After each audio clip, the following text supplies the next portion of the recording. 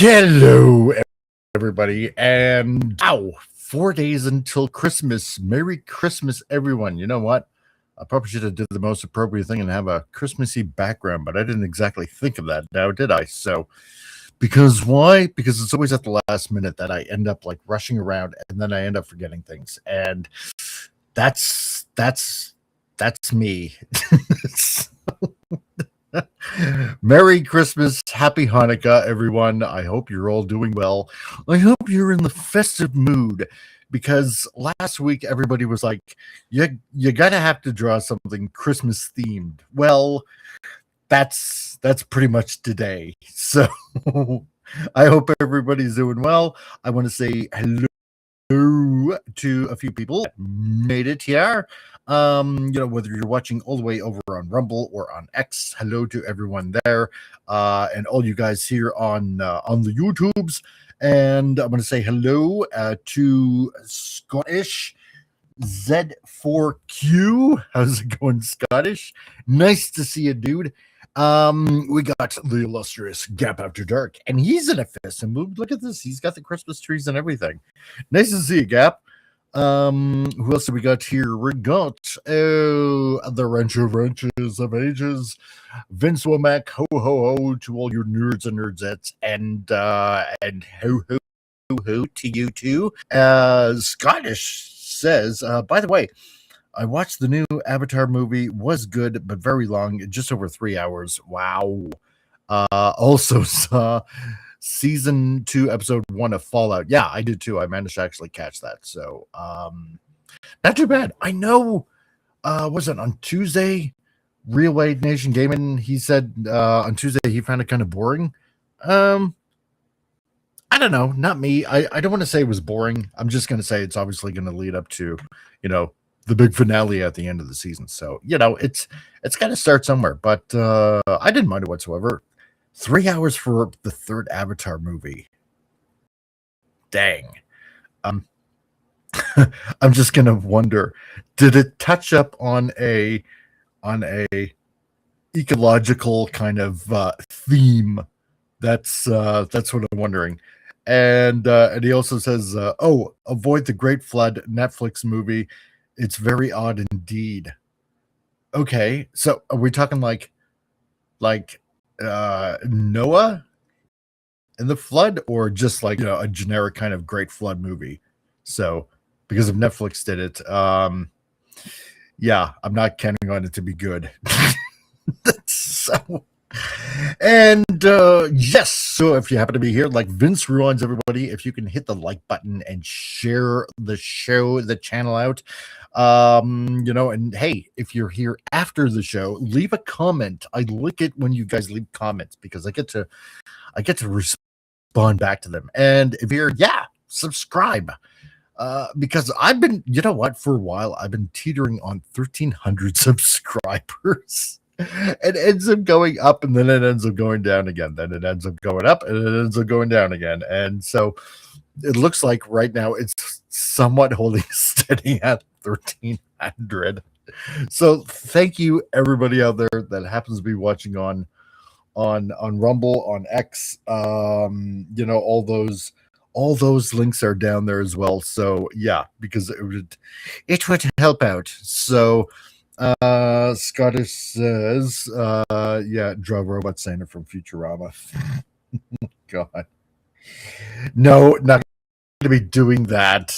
Not doing that. You're going to be seeing, let's see, Vince says, show us your Christmas balls. No, I'd get canceled. So, Snorter Poopas Keeper, how's it going? Nice to see you, you great bear of legend. You, nice to see you. Let's see, and for Bible stories, go to Angel Studios. That's right. I heard it's actually run by Mormons or something like that. I'm not sure.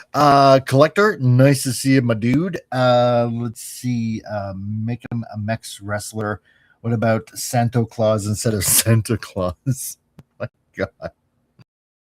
Oh man. I already started because I prep up a picture. So, in order in order to, like get it done, because I try to keep it under 5 hours because poor Vince. That's all I got to say. Anyway, look, okay. Hey, we got Al Nickerson, Comic Legend Supreme. So, how's it going, Al? Oh, howdy. Howdy. Sorry, I was just doing some work in Photoshop. Well, I have some questions. Okay. What was that video you just showed? That was a little creepy. That was a little creepy. Okay, that was done by a animator. I'm trying to remember his name now. He put in some weird animations, like way back. We're talking like 80s, like 80s, early 90s. I'm trying to remember. Let me look it up. Because I know I had the name. Oh, Don Hertzfeld. Yeah. He actually did some stuff with Mike Judge. So of Beavis and Butthead fame and King of the Hill and stuff like that. So yeah. I met Mike Judge a couple times. He seems like a nice guy. All right, nice. So I bet you have some good stories. Because that video said something like 2026. So was that a trailer for something? Oh, actually 2006. Yeah, 2006. And no, nothing ever came out. So all right. Yeah, it was just really creepy. I'm like, what is this guy trying to say? I'm a little depressed by this. I know. Like everything's gonna be fine, right? Because that was the ending, right? Everything's gonna be okay. Yeah. It reminded me of like 1984 and like, propaganda and stuff. So I was like, pretty much. None of that looks fine at all. Like, no. It's weird, man. This is what he does with balloons. So that's something entirely different. Cole Hauser, how's it going, man? Nice to see you, dude. Great that you can join us today. Okay, so while we're here, I'm gonna get the picture up. I'm working on something like last night, all yesterday. Like, so if I was on certain channels and I wasn't talking much, this is kind of like what I was working on. So but I'm not going to be drawing this today. So I'm just kind of working on a character profile is what I was doing. So let's see. Snorter Pooper says, make up a polar bear named Santa Claus. Oh, jeez. Okay. Anyway, look, I'm gonna put this away. I'm gonna put this away, and that would come me because my computer is actually really lately. There we go. Okay, so this is what I'm going to be working on today. So something fun, something a little Christmassy, sort of. And because I'm drawing manga, that's what you guys are going to get. Whether you like it or not. Also, Tom's supposed to be showing up a little later on today, depending on how he feels. So, he's been quite busy as of late. And Winrave, how's it going, man? Nice. Let's see. Totally Christmassy profile sheet. Thanks, dude. So, I think I did one last year, but I can't remember where I put it. That's the bummer of it all. So, I can't quite find it. And let's see. So, hopefully, Tom will be beyond boy. You sounds like you got a what? It's like you got a bit of a whack in your throat there, CRC. Maybe. I don't know. I think like last week I kind of got a little bit of a, I don't know, I don't want to say a throat cold kind of thing, but it's been cold. This morning it was like minus 21 when I got up. Holy cow. It was dang cold. It is dang. Oh, I hate it. I hate winter. I never complain about summer because I like summer. I like baseball. I like the sun. I like the warmth. Uh, I don't like I don't like the freezing cold. I hate it. Yeah, well, you're in the wrong country, I think. Well, yeah, I know. So because I'm thinking, part of me is thinking that should we separate and become maybe part of the United States, which actually would be kind of fun. I'm hoping that some of that warm air automatically comes up here. So I don't think it works like that. No, not really, but I'm hoping. Really hoping. Gap says, Mike, what have you had down your throat that makes you sound scratchy? Do I really sound? Huh. It's I don't know. Maybe I need more coffee. So anyway, Al, you got news. Yes, what you got? I don't know. What's been going on in your area? Oh, well, nothing really new. I mean, I'm working on volume 3 of the Sword of Eden graphic novel series. Mm-hmm. Drawing, doing Photoshop stuff today. And self-publishing, selling books. I submitted those Daredog comic strips to a couple of syndicates on Thursday, I think. So nice. Yeah, so I did some color versions. So I did 2. I heard back from one syndicate right away. So initially I had sent all the artwork and pages as separate JPEGs. So they wanted me to put everything in one PDF file. So I did that. So we'll see what happens. What they've told me in the past is that syndicates have no money and they don't want to do anything new. So it's not surprising that, the comic strip industry is not doing well, and they don't want to do anything to stop it from not doing well. It's really weird. Newspapers, I don't think sell as like they used to. And I don't even know if anyone's actually even reading comic strips anymore. And it's just the same old stuff. It's really kind of sad. They don't want to do anything to help their industry. They certainly don't look at comics and comic strips as a literary form or an art form. Yeah, their boat is sinking and they're not plugging up the holes. And I don't see comic strips being around in 20 years.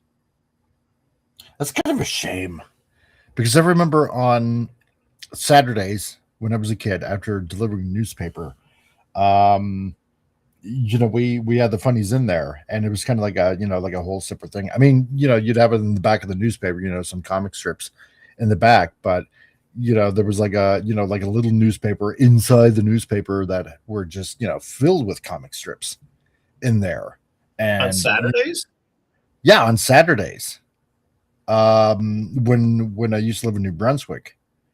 And you'd be reading Family Circle, Hagar the Horrible, Andy Cap,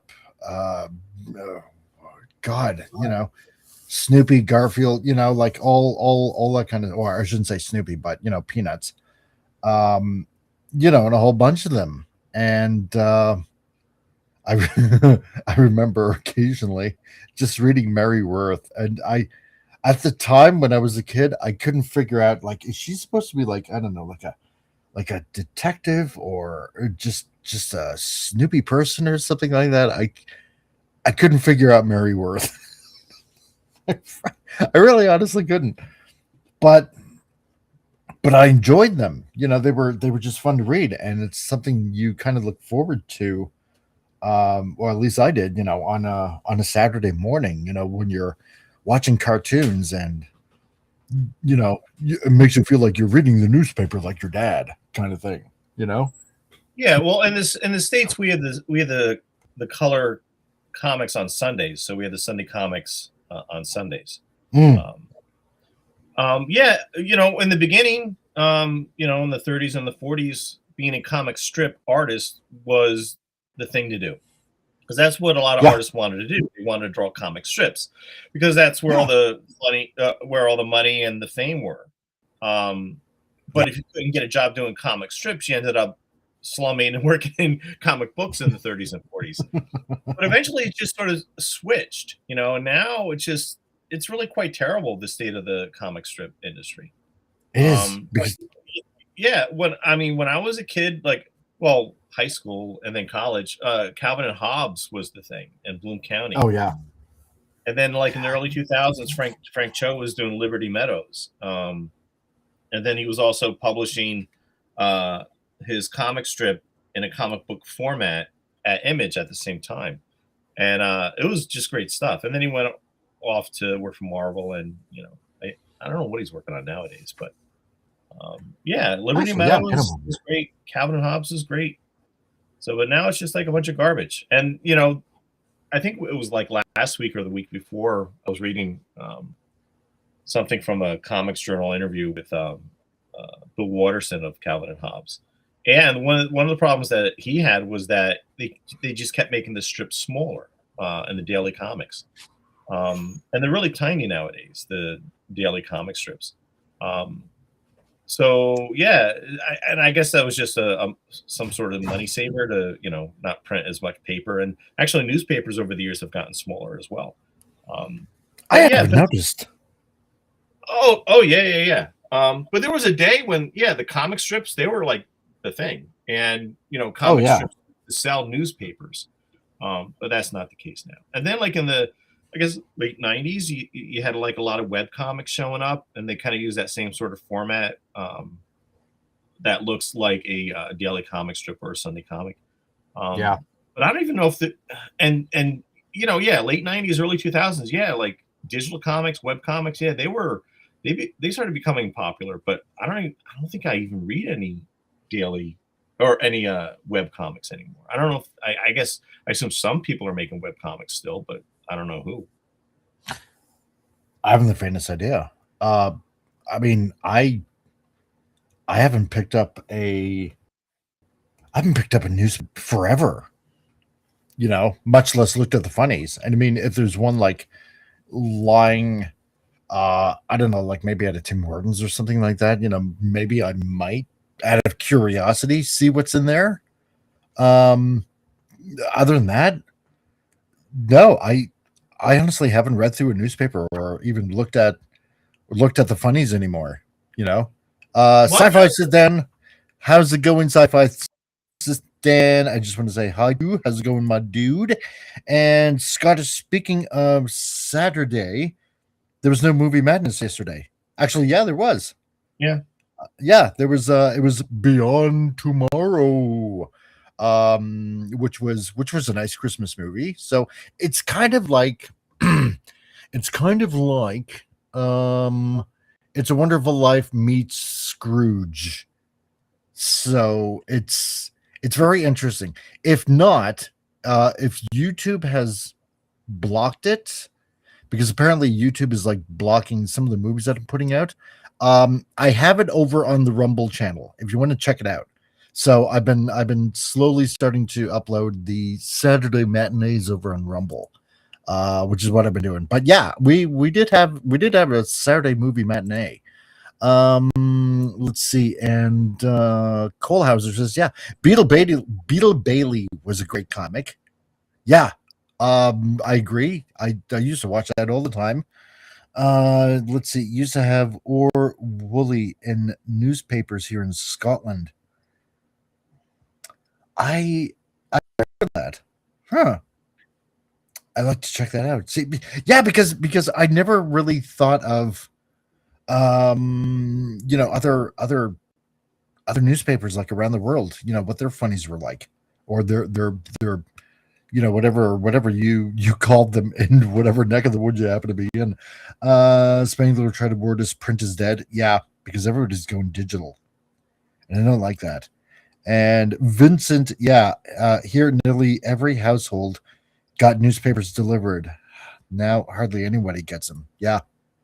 It's true. Well, I can understand not reading a newspaper anymore because you want to find out what's going on in regards to the news. Because, online news websites and cable or wherever you get your news from, I mean, that's pretty much instantaneous. If you get a paper, it's always yesterday's news. Yeah.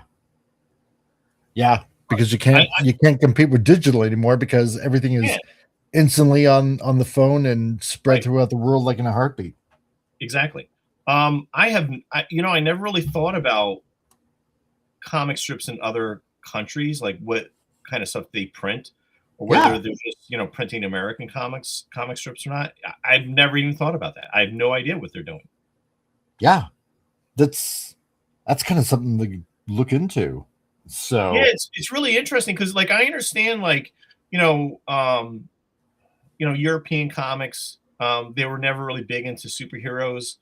A lot of sort of sci-fi stuff, world building stuff, but they were never really into superheroes. So yeah, I'm curious to see or to find out in regards to their comic strips, what kind of comic strips they used to publish and read.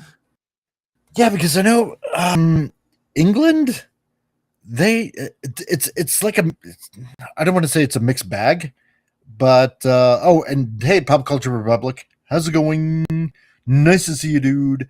And yeah, hey. Anyway, so speaking of gaming, you know what? Because Pop Culture Mechanic loves to he does me a favor like every time I show up and chatting in this show. So, but hey guys, if you like the gaming streams and all that kind of stuff and talking anime on like Saturdays and Sundays and talking trades, check out Pop Culture Mechanic and his channel.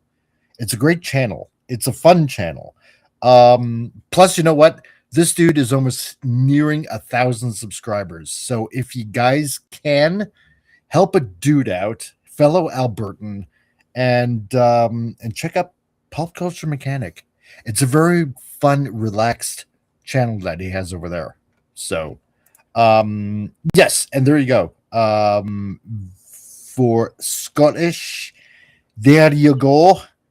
Beyond Tomorrow over there on Rumble. So go ahead and check out the movie. It's a nice movie. A lot of people actually haven't heard of it. So yeah, and go subscribe over there on the Rumble channel because weird things be happening on the YouTube side of things. And has Mike got a Santa hat on? You know what? I don't. I know I have one around here, but I can't find it. I don't know. And here we go. Probably an answer for Al here. Vince says, yeah, it's like there is good business idea in there, a weekly comic filled with miscellaneous comic strips. Yeah. Well, when I first started talking to syndicates years ago, and I would contact a few of them every couple of years. One idea I wanted to do was something that Will Eisner did back, from 1940 to 1952, was to create a weekly comic book that would be inserted into the Sunday sections of the comic strips every Sunday. But yeah, they weren't keen on that. So, but again, these syndicates, they're not keen on doing anything new. They're just doing the same old stuff they've always done. Yeah. And when I was teaching, like none of my students ever read, printed comic strips. So yeah. It's weird. It's like that inner child is, like a thing of the past now. Just sitting down reading. It could be, but they could be doing things to just stop that from happening. I know, like the syndicates, they'll have like the printed comic strips, and then they'll post the printed comic strips online like every Sunday and stuff. And I guess that's kind of cool. But yeah, them not wanting to do anything new is just really, really annoying. And as far as it's crazy. But the only people that know about comic strips nowadays are like old people like us. Just like, you just called us old, man. Well, I was just no, I'm serious because like the young people don't read printed comic strips. What I did find out, which was really weird, is like they were very much young people don't read. Well, a lot of people don't read. There's that. I did find out that young people actually are very much aware of Calvin and Hobbes, which ended like in early 90s somewhere. Something like that. Yeah. So, but that stuff has been collected and reprinted and, over and over again. So, and Calvin and Hobbes is a great comic strip. It's fun. Oh, it's great stuff. Yeah. But England, I'm thinking like in the 1980s, like the kind of comic books that they were doing, like, Judge Dredd. What was it? They had a sci-fi magazine, comics magazine. Oh yeah, 2000 AD. Yeah. But they were never. And Marvel used to have offices in the UK. They used to publish Marvel UK books. Yeah. Yep. So they were like Marvel characters and sometimes, British characters. But that fell apart, man. Yeah, when did that fall apart? That's an interesting question. Well, it was around the speculator boom. And then they eventually just closed shop. But so because I know Marvel UK, they did produce like a Doctor Who comic, because I remember getting a few issues of that. I do remember that. Some of the Tom Baker issues, because of, huge Doctor Who fan, especially Tom Baker, right? So, and when I saw these, it's like, oh wow, Marvel is actually producing this Doctor Who comics, and like, all the way from the UK, and I thought that was like exciting stuff. It's like, this is awesome. And then I found out, because their comics were much bigger, and the paper grade was different than like a lot of the North American comics. It was very, for lack of a better word, flimsy, more I don't want to say loose, but if you flop it around in your hands or something like that, it was just basically a different paper grade or something like that from what I remember. And they had Transformers that they were putting out there. They had GI Joe, but they couldn't use the GI Joe name for some reason, right? So they recalled it Action Force. Action Man? No, not Action Man. I believe it was Action Force. Well, when they had the GI Joe action figures, like in the 70s and 60s in the UK, it was called Captain Action. But yeah, they couldn't use the name for the comic book, like you were saying. So it was called, you said Action Force? I believe it was Action Force, yeah.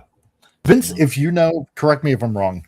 And hey, Megatron, Stunning a Bird Megatron, how's it going, dude?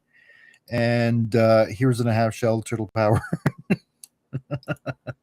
And Vince, and the Marvel UK had a different timeline from the US. Yes, they did.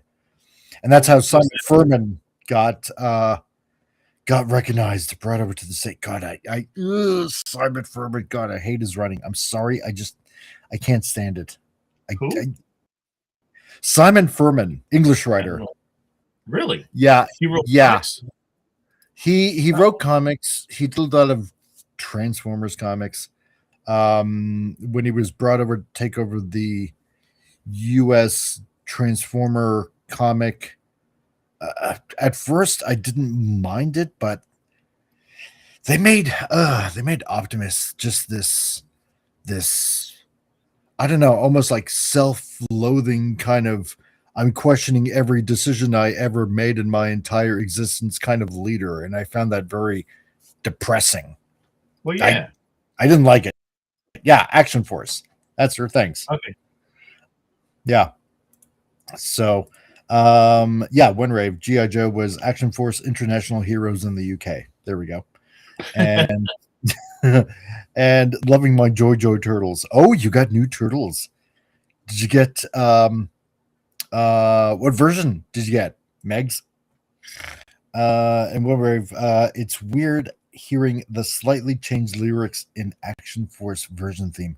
You know what? I've never heard the lyrics. So to G.I. Joe in England. Very weird. I didn't even know they changed it. So he did the Transformer UK comics. He did, yeah, and I do agree with you. He did have some good ideas. But yeah. After a while every time I hear his name, it's like, how much more depressing are we going to get now in this storyline? So, well, I liked some of the British guys. I always liked Alan Davis's artwork, and Paul Neary, I think that was his name. Used to ink his stuff, and then Mark Farmer was inking his stuff. But yeah, when Alan Davis was doing Excalibur and some issues with and Batman and the Outsiders, and I think he started working on Batman Year 2, and then they censored something on his artwork, and he kind of left the book. But Alan Davis, like, his stuff still looks great. Oh, 100%. Dude is amazing. Yeah. Really. I just wish I got an Excalibur more. So I knew I should have picked it up, because looking back at the artwork, actually I had the chance to get what was it? An Excalibur. I think it was like a mini graphic novel or something like that, or maybe it might have been collected work or something by him. And I kept on putting it off, and putting it off. And then the dude, when I had the shop beside me, his place caught fire. Most of it ended up in a dump, and I shoot myself for not picking it up earlier. But I ended up with a bunch of West Coast Avengers for free. So that I saved. So I couldn't throw them out. Well, I liked John Byrne's run on West Coast Avengers. I thought that was great stuff. Yeah. He did that whole Vision Quest storyline, which I think was somehow adapted into that Scarlet Witch Vision TV show. I don't know. Oh, yeah. That's right. That was really good. But Alan Davis, he had 2 runs on Excalibur. When he came back, he was writing it himself, and I thought a lot of that was so good. He did a lot of stuff with alternate Earths and that sort of thing. But yeah, his artwork was great. I really like Mark Farmer as an inker on Alan Davis, who seems to be his inker still. Oh, really? Yeah. I love their stuff. Their stuff was great. And I also had, Alan Moore, starting to work in American comics. And actually, Alan Davis and Alan Moore worked together on Marvel Man and on some early Captain Britain stuff before Excalibur. Oh, I remember Marvel Man. Yeah. And over here, he had to be called Miracle Man. And then there was all this litigation about like who actually owned the character. And then somehow Marvel Comics got a hold of the character. It was really weird. Huh. That is odd. And Marvel Man was just a ripoff of the old Fawcett Captain Marvel character. Shazam, the Big Red Cheese character. Right. Who's my favorite. But then again, to use the word Miracle Man, because that name was used by oh God, I'm trying to remember his name. His name escapes me right now. For what was it? The old comic label, Continuity Comics. Mega Man. Was it Mega Man? Or was it Miracle Man? No, I'm pretty sure it was Mega Man. That was Neil's. So when Neil left Marvel and DC and he started Continuity Graphics, and I actually took a trip there, a school trip there once. Neil's he was doing his own comic books. I think it was called Mega Man. I'm almost positive that's what the name of the character was. Okay. It was neat. I'm sorry, go ahead. Okay. Real White Nation Gaming, how's it going, dude? Nice to see you, my man. Great that you can join us on a Sunday afternoon. So, I thought it was that. I could have swore it was that. I know I heard the name somewhere before, but then again, if I'm wrong, I'm wrong. Well, Miracle Man is like the British thing. And then when Miracle Man was printed in the States, I'm sorry, I got that wrong. He was called Marvel Man in the UK, and then when the books are printed over here, they had to use the name Miracle Man because of Marvel Comics. Okay. All right. Huh. But anyway, back to newspapers and cartoons. I'd be very interested to see what what places like in Europe are printing for like syndicated comic strips. So I have no idea. That I wish I knew more about that. But I always liked how Europe always had a great respect for comics and graphic novels. They took it a lot more seriously than we did, when I was growing up. That's true. And even before. Yeah. Because I'd be very interested to see. I don't know, just kind of like, because looking at it this way, like obviously, we all know Garfield and how that became like a raging success. It just at least to me, maybe I'm wrong. I don't know how much of a success it was, like say across the Atlantic into Europe, and seeing how we have a few people in the European areas. I don't know. Was Garfield the cat huge over there? Because if it got that much notoriety, then I don't know. I mean, they must have seen obviously, comic strips from syndicated comic strips in their newspapers, or I'm just kind of wondering how, if they did, how they see it. So the continuity graphics superhero that we were talking about, his name was Megalith. Oh, okay. I had one of those issues. Yeah, well, years ago. It's weird about how certain things could be popular here in North America, not so much in Europe, because like the Europeans never really got into the Disney stuff. Walt Disney. They never really got into that. For some reason, David Hasselhoff as a musician was a huge success in Germany, like in the 80s. Yes, because my grandmother adored him. I know, it was so weird. So, like, I don't know why these things happen. Yeah. It's just like it's a cultural thing. My grandmother in Germany in Hildesheim just absolutely loved David Hasselhoff. He was a huge rock star over there, and over here, like his music, like it was not anything. Like he was on Knight Rider. Knight Rider was cool, but as far as a musician goes, he wasn't really quite popular here. I'm guessing it just because of his last name, Hasselhoff, or I don't know. Oh, I don't know. Maybe it's because I knew some people from Germany, but they're younger. They're actually, I think they're probably still in their late 20s. But when they came to visit, I asked them, like, is David Hasselhoff, popular over Germany? And they're like, who? So I guess it's also a generational thing too, right? It's got to be. Yeah. It has to be. So you know what? In all honesty, I didn't even think he sang. Until my mom told me that that my Oma, listened to David Hasselhoff singing. Wow. Like, what are you talking about? Yeah, you mean Knight Rider? That guy? Yeah. Well, I mean, William Shatner had a record. So did Leonard Nimoy. Leonard Nimoy did, yeah. Yeah. One of the guys from Starsky and Hutch, he had an album too. Really? So yeah, it's weird. It seems like actors want to be rock stars and rock stars want to be actors. It's very odd. Yeah, it's a very weird dynamic. So, I know. Let me think here. I know William Shatner. I think a couple of years ago he put out another album. Oh, did he? Yeah, he did. That dude's like 91. Yeah, right.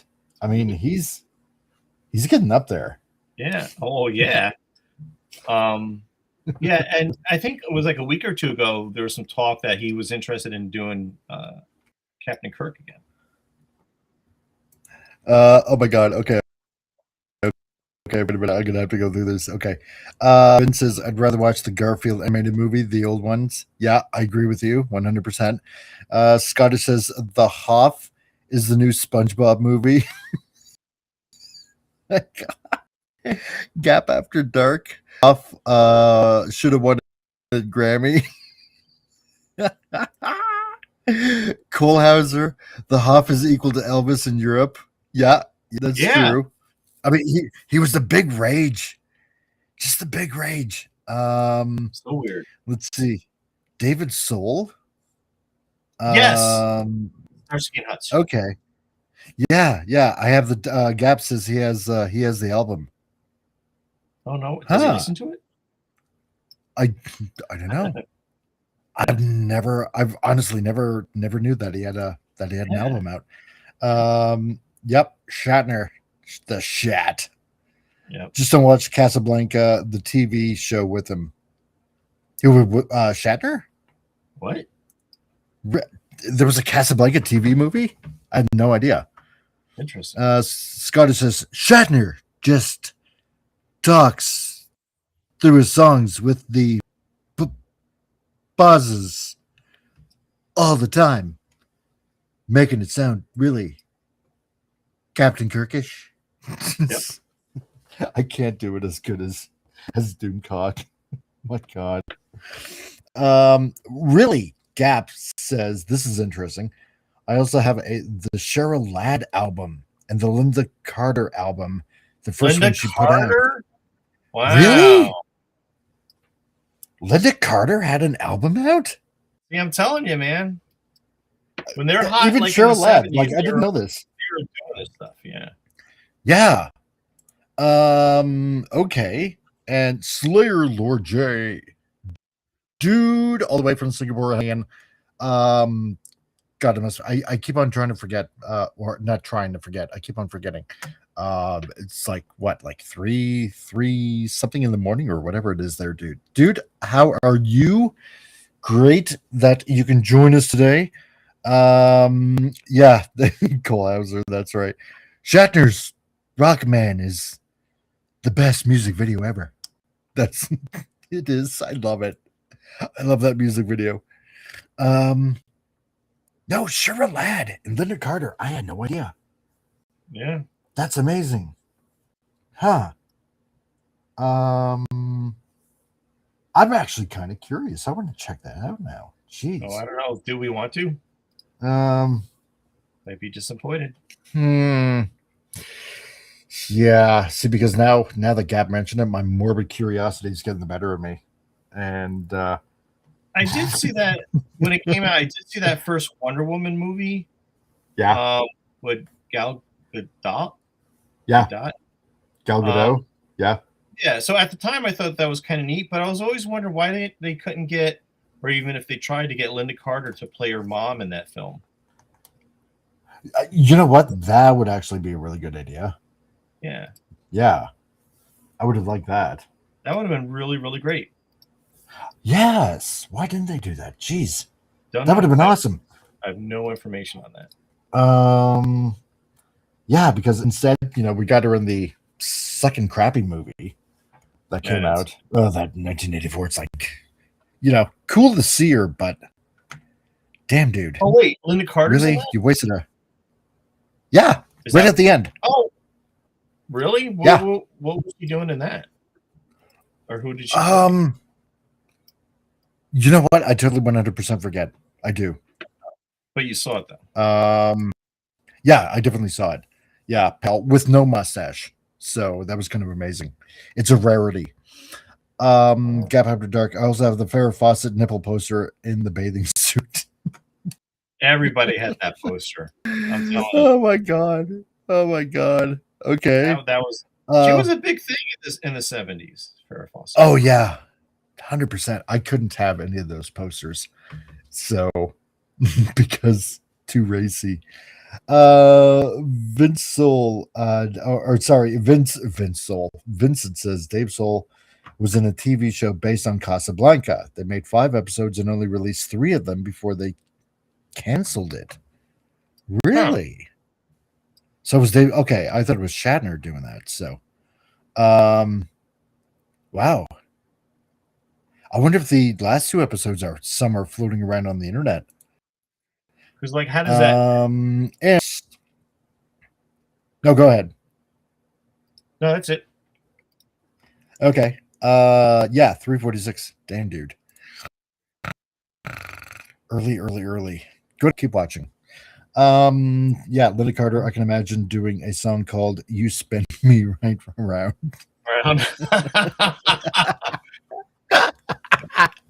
I get the reference. Oh my god! Only people our age would get that reference. Yeah, me too. I'd buy the Ladd and Carter just for the cover. Okay, I haven't. I don't know what the cover looks like. See, now I'm gonna have to look it up. Dang it.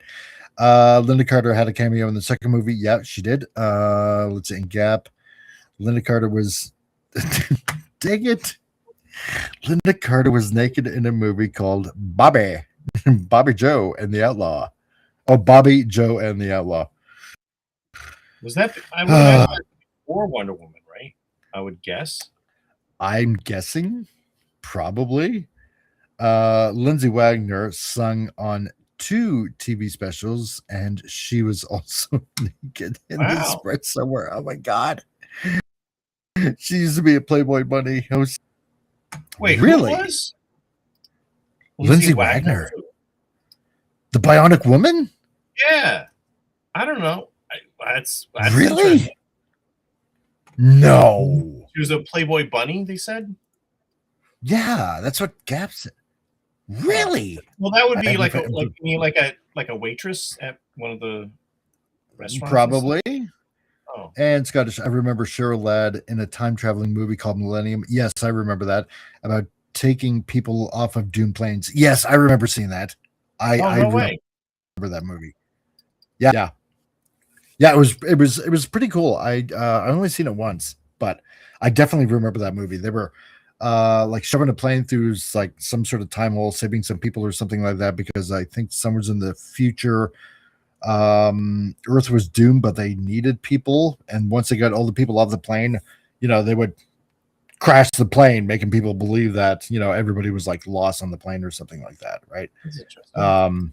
Yeah, it was pretty interesting movie. It was pretty good. Let's see. Gap. Yeah, Gal didn't do the first movie. There was a TV movie with Kathy Lee Crosby. Yes, I remember that. That was before. I was almost going to say Lindsay Wagner, not Lindsay Wagner, but the other one, Linda Carter. I remember that. So some years before, even Christopher Reeve put on his sights. Yep. And Gap, yes, all true. Really? Huh. Interesting. And he also says, yes, Scottish Millennium was I have that, but it's very hard to find. Yeah, it was a really good movie. I can't remember exactly when it came out, but yeah, it wasn't too bad. It was not too shabby. So okay, now I'm gonna have to fade some of the lines here and there, and yes, so later on, or so I'm hoping, Tom, our illustrious techno-sapient geek, or as I like to call him, our classic geeky leftist, Tom, might be on later on today, depending on how he feels. So send your good vibes that he may come on. And maybe he'll pick it up on the ether of somewhere along the lines of, I hear the clarion call of people wanting me on the show. Must answer clarion call. Because I just want to keep an eye on him. So, because Christmas time, and he's a good buddy, and I have this empathy for him that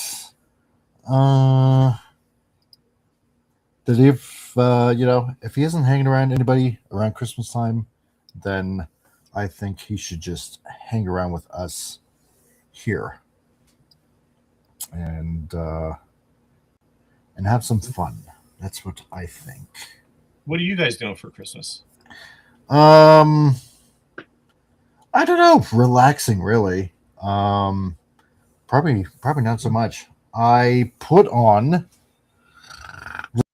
Let's see, because this Saturday is okay. Yes, so for everybody that wasn't watching the Saturday movie matinee yesterday,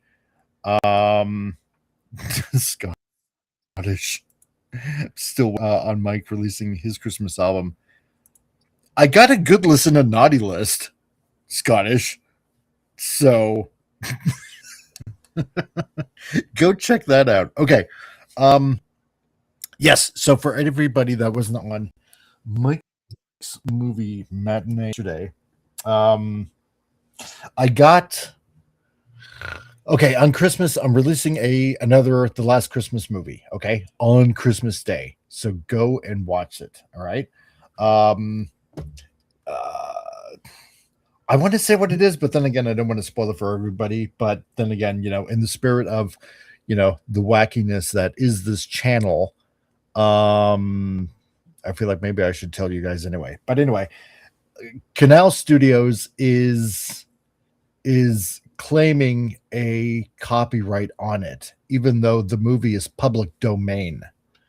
And so YouTube said we have to block it in some countries, so it won't be available to see whether you're in maybe England or Canada or some places in Europe, blah, blah, blah, blah, blah. Right. So that's why, see, another reason why you want to subscribe to the Rumble channel, because it'll be there same time that it's supposed to premiere here on YouTube. Okay. So guys that are also watching on Rumble, go to my Rumble channel. All right, just Rumble, look up the Comic Relief Crusader.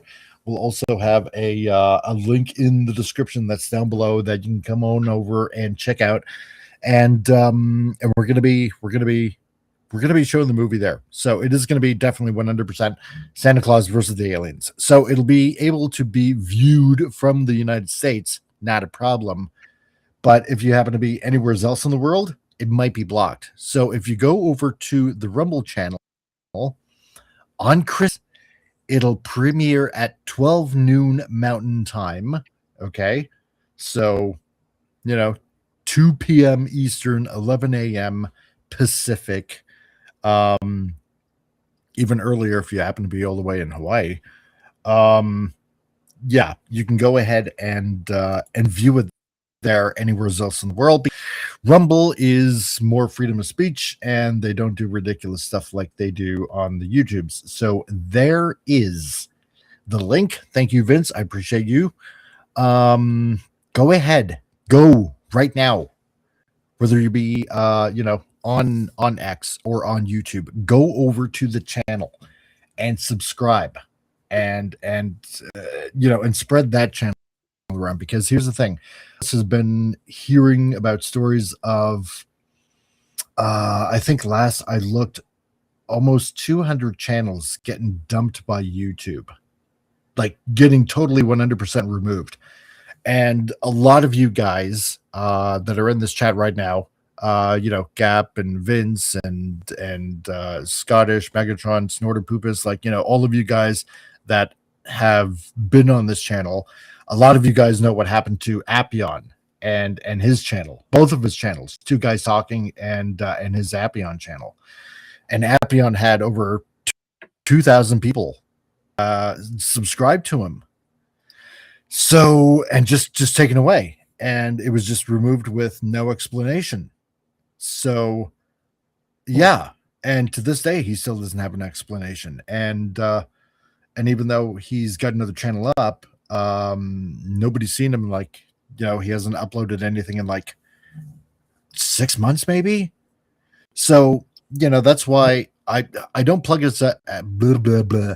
I don't plug it as often, but go to the Rumble channel, subscribe there, because again, if anything happens to the YouTube channel, then obviously I'll be heavily focusing on Rumble over there. So yeah, go and subscribe. Well, I would greatly appreciate it. Let's see here. So let me just catch up here. Let's see. Gab says, yeah, for Christmas I'm going to relax and watch 10 Commandments. Awesome movie. Yep.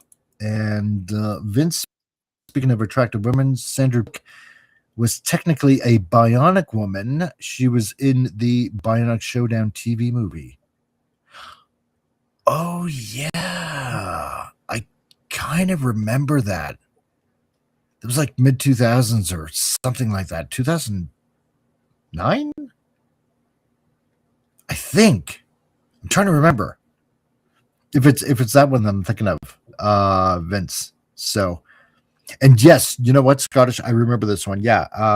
Adrian Palicki was in 2011's Wonder Woman. Yeah, the pilot episode. I actually have that pilot episode downloaded. I should find that again. So, because it was still a lot of CGI added. And yeah, didn't Doomcock get kicked off recently? I had that, I think, somewhere.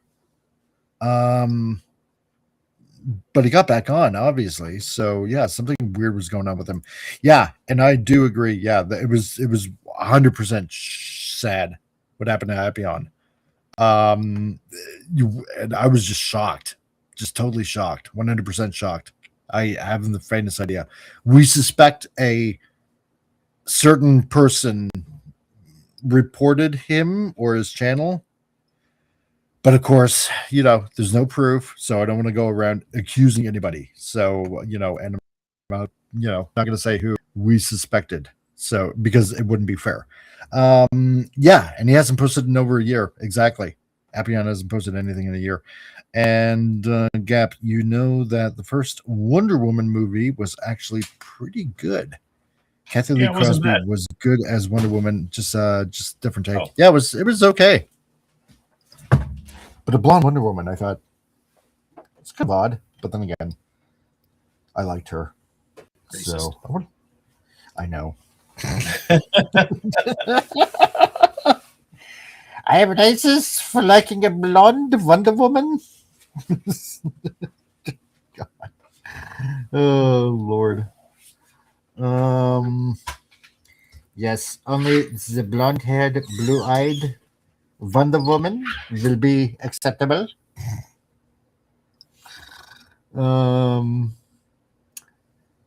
Yes. So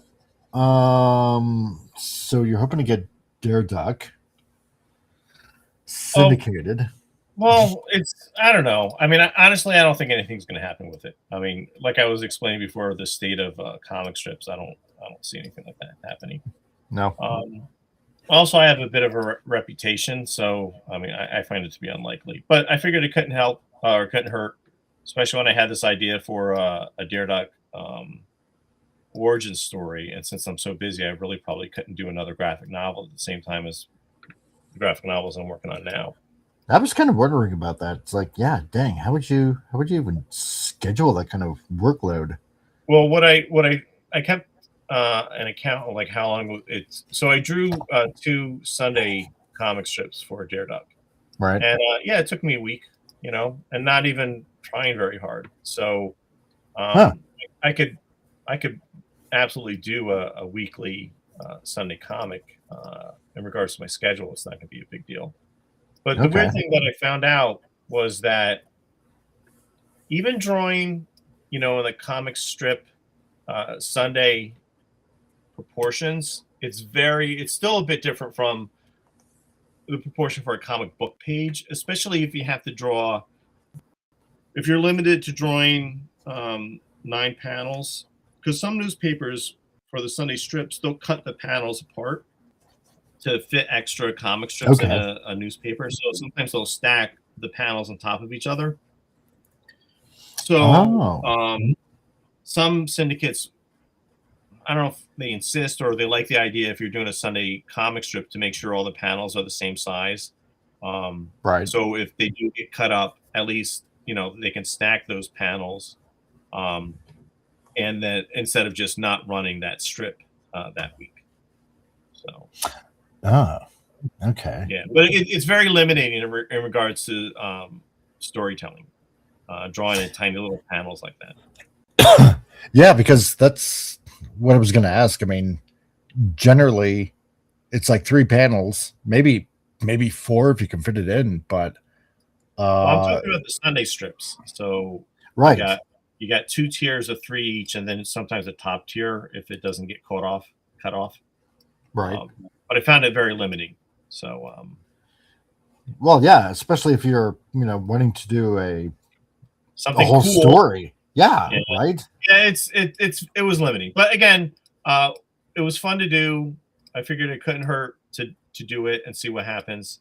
I think the fact that one distributor got back to me right away and wanted everything formatted as one PDF, I think is not a bad thing. Right. So, you know, we'll see. Also, like doing that, you know, like you're gonna have to deal with editors again. Or well, I'm referring to me. And I know how Frank Cho had a hard time when he was doing the Liberty Meadows comic strips because his stuff was getting edited all the time. But his stuff tends to be kind of racy anyway. This is true. So, but again, Liberty Meadows was still a great strip. So, which is one of the reasons why I like Frank Cho's art. I like it's cheese. I'm just gonna say it's cheesecake-ish. It absolutely is. Yes. No, it's not. It's not, you know, nudity or anything like that. It's not. It's like it reminds me of like World War II cheesecake kind of Betty Page kind of stuff. That's right. And that's how I see it. Yeah, and that's his more commercial stuff. That's not, you know, that's more mainstream. Yes, because he's done some really, really racy stuff. But yeah, I used to really like Liberty Meadows, and I met Frank Cho a couple of times. So he seems like a cool dude. Maybe. Spill the dirt. No, I will not. No, I'm kidding. I'm kidding. That's right. But yeah, Liberty Meadows is great. I'd rather see him working on a creator-owned work like Liberty Meadows instead of doing stuff at Marvel or DC. Because he was working on Mighty Avengers with Michael Brian Bendis with that, and that was really good. That was good stuff. Was he really? Yeah, I think he did the first 11 issues. It was right after Civil War, and all the Avengers were getting back together again, and Ultron takes over, and yeah, it was really cool. It was really cool stuff. Okay. Because I definitely want to check out more of his art. But it's like kind of, I don't know. I find it. How should I put it? I find it kind of hard to nail down like a really good particular run that he's done. I don't know why. It's yeah. Well, to me very odd. Well,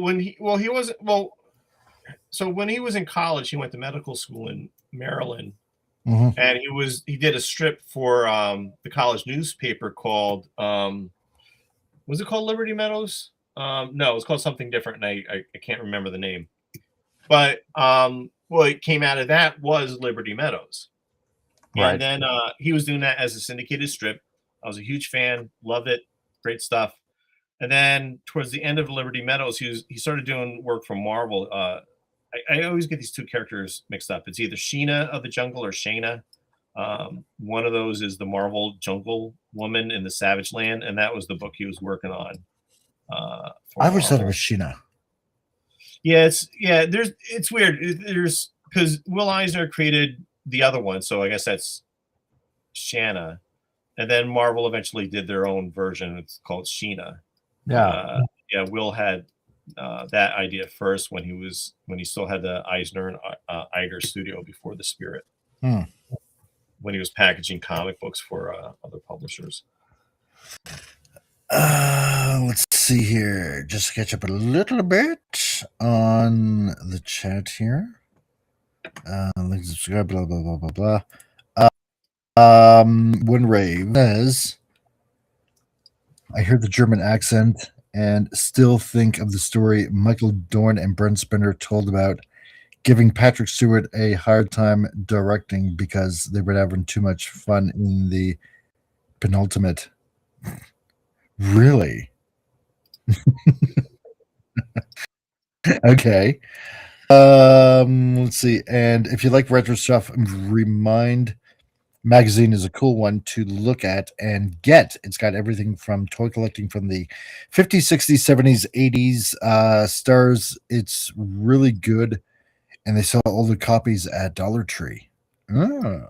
Wow. Okay. I don't think I've heard of that magazine.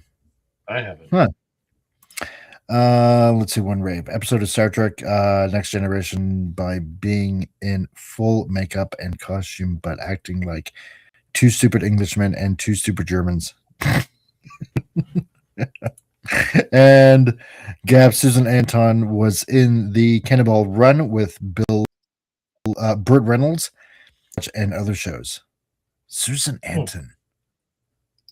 Trying to remember Susan Anton. Yeah, I don't know who that is. It sounds familiar. I can't place it. I remember Sally Field was in those films. Yeah, she was definitely in those films. I remember her. Scottish comic. Did you see the recent images of the upcoming Age of the Prime figures? Powerglide looks good enough, and it looks like his chest might open up to reveal the heart from a G1 episode. Oh, yeah, from the girl that loved Powerglide. No, I haven't seen it yet. So if is this like a new Powerglide from Hasbro? Because if it is, I'd be interested to see that. Because I like Powerglide. He's a nifty character. I kind of like him.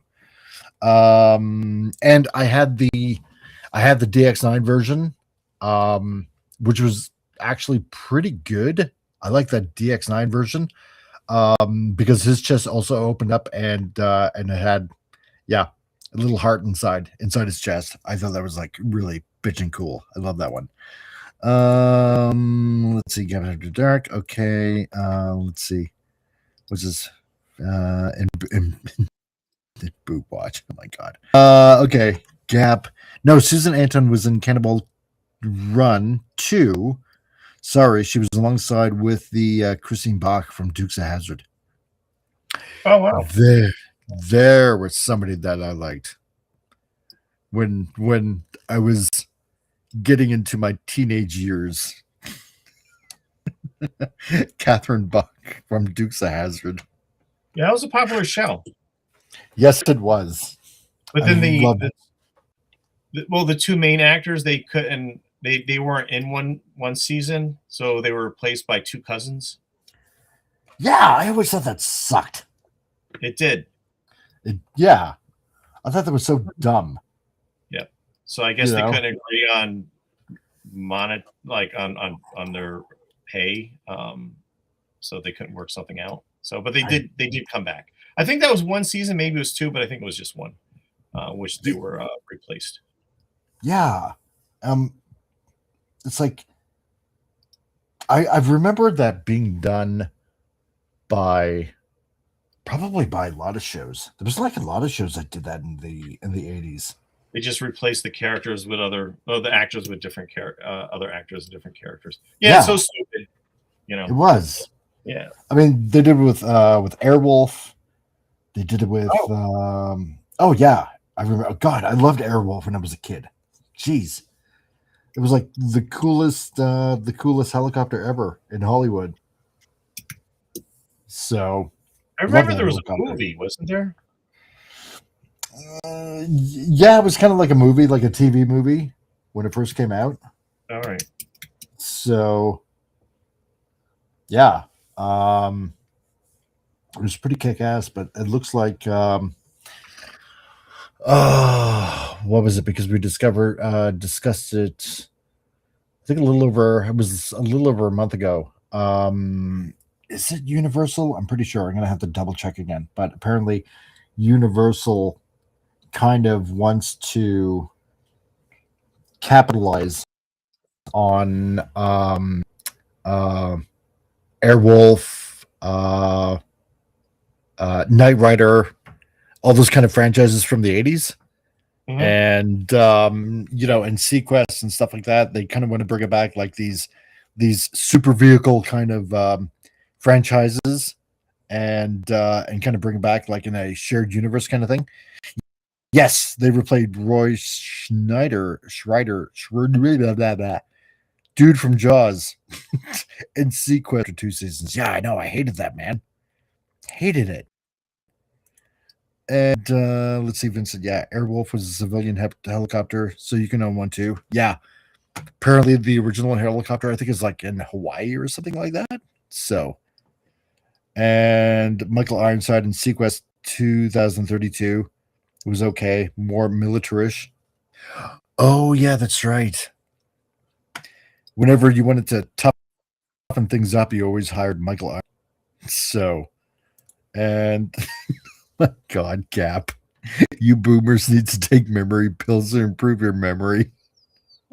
Who's a boomer? Yeah, what are boomers? What are you talking about, dude? Gen X, baby. Yeah, exactly. Don't shove your agedness on us. Well, they're just jealous. Yeah, exactly. They wish they could be old like us. Well, I meant, well, speak for yourself, but I meant, I thought the 80s was fun. The 1980s, the music, and I'm not talking about all the pop garbage, because I was really into more alternative punk rock stuff. TV shows, like the comics. No. I'm kidding. You're gonna upset me. I was never a fan of Oasis. Mike is starting Myth Legends here. So in the 1980s, I was in high school and then college, and it was a great time, especially in comics. 1986 was like a great year in comics. Dark Knight Returns, Watchmen, all the stuff that Frank Miller was working on. Mouse came out in 86. So it was this huge change in regards to comics was happening at the time, mostly because the comic book industry was not doing that great. So they kind of let Frank Miller do whatever he wanted to do. So when Miller went over to DC, well, first he did Ronin, which I still don't really enjoy much, but he had a lot of freedom with that. It was creator-owned material. His wife at the time, Lynn Varley, colored it. And then he did Dark Knight Returns, and he did more stuff on for Daredevil, the Born Again storyline that he'd written. That was drawn by David Mazzucchelli, and then Batman Year One, and I loved all that stuff. I thought that was great, and we had a great president in the 1980s. So it was a time. Had Reagan. Reagan was great. Yep, Reagan was awesome, and I think that was just partially as to probably just why the 80s were just awesome. It was like the whole height of commercialism, but it was the hype of everything. Everything was just hyped up. To be like the best ever. Like patriotism was at its height. Yep. Action flicks like crazy. Aliens, Terminator, you had Die Hard. It was wonderful. Back to the Future, RoboCop. I saw that in the theater on my very first date. Back to really? The Absolutely. We held hands. It was wonderful. So nice. Just out of high school. It was a fun time. So man, Gremlins. Oh God, yeah. Like I had it all, man. Had it all. Indiana Jones. It's all that Star Wars. Well, Empire Strikes Back in 1980. And this is like pre-internet, and you know. So yeah, it was a fun time. It was a nice time to growing up. But I didn't like the real commercial stuff. You know, I wasn't into like Michael Jackson or Madonna. Like, I hated that stuff. So I was listening to like the Sex Pistols, Public Image Limited, the Violent Femmes, U2 before they became a pop band. All the more, you know, the Ramones and that kind of stuff. So and you know, still into that. I still listen to the same stuff. Oh, Max Headroom, yeah, I remember that. Yep. Mm-hmm. Oh God, yeah, Max Headroom, totally, 100%. Yeah. But yeah, so this is what I wanted to mention. You had mentioned how, like, in some TV shows, they would replace the character with a different actor, basically playing the same role, I guess. Yeah. But I remember with Cheers, they did something different. When Coach died, the elderly, sort of absent-minded bartender, they replaced him with like Woody Harrelson. Harrelson? Yeah. Yeah. Young kid, you know, dumb as rocks, but yeah, that was also a great character. They were kind of different, but they were both great characters. Yeah, no, I totally missed Coach, but Woody was a really good replacement. Loved Woody after that. Yeah, absolutely. Pop Culture Republic, how's it going, dude? You know what, Pop? If you got time, I sent you a link if you want to join. So if you want to do that, then you know, hey, come on. So only if you got time, if you're not busy. So if you are, I totally get it. Yeah, they also had a RoboCop the series. I remember that. I totally 100% remember that. Man, I never saw it though. It was like so cheesy. Yeah, I heard it wasn't that great. When that first RoboCop came out, yeah, that was a fun movie. Oh, dude, yeah, it was awesome. Oh yes, Scottish. I remember this. Simon McCourt-Kingdale, Manimal, precursor to Animorphs. I remember that just very briefly. Man, yeah, Manimal. God, was that live action? Yeah, that was live. As far as I remember, yeah, if I remember correctly, yeah, that was like totally 100% live action. So, yeah, that was it was kind of like Animal Man, maybe. Yes, sort of. I think oh God, and it's because it's been such a long time since I watched that show. It's kind of like, think of him like Beast Boy, right? If I remember correctly, I might be wrong. But yeah. And DJ Play Nice, wee. How's it going? Nice to see you, Mom. Great chicken today.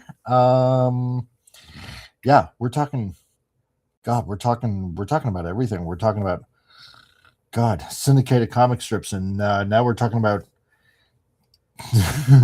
TV shows, 1980s pop culture. Yeah, and Linda Carter, and God, like everything else, and then yeah. Anyway, yeah, go ahead. Well, I was gonna say, yeah. So the 80s was fine, and then the 90s hit, and the 90s was so different because, like, in comics and film, music, like things got a bit darker, a little more depressing. Unlike the 1980s, totally drastic change. I actually liked both, especially in comics. Like, you know, Image started. I was in the late 80s, mid 80s. I started to read more indie comics, but 1980s had a lot of great music and comic books, which was neat. But the music. No, I just want to mention the music stuff because, like, in the 80s, like I was listening to punk rock, still do, alternative music, which I still do. But in the 90s, grunge came, and then Nirvana, and that changed popular music drastically. And I had mixed feelings about it because even though I liked a lot of these bands like Nirvana and Bush and Live, Smashing Pumpkins, like I love those bands. But now suddenly the stuff that I liked, like everybody liked, and it's kind of like you can't like my stuff. And alternative music became like a genre unto itself, a popular genre. So a lot of music, a lot of good music came out in the 90s. A lot of stuff that I liked. But yeah, it became popular culture, which seemed very odd. It did. It's like all of a sudden, it's because that was the whole thing about punk, right? It's like, Yeah. you know, you can't like this because you know we're raging against society kind of thing, and you know nobody was supposed to like it unless you know, of course, you were in that punkish clique kind of thing, right? And then the Seattle sound and grunge came, which I'm gonna say it's like dirty punk, kind of. In a way, no, I can't even see. Even saying that, it doesn't even sound right. Yeah, there was certainly an influence there. You know, rock and roll, punk rock, alternative music, new wave, to some extent. With all the sort of grunge, all the stuff that's coming out of Seattle at the time. Yeah. But yeah, Nirvana, like, yeah, I was a huge fan, still a huge fan of Nirvana. Oh, big time, me too. I think you know what? I think I liked Pearl Jam more than I liked Nirvana. I think. Well, I know, sacrilege. The first Pearl Jam album, I think, what's it called? It was, see, my copy of the first Pearl Jam album doesn't have a title on it, and I got like an imported version, and it had like five extra tracks on it, and I love that album. That was just great. But some of these guys have the same sort of bring it back on after a long time. Yeah, Pop Culture Republic, how's it going, dude? Hey, going all right. Welcome. Hey, Pop. Right on. Hey there. So, Pop, can you tell Mike that Nirvana is a better band than Pearl Jam, please? Not a big fan of either one of them. I mean, at the time, I was listening to bands like Judas Priest, Iron Maiden. Oh man. Yeah, we wouldn't be friends. Yeah. I can't even tell you what songs they have. Wow. Sorry. Yeah. So you were more of a metalhead back in those days. Yeah, more of a metalhead. Well, okay, metal, you know what? Okay, some punk, and that was about it. Yeah. Pop listening to punk. Yeah. Wow. This Seems is like getting such a very nice interesting. I know, right? Papa's always seemed so level-headed and mild-mannered and all that. Yeah. Yes, always the quiet ones, they say. Well, okay, what I listened to back in the day was, let me see here. Here's the thing. Obviously, I used to listen to a lot of 80s rock, like early 80s. So I remember a lot of the early stuff, you know, Pat Benatar and, you know, Men Without Hats, stuff like that. And then there was a period like kind of like in between the 80s where I didn't listen to any of it. There was nothing coming out like between like 89 after Rattle and Hub until like 1991, maybe. Yeah. Because between, I'm going to say between 1985 and 87, I really didn't listen to any pop music whatsoever. Because one day my mom came into my room, you know, because I was listening to, you know, like Casey Kasem, American Top 40, right? Yeah. You know, because where I lived at the time was St. Andrews, New Brunswick, right? And it was like maybe 20, 25 minutes from Calais, Maine. So I wasn't that far away to, you know, to pick up American radio. And that's primarily what I listened to anyway. So, you know, so yeah, we would listen to, you know, American Top 40, obviously. And so my mom came into my room one day and she's like, why are you listening to that? Why? You should be listening to like classical music. And I'm like, why?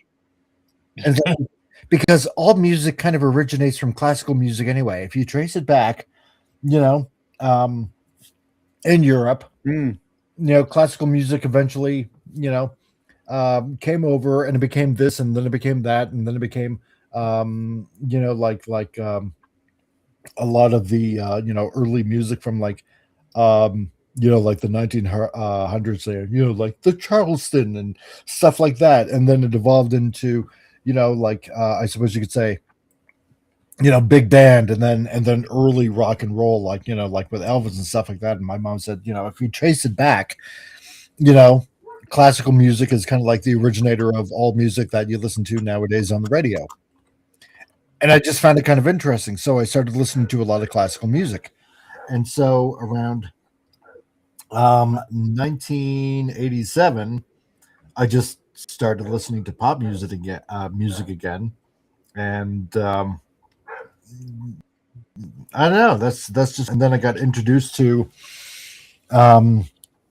Depeche Mode and a lot of really alternative rock.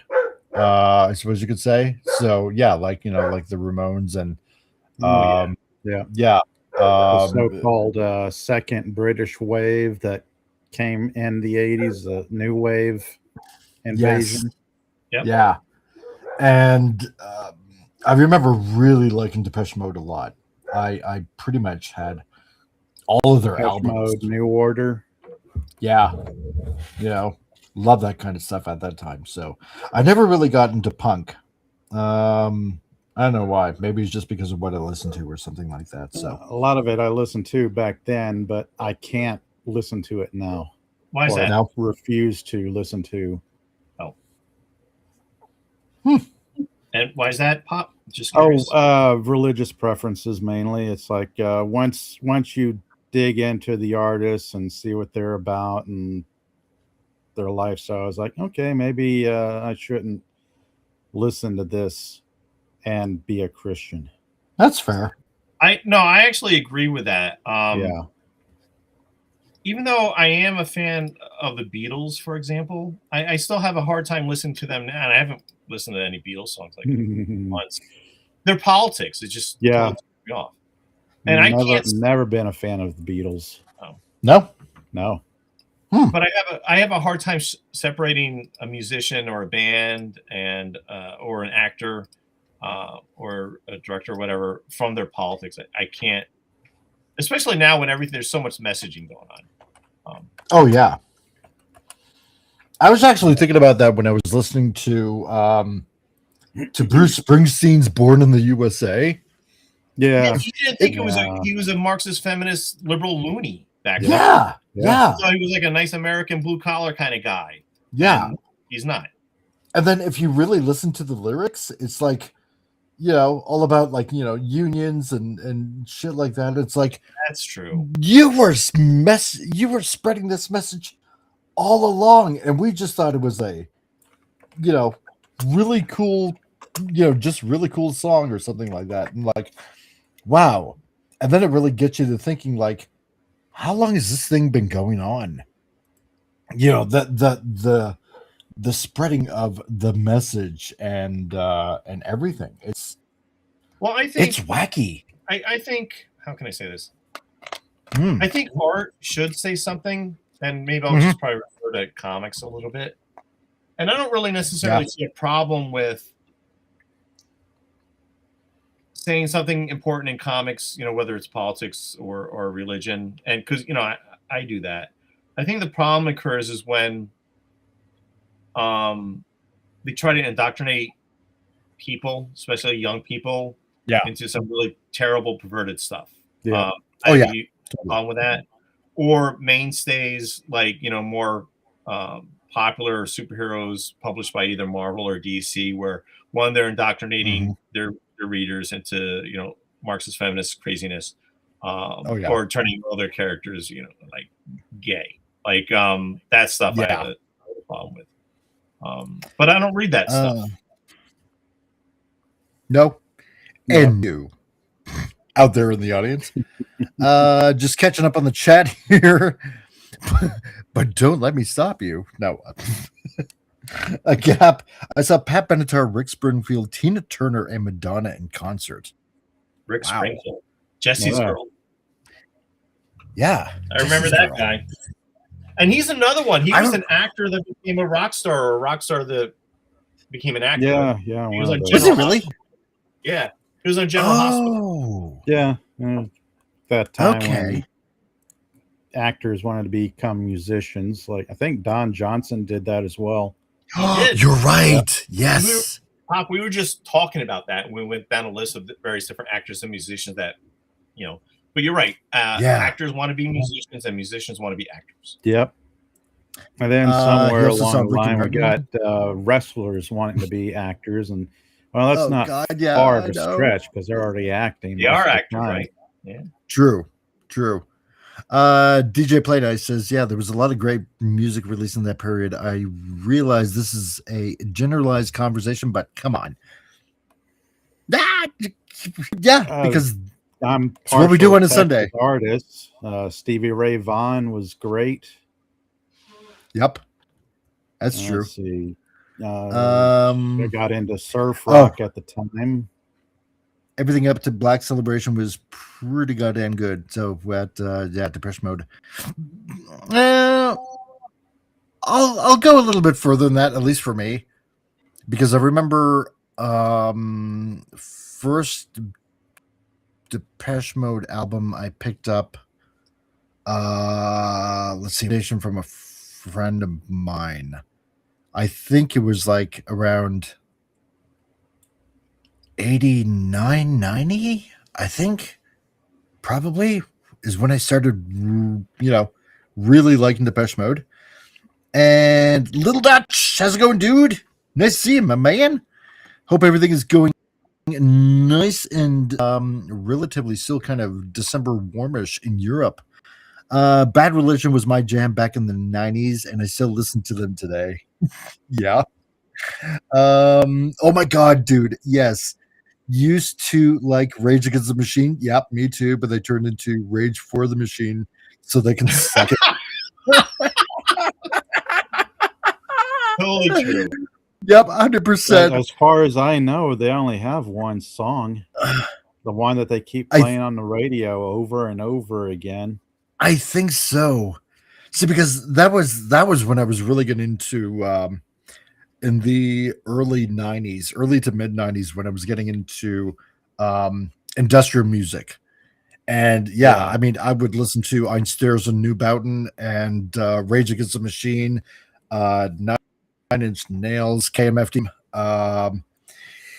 Oh man, stuff like that. Just and getting into that kind of music. So let's see, as I'm still catching up with the chat. Yeah, mainline from Woody Guthrie and the folk movement.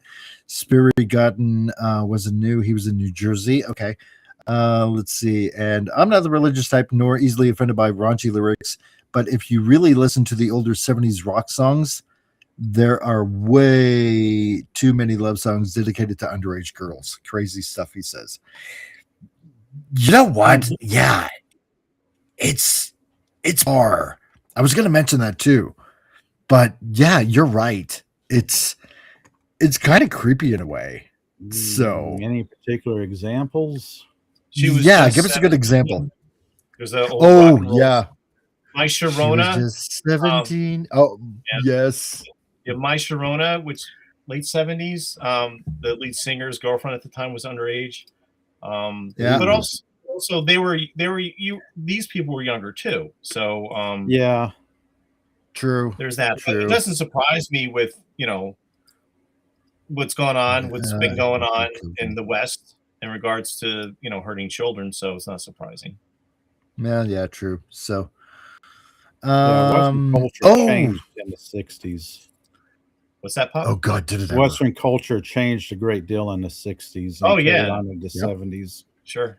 Half the cast of Australian soap operas became pop stars. Yep, that's true. Kylie Minogue, James Donovan, Natalie Imbruglia, whatever. I know who you're talking about. Yeah. Kylie Minogue. She was a soap opera star for a long time. And then she dabbled in pop music. It was like around 87, 88, I think it was. She did that song that was also on American Top 40, The Locomotion. She did right. that. Yeah. So yeah, that was Kylie Minogue. So that's when she was getting into pop. That was like a big hit. And yeah, basically they started calling her the Australian Madonna. So in Australia, yeah. So I do remember hearing that kind of stuff. So little bit, it's all good. Just busy because it's December, hoping to start off 2026 strong. I hope you are all right as well. Yeah, not doing too bad. So far, so good, dude. Let's see what else here. So, oh yeah, I'm on Fire by Bruce Springsteen with such classy lyrics as "Hey little girl, is your daddy home?" Oh yeah, right. Oh, did he go away and leave Yeah. you all alone? I got a bad desire. Yeah, I remember that's right. that. Wow. Yeah. Yes. Never a So- Bruce Springsteen fan. Yeah. No, I think neither I've done was it. I. Oh yeah. Yeah, because when I heard that, I'm like, you know what? Our parents were right about a lot of the lyrics. Yeah. And and we didn't pay attention. Shame on us. Did you play nice? Yeah, Killing in the Name, Bulls on Parade, Guerrilla Radio, Sleep Now in the Fire, Renegade of Funk. Rage had more than one hit songs. Yeah, that's true. They did. Okay. Rage Against the Machine. Yeah. Scottish says, Mike, imagine Schwarzenegger trying to sing. I can't wrap my mind around that. I would love to hear it. Oh man, you skipped my classical music post. Oh, I did. Did I?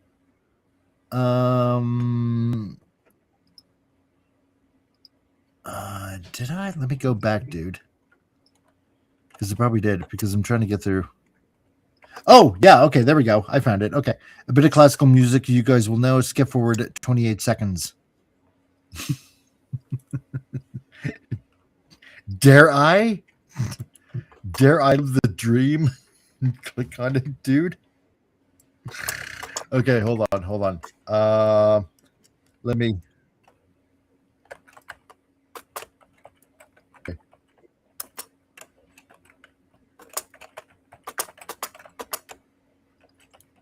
Okay. Okay. Let me see here. I'm gonna find that link. I'll find the link pretty soon. Okay, hold on, because I gotta go back to. I'm gonna get back to drawing.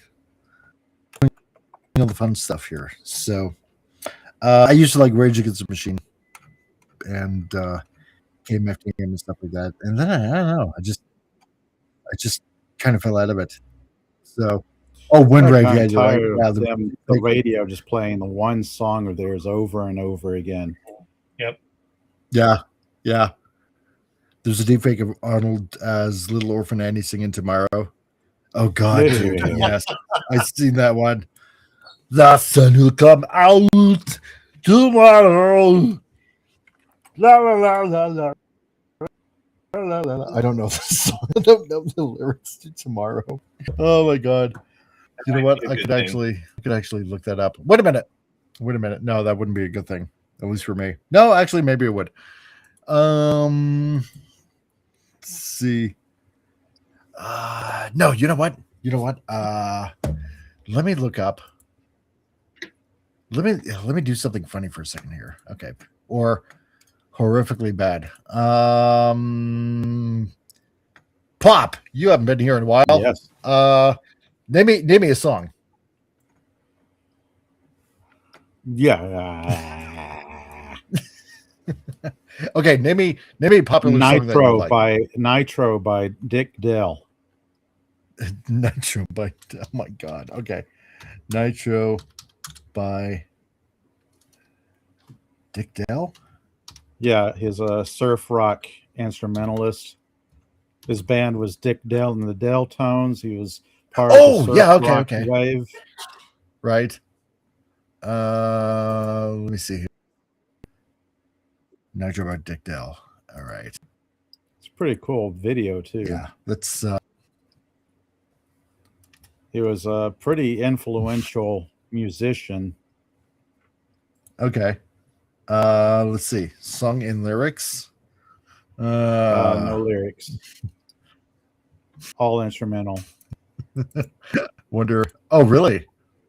Oh, okay. Well, Surf then rock I can't. Yeah, Okay. surf rock is mainly instrumentals, like the Ventures. They did, what was it? The Hawaii 5-0 theme. Right. And there's Luke, how's it going, dude? Holla, if you hear me, I holla. So there. Hello to you, dude. Nice to see you, my man. Okay, because I was gonna actually look it up and sing it like Arnold Schwarzenegger. So because there's an all-girl surf rock band, and I know what Pop is talking about. They're called the Surfer Jets. Have you heard of them? Yeah, I've heard of them. Yeah, they're not bad. Oh, yeah, I've heard of those guys. Those guys, those gals. I hope not. Them gals. Well, yeah. They got some skill. I think they only do cover songs though. Oh, okay. Nice. Where did I hear them again? Jeez.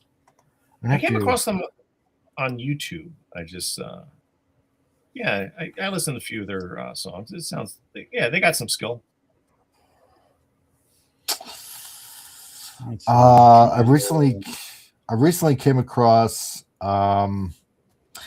let's see, another metal band. This is actually, you might get a kick out of it. They're called Baby Metal, and yeah, you heard of them? Yeah, and they're from Japan, and it's like these little Japanese young women that are basically doing metal, but they sound so cute doing it. Oh, I think I may. They once did a crossover with Rob Halford from Judas Priest for one song, doing a cover of a Judas Priest song. Really? Yeah. And right now they're going on tour in the United States. So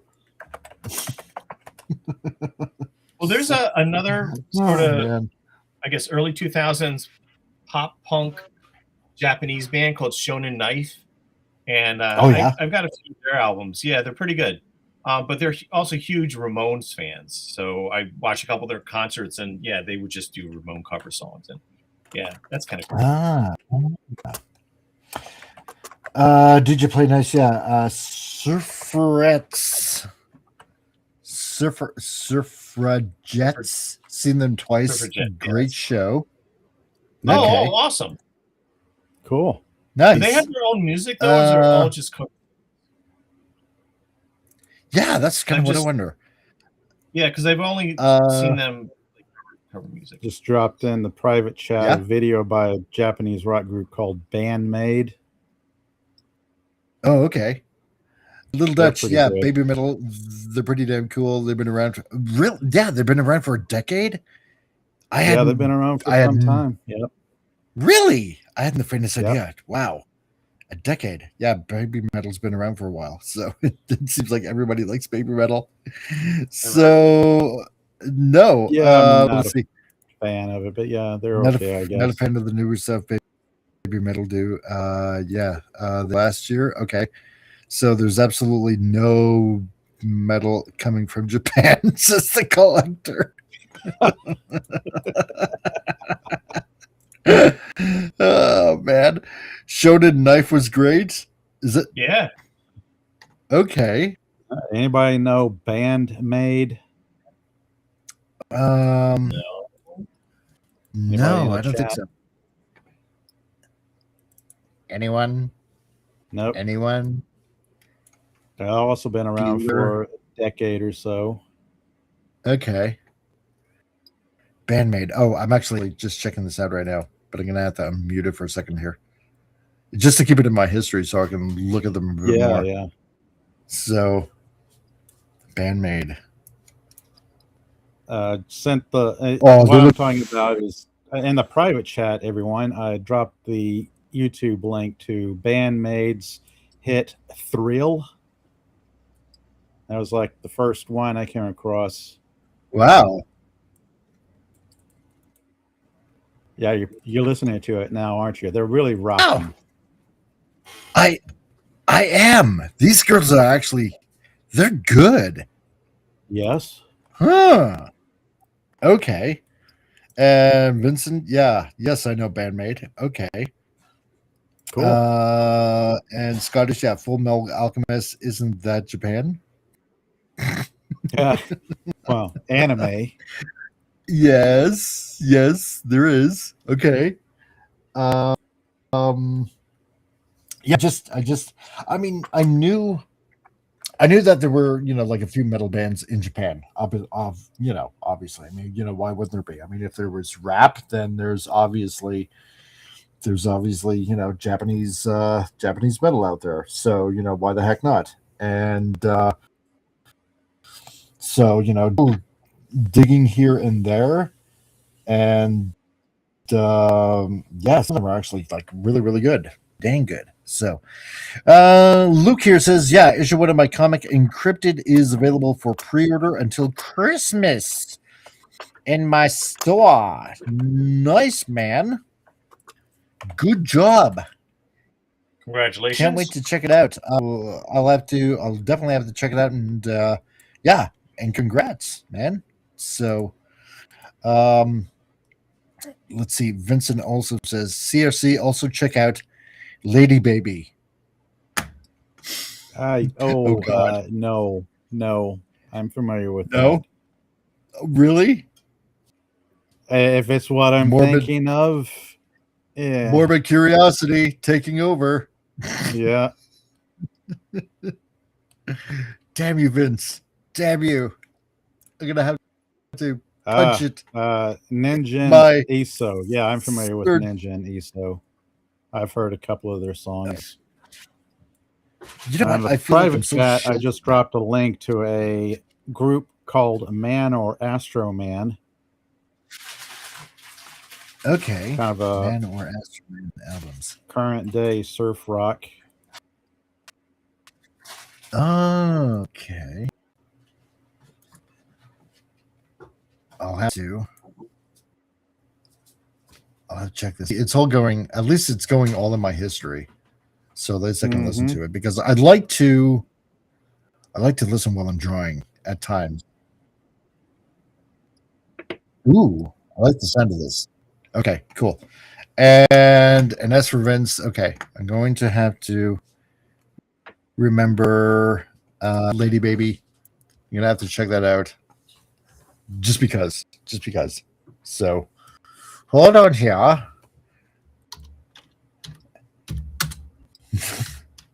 You can probably hear me typing it in right now. Yeah, I don't know what I'm looking for. You got a keyboard from 50 years ago, old typewriter style keyboard. Clunk clunk. Oh, yeah, Man or Astro Man are really good, but haven't seen them in over a decade. Last time I saw Man or Astro Man live was when they were touring in the mid 90s. They came through Texas, and I drove to a large event called South by Southwest and checked them out live. Okay. And how were they?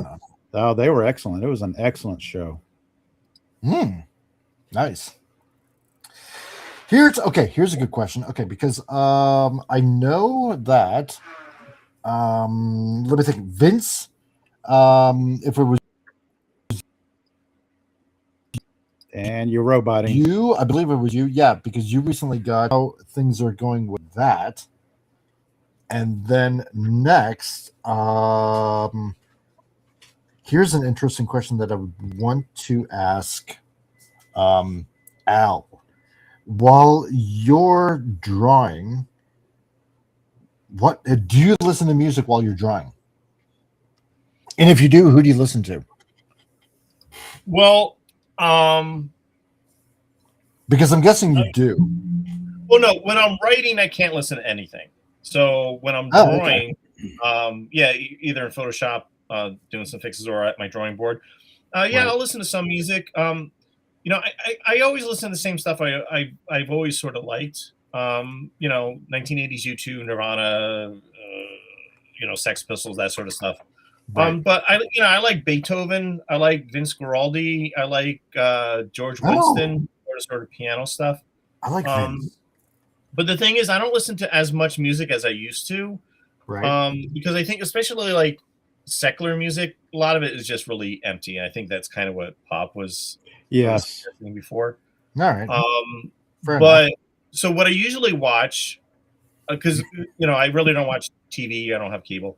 I like to watch interviews with comic book creators or documentaries on comics and comic book creators, like the Matt with 4Ts, like his YouTube channel I like a lot. And I've been watching and listening to a lot of the old, well, I shouldn't say old, but the cartoonist kayfabe YouTube channel, Ed Newscore and Jim Rugg. I've been watching a lot of their stuff. So yeah, that's mostly what I'm sort of into. Okay. Lately. But yeah, I can't watch cable or normal television or anything like that. Or I'll have and I get a lot of my news from just like websites. I like a Real America News. Like I'll watch that sometimes. But yeah, when I'm working, just drawing, I got to have something on. So, but it's just not anything really sort of like where I need a lot of deep thought to sort of enjoy it. So just music or documentaries or on comics or interviews with comic book creators. Okay. Interesting. But yeah, when I'm writing, it's got to be dead silence. I need to sort of concentrate. Okay. Yep. If it's me when I'm sitting down and I'm drawing, I like to listen to something that kind of really puts me in the mood, like that kind of gets the adrenaline going. I don't know what it is. It's I like something that how should I say, gets me excited to get me in that drawing mood, I suppose you can kind of say. Oh yeah. So yeah, I'll end up putting a soundtrack on, and I'll generally always end up putting on Indiana Jones.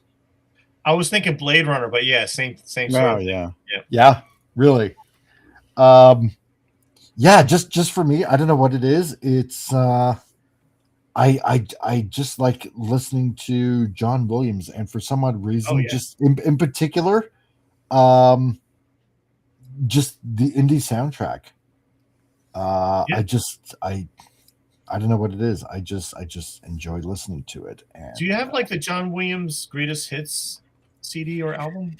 You know what? No, I really don't. It has like Star Wars, Indiana Jones, Jaws, the theme song to, was it NBC, the Olympics theme song that he did. He also did the theme music for Lost in Space, like the TV show. Yeah. I didn't know that until like some years ago, and he did both versions. Yes, he did. That guy's a genius. His first job ever, his very first job ever, he did the music for a documentary for the CBC here in Canada, in Newfoundland. And that was his very first musical paying job in media. You know what? I wish I could find it. I'd love to find it.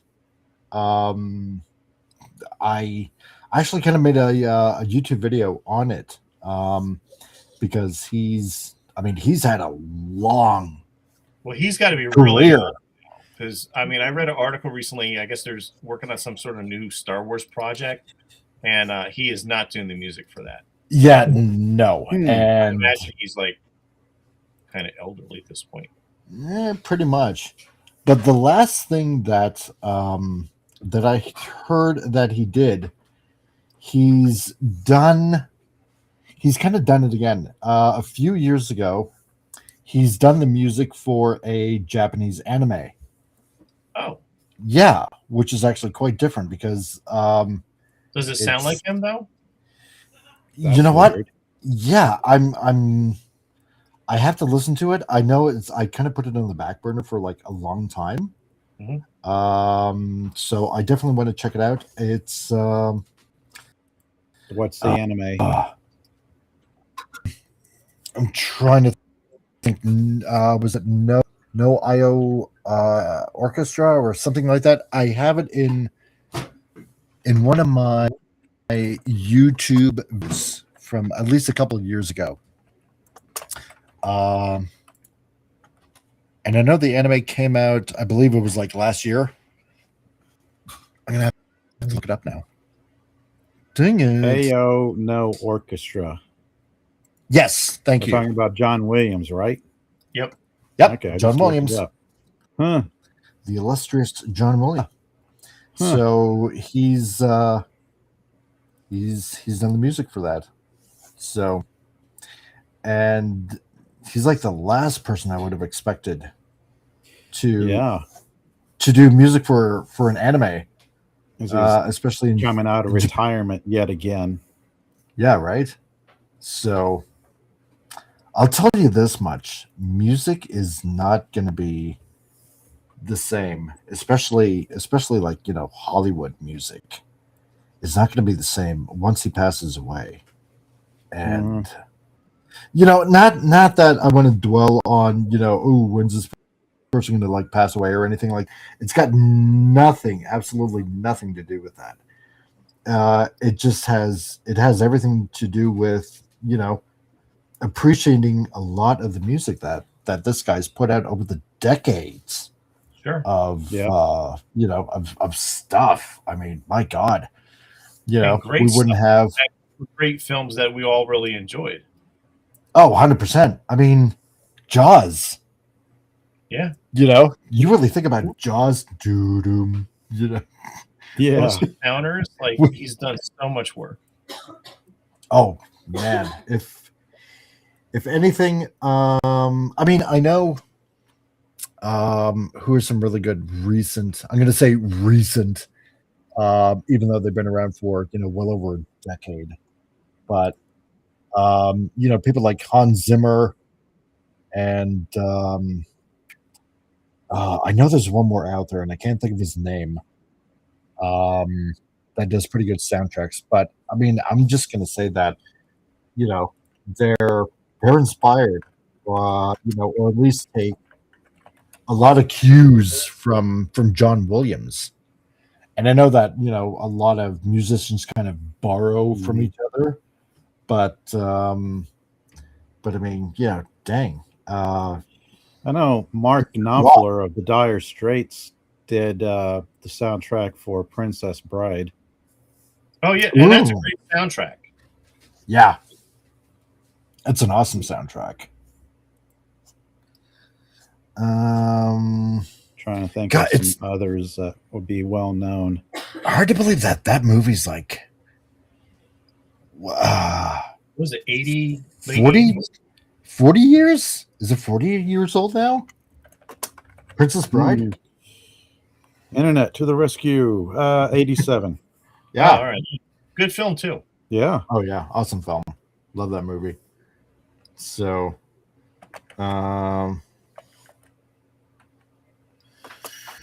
yep. Fun movie. I've always loved the scene with the priest when Princess Buttercup and the dastardly prince are getting married. Yeah. No, the duel is always the best. I mean, yes. Facing, it's probably one of the best choreographed fight scenes in any movie. Oh yeah, 100%. Mandy Patinkin. It's yeah, dude is really good in the sword fight. Who directed that movie? That's a good question. All right. I don't remember who directed that film. One right off the bat, I don't have an answer to. It's going to be somebody we know, and for some reason, Rob Reiner. Ah! Yes. Really? Yes. Damn it! I'm sorry I asked. No, this is a thing of separating the man from the art. I mean, yeah, I know. Saying something positive about Rob Reiner, he is excellent at what he did. Yeah, I hate that movie Jason. I mean, he did Spinal Tap, The He did Princess Spinal Tap. Bride, Stand By Me, Stand By Me. Misery. Yeah. Oh yeah. A Few Good Men. Huh. Jason, how's it going, man? Great to see you, dude. Oh I mean, man. in this instance, Rob I Ryder, damn it. I can ignore it because of his contribution to culture. Yeah. Oh yeah, Scottish. I agree with you 100%. Andre the Giant was the best in that movie. Yes, 100%, dude. Yeah. 100%. Wait. So I will put down my sword, and you'll put down your rock, and we'll try to kill each other like civilized people. I love that line. Oh Otherwise, I can kill you right now.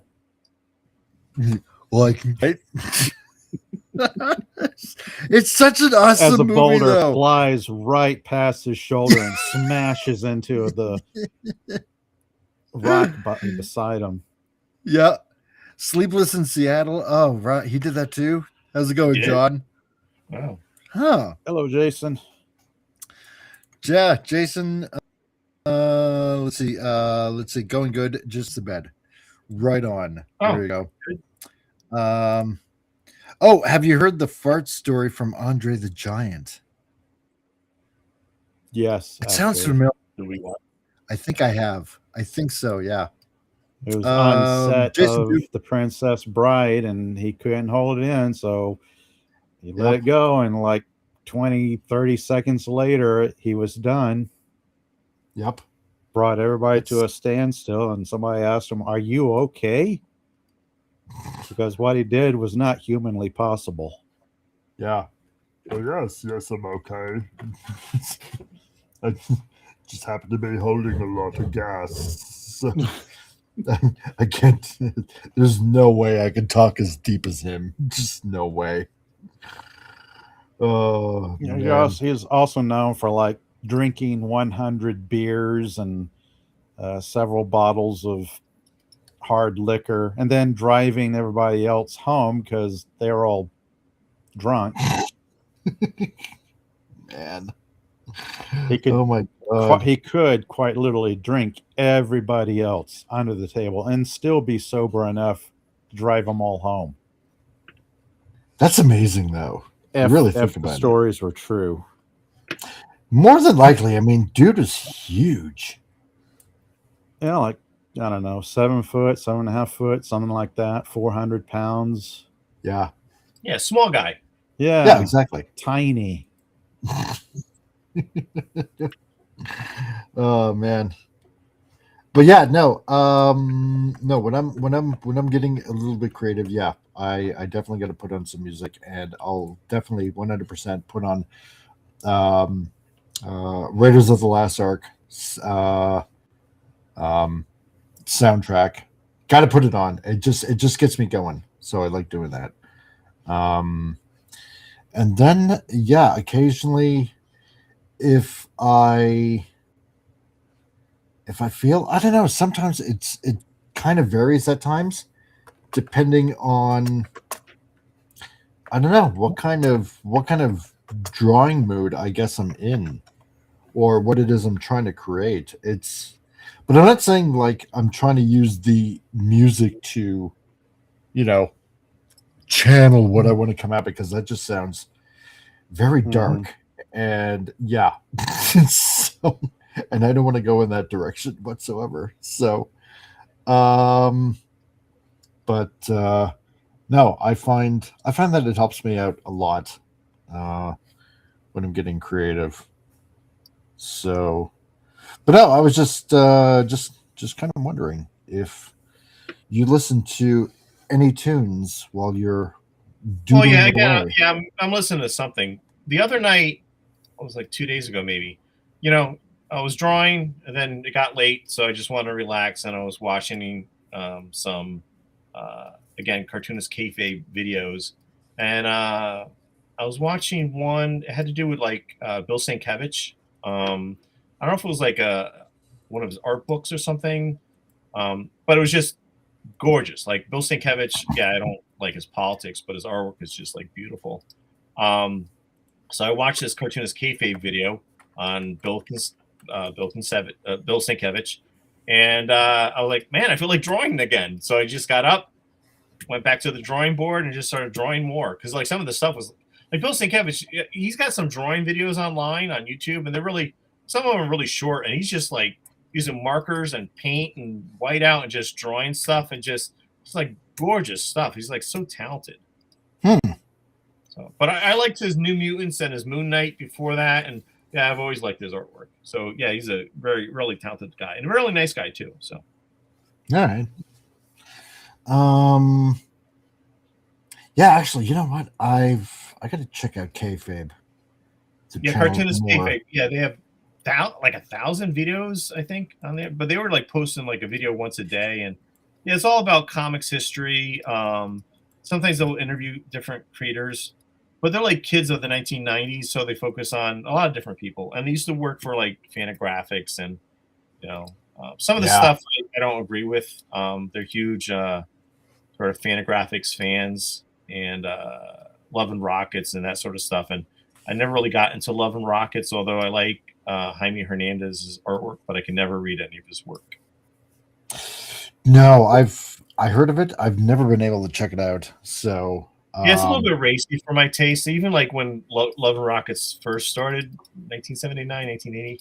And, you know, one of my college buddies back in the mid 80s, yeah, he was really into the Fantagraphic stuff and Love and Rockets. And I was still into like a lot of the mainstream stuff, you know, Byrne and stuff. But I was starting to read Cerebus and Will Eisner's Spirit and that sort of thing. Yeah. But yeah, the Love and Rockets stuff, the Fantagraphic stuff, unless it's a really good interview in the Comics Journal, yeah, I can never really get into Fantagraphics and Garrett Roth stuff.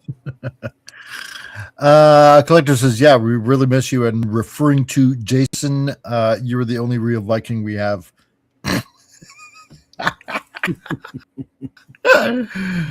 Dutch, if you're still in the chat, I forget exactly where you are, little Dutch. So you and Jason will have to meet up. So because we might have two Vikings. Scottish, no, we heard the story about on a plane about Andre involving a bucket. Oh yeah, I think I remember that story. So, and Winrave, yeah, why do you wear a mask? They're terribly comfortable, and I think everyone will be wearing them in the future. Yeah. Oh yeah, from Princess Bride, yeah. Not prophetic at all. No, of course not. We've always wanted to see a remake sequel to Princess, but with the kids as dad telling the story to his sick daughter. Wow. You know what? Idea. That is a cool idea. I kind of like that. So I don't like remakes, but that actually sounds like a cool idea though. Yeah, more of a continuation. Yeah. Exactly. Opposite. Andre could metabolize a ton of alcohol. The reason he drank so much was self-medicating for his constant pain. Oh, yeah. His giantism. Yeah. With his heart and all that kind of stuff. Yeah, I get that. So, which is really sad. Jason, yeah. If you're still there, if you want to, I can send you a link. I can do that for you. I know that you said you were taking time off for Christmas and all that kind of stuff off of YouTube, and put the kids to bed. But if you want to, I can shoot you a link. Unless, of course, you're spending time with the wife, then I will not send you. Yeah, just go ahead and do it. Yeah, okay, sure. Yeah. You know what? Yeah, I'm going to send it to you anyway. So I'll leave it to... Tough luck. You're coming on whether you like it or not. Yeah. Exactly. Just like Tom last week. Get your ass in here. Oh, yeah. Get your ass over here. Okay. Yeah, it's all right. I got to see if how Tom is feeling. And yeah, so while I'm at it, I want to say thank you to everybody watching on Rumble and all you 5 guys, or at least as far as I know, all the guys that are watching on X. hello to you all. Nice to see you, whoever you may be. And if you want, come and join us on the YouTube side. Would be very nice to see you over here. Take part in all the fun and festivities, and subscribe away. So we have muffins. But it's only behind the scenes. In the green room. It's in the office in the back. Yeah, it's in the green room. Yeah, so it's virtual. Jason Fox, my kids are not asleep yet. Low calorie. But send just in case. Exactly.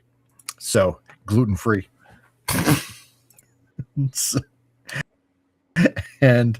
But you can showcase my song while I'm here. I could more than likely do that. It depends on how fast my computer runs, because for the past couple of weeks it's been running oddly. I'll say much. You still haven't gotten a new supercomputer to stream on? No, not yet, because the job where I'm at, apparently it's not in the company budget to give anyone a raise. Yeah. But apparently they can afford brand new trucks and for some of the management. So, that's all fine. Yeah. So, but no. Or getting a Christmas bonus. So. Oh. Yeah. Well, maybe nice guy for Christmas. There we go. Yeah. I keep toying around with the idea of making a purpose-built, distraction-free computer for the times when I sit down and make myself write. There we go. Because right now my computer has everything on it: Photoshop, Lightroom, YouTube, email. Is like, oh, I should check my email. Or no, I need to work on something. No, there's Photoshop. No. Oh, what music is there out there that I haven't listened to yet? Or what 80s nostalgia can I go down for the umpteenth millionth time? Oh, yeah, exactly. Right. Or the subject of movie soundtracks. I just spent like 10 minutes going, movie soundtracks. Who composed what movies did Alan Parsons Project compose for?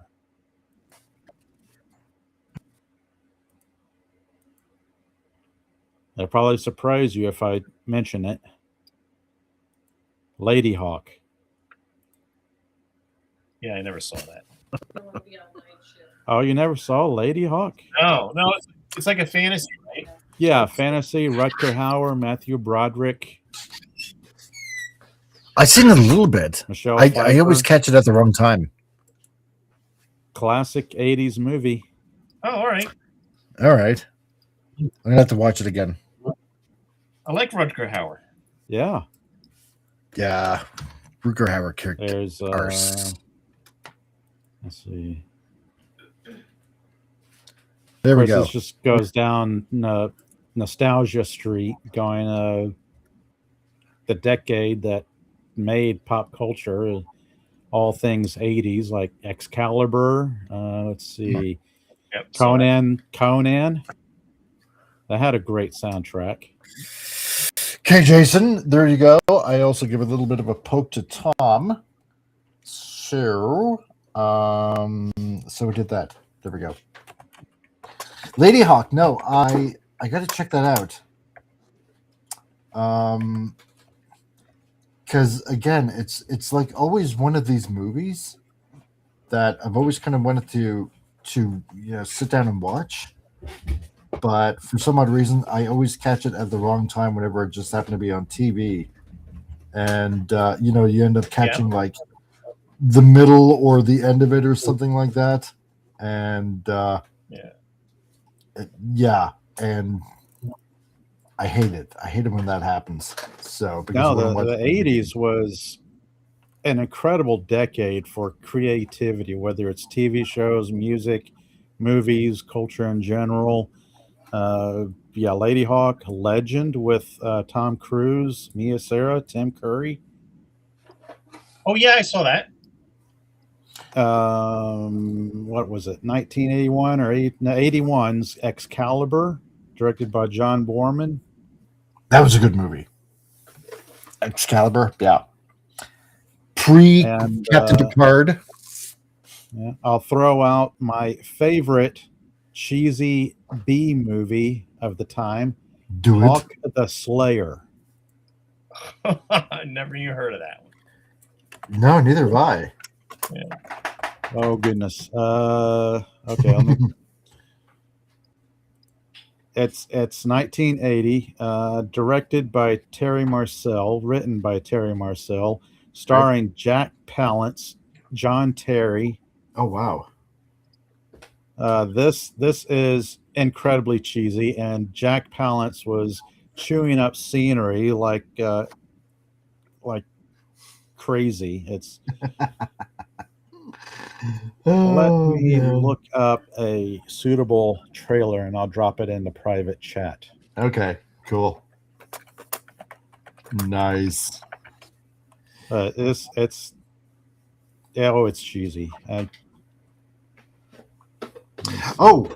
One thing I do want to say is, okay, for all you third-party collectors out there, just to let you know, okay, I'm still trying to hammer away at Keith about getting all these pictures for Galvatron, because, well, I did promise pictures. However, it's up to Keith to give them to me to share and to deliver to all of you guys and to show you what the heck is going on. So, still waiting on that, and also to let you know, release is going to be before Chinese New Year. So, just to let you know, that's when the release is going to be for X-Transbots Galvatron. So, just to let you know, in case you guys were wondering. Let's see. Winrave says, do pictures really exist, and does the reviewer have a copy to review? No, I apparently pictures do exist. I don't have a copy of Galvatron. I don't. I honest to God, if I had it here, yeah, I'd be posting pictures everywhere. I'd be rubbing it in the faces of all you guys. Haha, look what I got. No, I wouldn't be doing that. That'd be just mean. But I would be posting pictures. And I would be letting people know. So so I would be doing that. But yeah, no, unfortunately I don't. So yeah, sorry to tell you guys that. Let's see. Okay, let me just zoom out a little bit here. And yeah, I think so far so good. That is coming along nice. So also says, yeah, out of curiosity, have you seen the current version? You know what? Hold on a second here. Let me check my files. I might have as Pop is dumping more stuff in private trailers into the private chat. Okay, hold on a second here. Runwave, let me have a look here and what are you trying to do? Are you pulled out on your artwork there? That looks cool. Yeah, good. Let's see. And for other X-Transbots Any word on the final Omnibot? Yeah, you know what? It should be actually releasing like really, really soon. Like, here's the thing, because when I talk about like before New Year's, I'm thinking, before December 31st. Keith might be thinking before Christmas New Year's, before Chinese New Year. So I've been doing that for years. So I'm wondering if I should be rewording my what I'm telling him. Here we go. Okay, Apollyon 2.0. Okay, all the reference. Wait a minute. Oops, did I say Apollyon 2.0? I did. Oops. Yeah, whatever. Yeah, I said Apollyon 2.0. Okay. Yeah, another Megatron. No okay, idea what you're talking about, but that's cool. No, it's a third-party thing. So, yeah, because any third-party collector guy out there would know what I'm talking about. And Apollyon was X-Transbot's version of Megatron. And I just said 2.0 to everybody out there. So I regret nothing. No, I just got a couple of renders, which I think everybody has seen already. Or I forget that Apollyon 2.0, that was mentioned a year or two ago. Yeah, you are correct.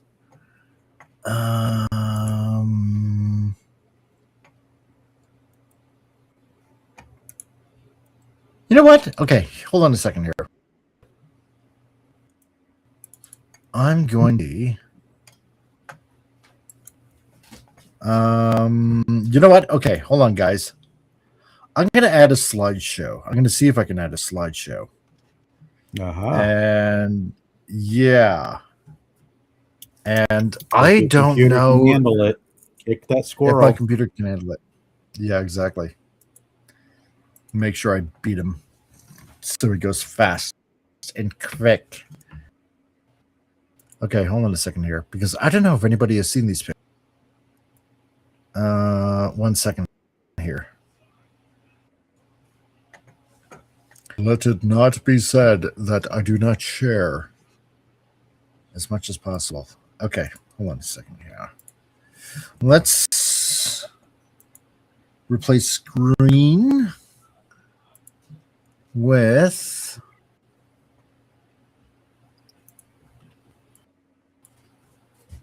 Is it going to show anything? Okay, 1 second here. 1 second here. Let me stop this. No, it's not going to do that. That's weird. Okay. Let me try Sarah Winrave and Mr. Peterson. And see if I can do this.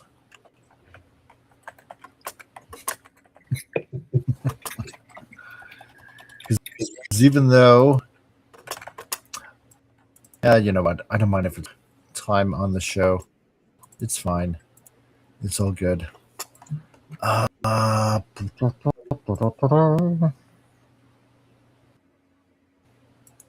Should I show the ones, or should I?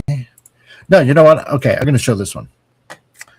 I'm going to show this picture because I don't know if anybody has seen anything really close to these pictures right here. So, yeah.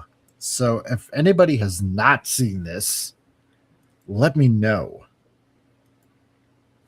But there you go. There's like, one of the pictures, unfortunately, for some reason. Yeah, not too shabby, huh? Let me see how it shows up on the YouTube X and stuff like that. as there we go. Okay. So if nobody has seen this, Vincent, pretty cool. It does look pretty cool. Let me see if I can replace it. Even though John says, even though my MP36 is still wonderful and holds up well, minus the backside, I could really go for a newer version of Megs. Oh, Little Dutch. Okay, you're still here. I can't remember if I saw this or not. And when Brave is like, yeah, these were shown. So, okay, well, good enough. So, yeah, I think this was before Keith mentioned he went for major retooling. Yeah, that is quite possible. So, even though I'm currently also looking at Fansource Sovereign 2.0, and while that is certainly not a perfect figure, Abaddon has a tough battle ahead. No, that's true. I do agree with you. Going off in the background. Oh, yes. That's not me. That only leaves one person. Tea's about ready. Yep. It's tea time.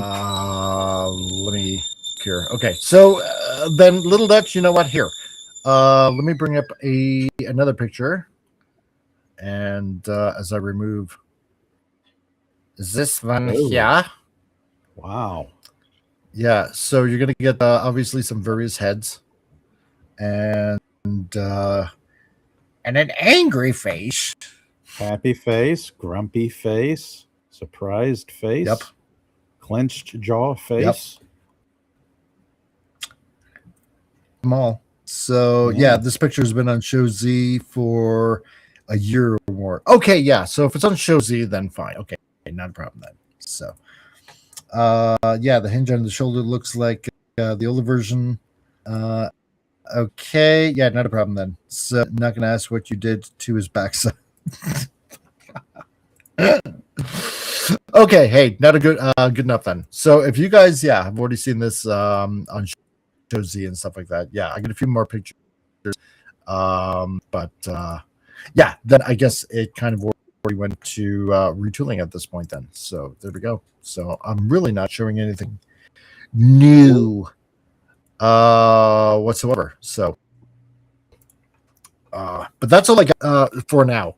I'm trying to get them as soon as possible from Keith. So it's a bit of pain sometimes. So Little Dutch, does he also come with the bench he was tied to for his therapy session? I know which one you're referring to. The one on season 3. Oh man, I have no head. I have no head. I have no head. Mommy, lick. Oh man, it was. I really enjoy. I really do enjoy that episode. 100%. I do. I like that one in particular. So it explains a lot. It kind of explained to me that because him and Unicron were linked, that ever since the destruction of Unicron, that's what causes his madness. And that's kind of what I liked about it. So let's see. And Little Dutch also says, I was playing with Dig Pig the past few days, and he is amazing. It was a breath of fresh air after the rather poor showing that was won. So I ended up getting from Keith, I ended up getting Blades and Bone Crusher and Scavenger for Christmas. I like Blades. It's really good. I haven't transformed him yet. He's still in robot mode. But I'm really liking kind of like how he turned out. It's so maybe when everything is like all said and done, when I get hotspot, or whenever that's gonna happen. Maybe I'll whole Defensor combining video, as it were, because that'll be fun. Putting because he's been my first combiner. He was always my first combiner. So, and he's got a special place for when I was a kid, because when I was a kid, I never did finish completing him, and a few years later, when my wife and we were in a antique store in Airdrie, which is about roughly about 25 minutes away, and in this like one of those antique stores, where people just bring in their stuff and sell it on consignment kind of thing. And she noticed Hotspot was in one of the shelves, and it was like the rare metal chest one. So I'm like, screw this. I'm gonna collect them all of them with the metal chests, and I managed to find them all and put it over together, and I finally combined my Defensor, which I never did when I was a kid. So it's a fun, nice trade-off to be able to finish that. Now I'm wondering if I should color this. I'm gonna have to color this, because if I don't, I'm an evil person. So let's try to color this,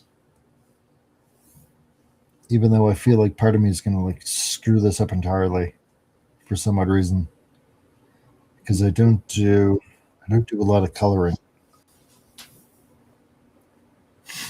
So I'm almost kind of afraid to. Have you ever used Photoshop for your artwork, or are you pretty much on whatever program this is? Clipsio Pro is what I'm doing, but okay. Whenever it came to do coloring, I've always done it in Photoshop. So yeah, so because I've used Photoshop tons, doing a lot of the projects that I've done in the past. There was a 3 that his plasma bath, the plasma bath he landed in fried his pain receptors. Unicron gave him, so there was always so they were always active. Yeah, I heard that too. So and I kind of like that as well. So as for the Constructicons, I'm going with MMC. I've been mulling over getting XCB hook. Fair enough. I totally forgot MMC was doing Constructicons. So yeah, but I can't wait till Hook comes out. So, and everybody's been asking me about Mixmaster. So John Mr. Peterson says, just be careful when you do transform blades.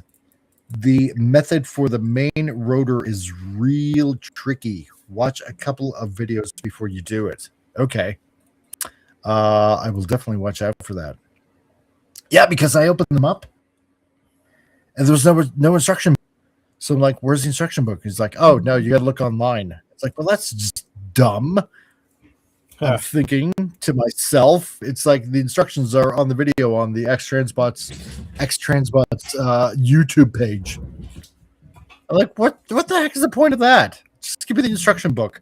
I mean, I don't mind watching the video, but I mean, dang, dude. So, the press down and twist of that plastic locking mechanism is highly prone to stripping out, leaving the blades unable to hold the position. Okay. Yeah, I was really careful when I put them into position. So I will do that. Let's see. I guess one other question on Devastator, Transbots Devastator, or Defensor. Sorry, Defensor. There was that picture of another Streetwise. Is that an actual 2.0? No. That's actually like I think it was like Legend size, like a smaller version. So yeah, that's what that actually is. It's not like MP size or MP scale. It's as far as I know, like Legends. I'm gonna actually send him a reminder about that. So I'll try to get some news on that. And Little Dutch, I broke Juan's butt helicopter blades attachment right away, despite trying to use it the proper way with the video instructions. Oh, damn, dude. Dang. See, now I'm going to pick mine up. And you know what? I'm not accusing you guys whatsoever of having, what is it they say? Sausage fingers? You know, ham fisting it and stuff like that. So I'm not even going to do that. But yeah, I'm looking at his his butt blades. So, because yeah, when I got it out of the box and fiddled around with it a little bit, I mean, they seem okay, but yeah, something kind of like immediately told me something was kind of up with. Yeah, I'm gonna be careful with sound overly complex for models. Are all models like that, or you have to be careful with them, or they'll break some delicate part or mechanism? Well, it's not so much like a model per se. Yeah, it's I mean, because it is a figure, and you know, just trying to use another word besides toy. Like what no one wants to admit, being an adult still playing with toys. It's a toy. It's a toy. It's not a toy. Yeah, own it. It's a collectible action figure. Yeah. I hate you guys. Here we are, grown-ups playing with toys. No, it's not. How dare you?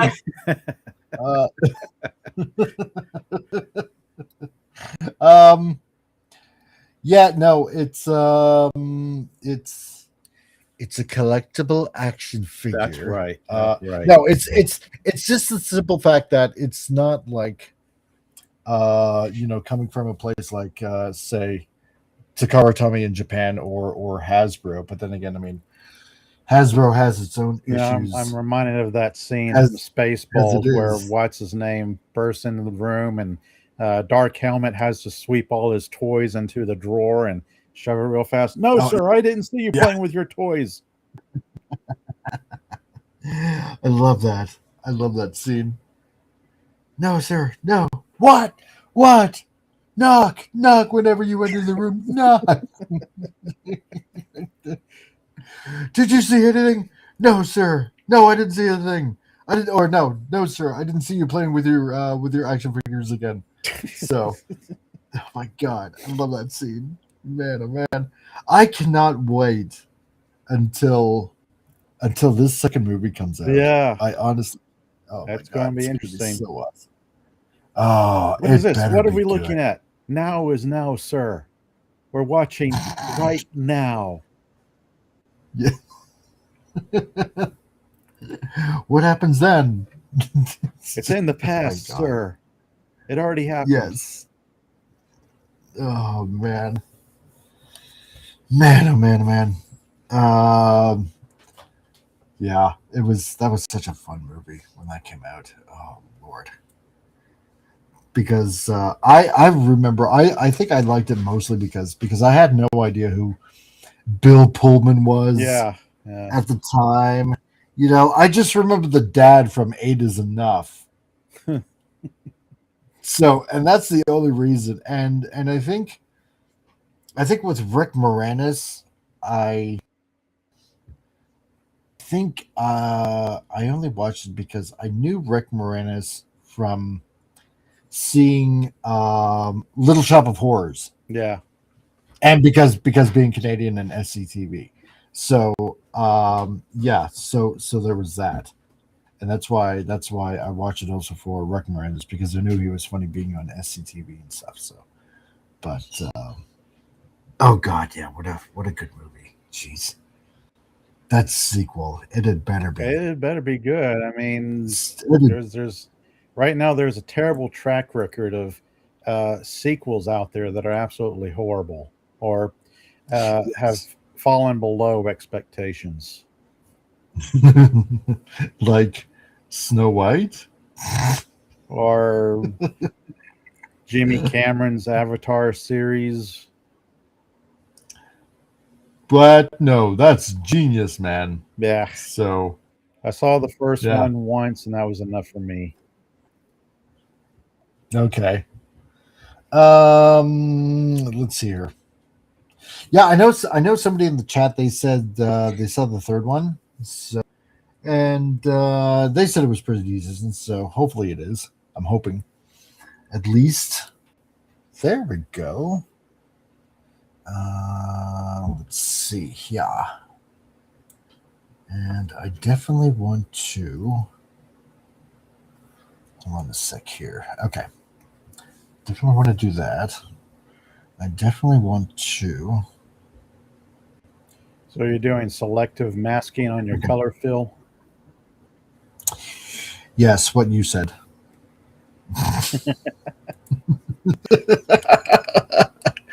I am filling in blank spaces with color. Right on. Oh, actually, you know what? Hold on a second.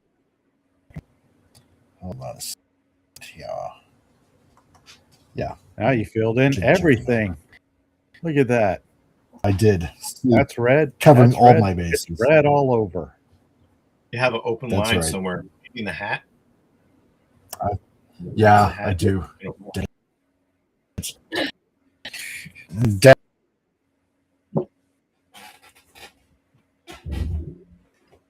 I mean, there are people in the comic book industry that's their job to put flat color in for the colorists. Huh. And they don't get credited. But yeah, kind of like a coloring assistant, maybe. The old save button. Yeah, I could use that. Color fill person. Yeah, there we go. And saved. Go. That's right. Save your work. Wait a minute. Yep, Vince. Okay, wait. No, they weren't. They were. Shut your mouth, Vince.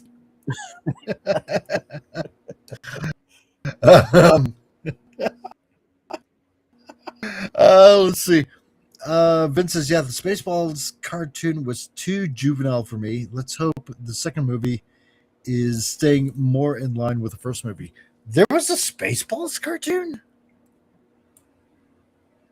I think I remember it, but I don't believe I ever watched any of it. It was probably at the time when networks were trying to capitalize on everything by, let's make a cartoon out of it.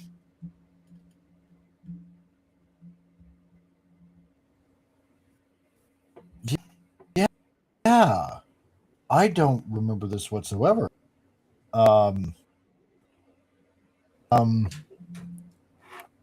No, I don't. Spaceballs cartoon.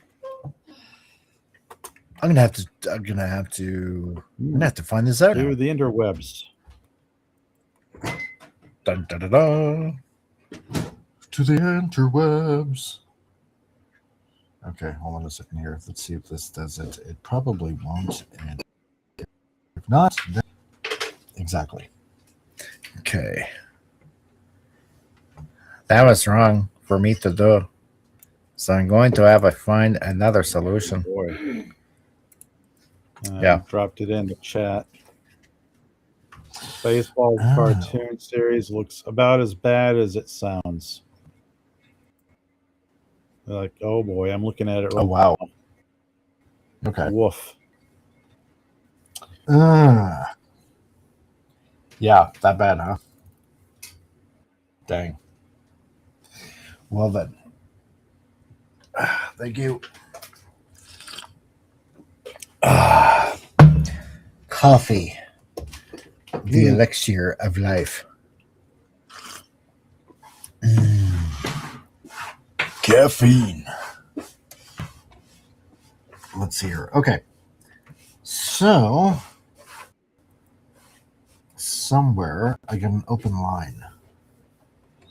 And I'm going to switch this over to black. Take my trusty pen. See, and for some odd reason, I knew this was going to end up happening anyway. So, dun, dun, dun, dun, dun, dun, dun. There. And as he scours. Right there. Yeah, miss a spot. In the middle of the back. Oh, did I?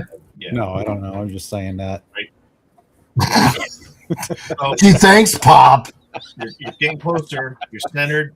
Getting closer. Getting warmer. Getting warmer. Colder. Colder. Right. Oh, yeah. Okay. 2 spots right there. Dead center, maybe. Yes. Perhaps. Okay. And then right there. There you go. There we go. Okay, wait a minute. Yeah, okay, that one's fine. That one's fine. That one's fine. That one's fine. Okay, you know what? I'm just gonna. There we go. Okay. And Survey says.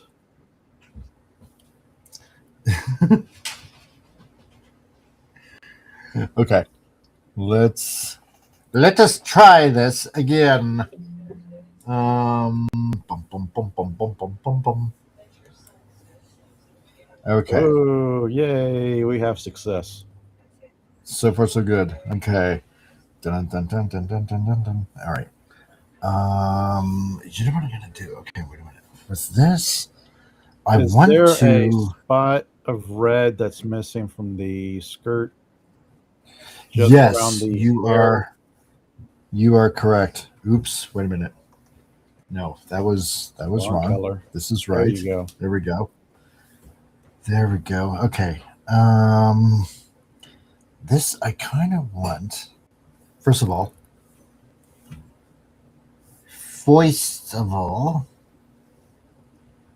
let me get that on the proper stroke. There we go. Kind of like so. I want to do this. I wanted to do this black, but I'm going to go with kind of like charcoalish. Kind of like so. There we go. Yeah, that'll do. That will do. And then I'm going to do this.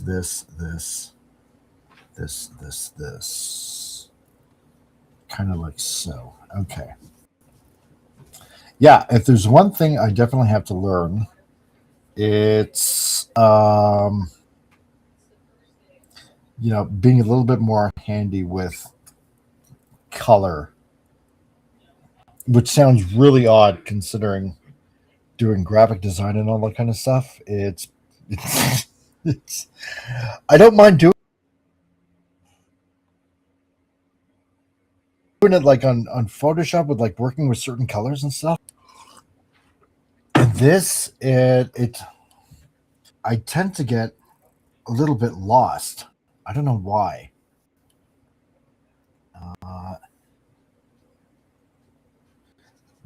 Wait a minute here.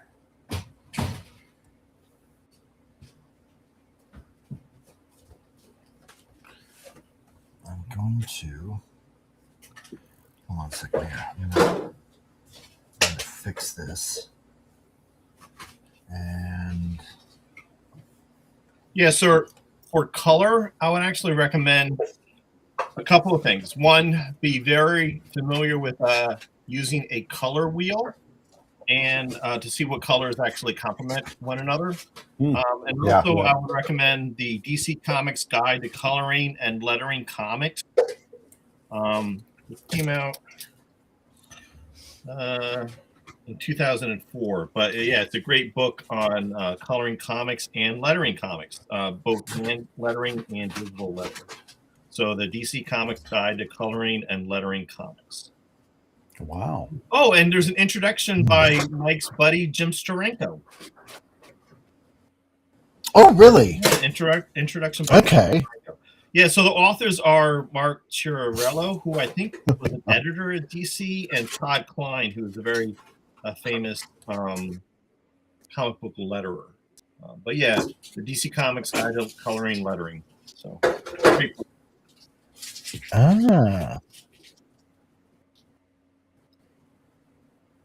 Okay. There we go. So there were dolls and Spaceballs the animated series. And thanks to Vince. Oh wow. So yeah, exactly. The cartoon was in search for more K. Yeah. In search for more money. Spaceballs too. Yeah.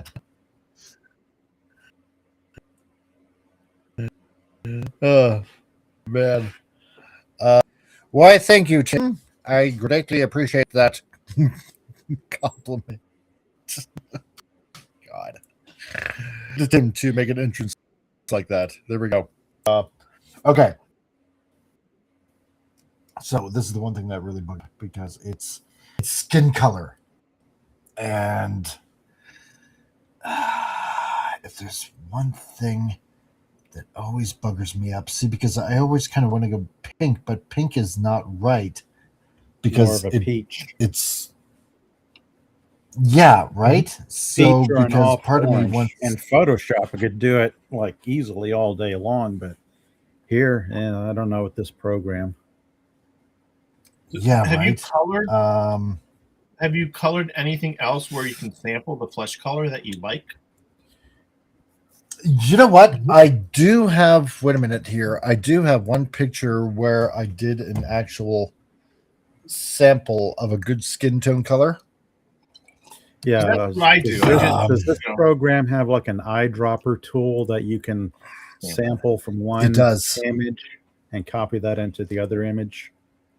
Oh yeah, no, totally. 100% I do. Let me look it up here.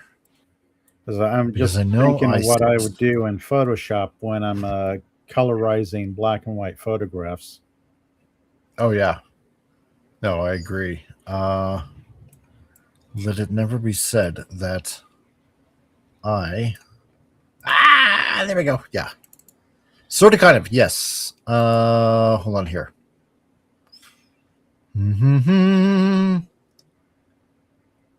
Because it was an old character design that I did. And if it's going to come up anytime soon. Damn it, you slow computer. You're making me a little ticked off. You should be coming up on the screen right about now. There we go, loading file. Then I will be suitably impressed. And you go dark. There we go. Okay. So this, yeah, see? That's what I kept on file. You're welcome. So, because this is... Yes. Thank you, thank you. Yeah, because this is like an earlier character design that I did as I was kind of like searching away. So what I'm going to do here is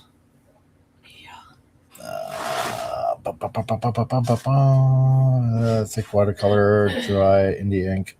Let's go with indie ink, and let's pick a big enough brush so I can just smear a bunch right here. There we go.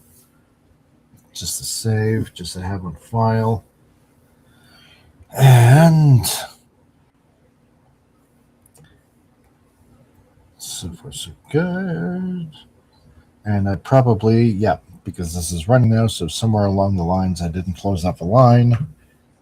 And that ends up happening. Oopsie. It is all made of flesh.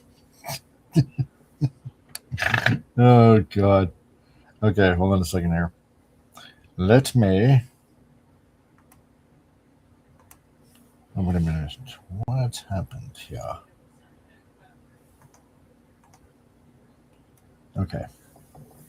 Hold on. I gotta backtrack and catch up again. Okay. Yeah, I'm going to go figure out which layer does what. Yeah, right? I really I should remember when I label. was in college taking Photoshop classes, the instructors always drilled into us, name your layers. Yes. You don't want layer 1, layer 2, layer 3, layer 4, layer 57, layer 70. Yeah. Otherwise, just Yeah. wasting a lot of time going, what's this layer do? What's this layer do? Yeah. And normally I do that. Except not in this case today. Yeah, you're getting into some bad habits here. Yeah, I know, right? Which YouTuber? That's The college What is professor going on will be standing over your shoulder going, tisk, tisk, tisk. What did I say about naming the layers? Yeah, exactly right. What's happening here? Ah, there we go. Okay, I know what I did wrong. I know what I did wrong. Okay. Now, let's get back into it. And that one. Okay. Obviously, somewhere. I think I see it. I do too. There you are, right there. Okay. Let's just make sure.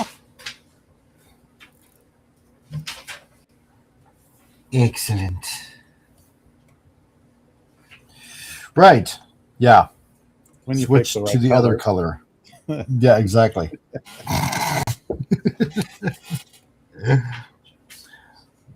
Look, Ma, I screwed up. Ha. There we go. I see it. I didn't switch to black. You goofball. Okay, that one's fine. All right. Is there a hotkey that allows you to toggle between colors in your color palette?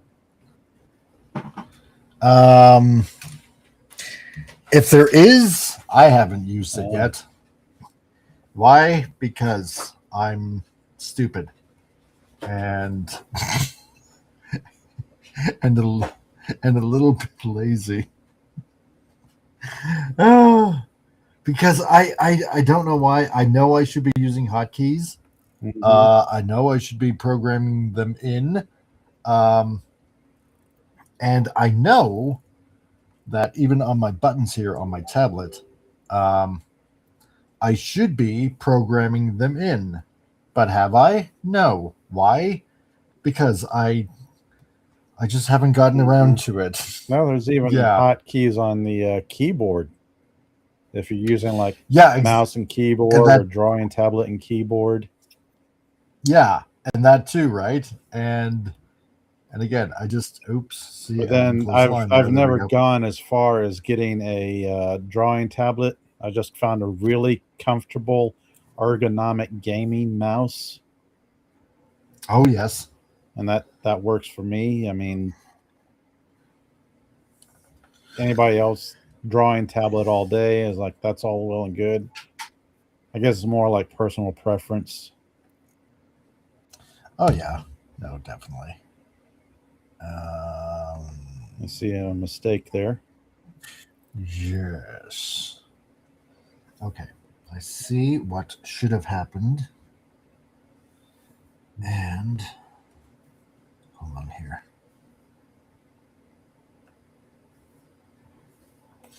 Hold on.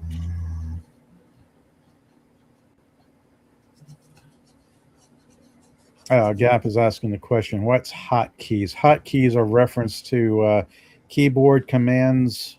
I'm familiar with Adobe Photoshop, where I'm going through different tasks in Photoshop, and I might need to switch between one or two colors and the brush tool.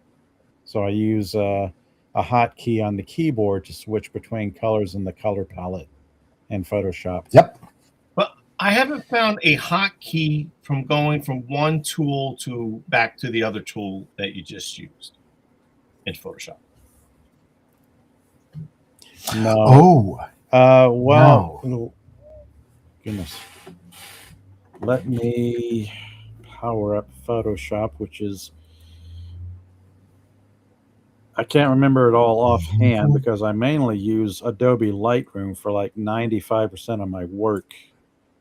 But in the times where I have to do something hairy like colorization of a black and white photograph, it's all in Photoshop. Right. And since I have abandoned Windows for Linux, I have found out that Photoshop and Linux don't play well together. Yeah, that's true. Okay, wait a minute here. Let's see. Lightroom. Mm-hmm. I don't even have it installed on my computer. Where is Photoshop as I dig around the desktop? Okay. Because I use hotkeys when I'm working in Photoshop, but I just can't. I don't think there is one hotkey where you can go from the brush to, say, the text tool to the cloning tool. Yeah, back and forth again. Yeah, because there's hotkeys for those. Really, I've never. If you could let me know what that is someday. Yeah, I mean, I might not be able to tell you right now because I don't even know if I have Photoshop installed on my Linux desktop. All right, so maybe. Dang it! I'll see what Google. I keep on forgetting to switch colors. So she's pulling a blackface now. Dang. Racist. I know. I have everything else. She's pulling a Trudeau. I know for the longest time I was trying to mess around with that new image manipulating program, GIMP and Linux, because everybody says, yes. it's just like Photoshop. It's a direct replacement for no, it's not. No, there's some things you can't do in GIMP that you can only do in Photoshop. Right. Such as ease of use, for one.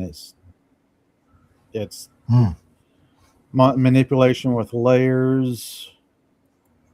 Let me see here as I'm scrambling over, trying to find.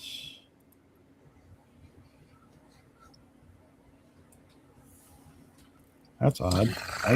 Most of what I do is Adobe Lightroom. I guess I just don't have Photoshop installed on my desktop here. And let's see here. I have with Windows on it is my old laptop that has Windows 7 Pro on it. That's the last good version of Windows. I never migrated beyond Windows 7. Oh, no. Yeah. 10 ain't too bad. And now they won't even service 10 anymore. So I tried playing with Windows 10, but I never installed an operating system where all the security ports were wide open. Or at least the version I had, just like, wow, all my network ports are wide open. Wow, I can see everything in the network. I don't want this.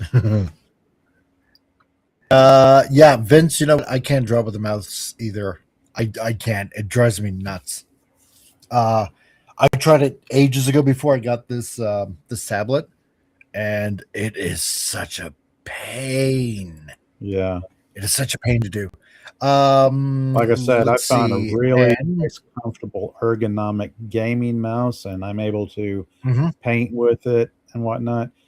Vince saying GIMP isn't bad. I've been using it since Adobe went full cloud service. Yeah, I stopped using the cloud once I graduated college, like 10 years ago. and I have older versions of Lightroom and Photoshop. I have like Photoshop 5 and Adobe Lightroom 5.7. I want to get Lightroom 6, the last standalone version of Lightroom, and then the last standalone version of Photoshop is, what is it, CS6? I think it was CS6, and then they want full cloud. That's you have to go pretty far back.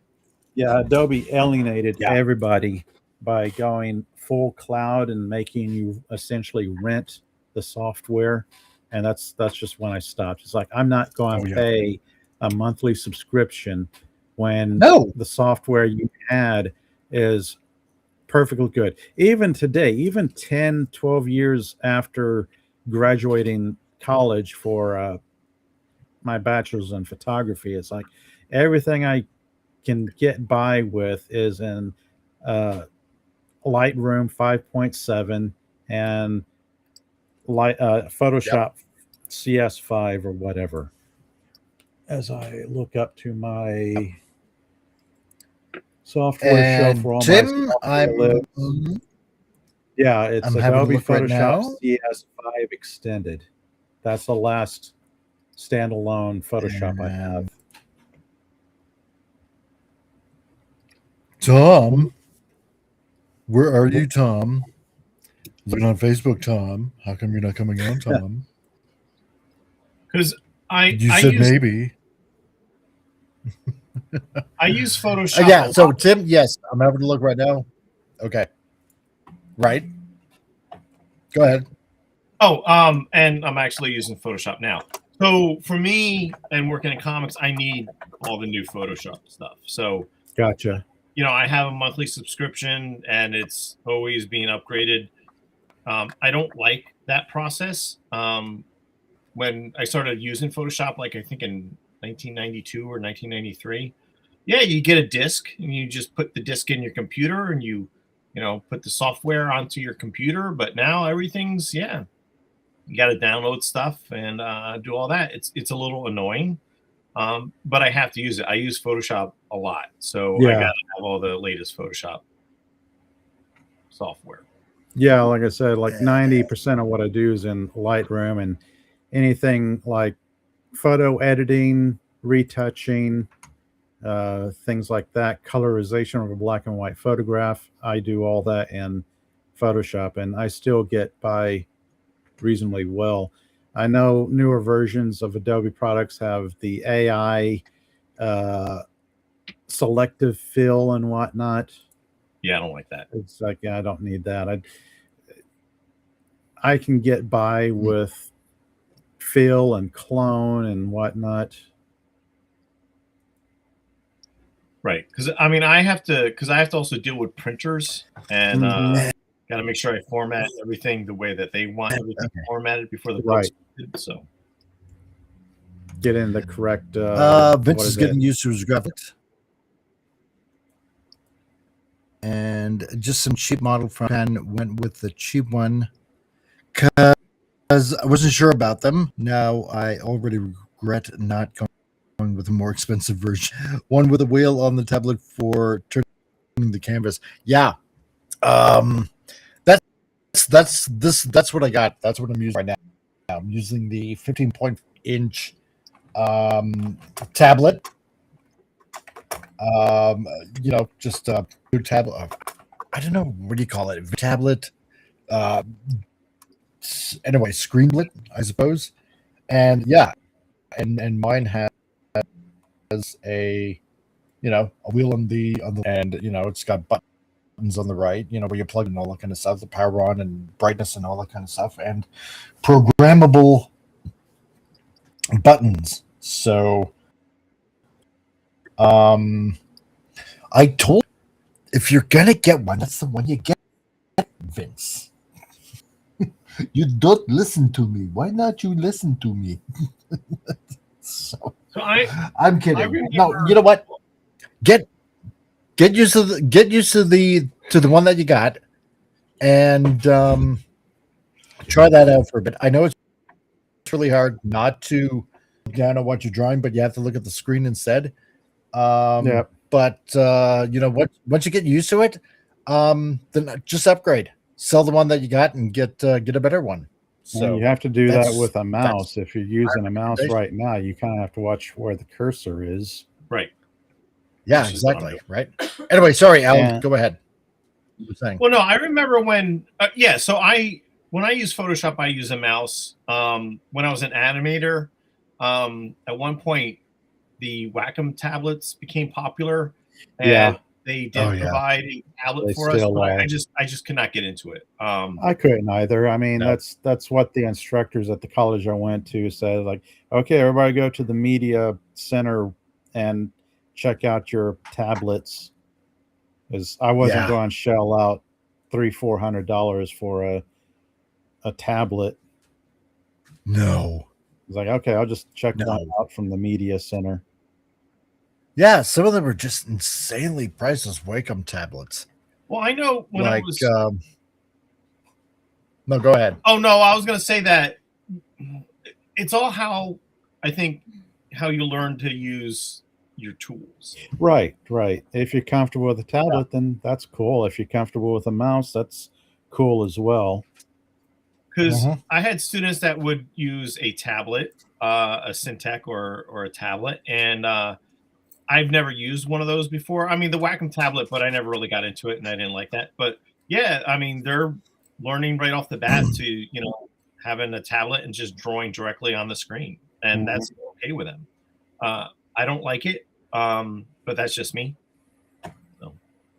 And in the private chat, Al, I dropped a link to some Photoshop keyboard shortcuts. I don't know if that'll help you or not.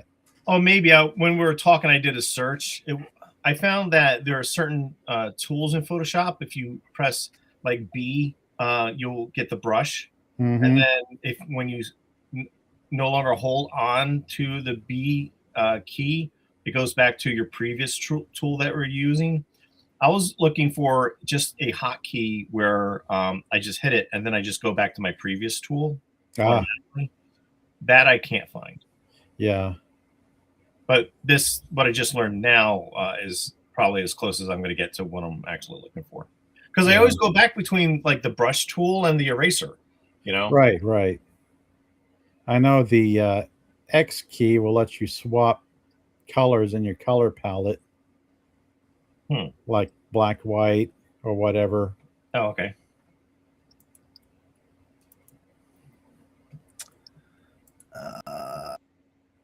Here, because it seems like I might be doing a little bit of lagging on my end. Like another cool thing, if you're a professional artist, again, probably mostly because I'm old school still. So yeah, I still like to draw pen and ink on paper.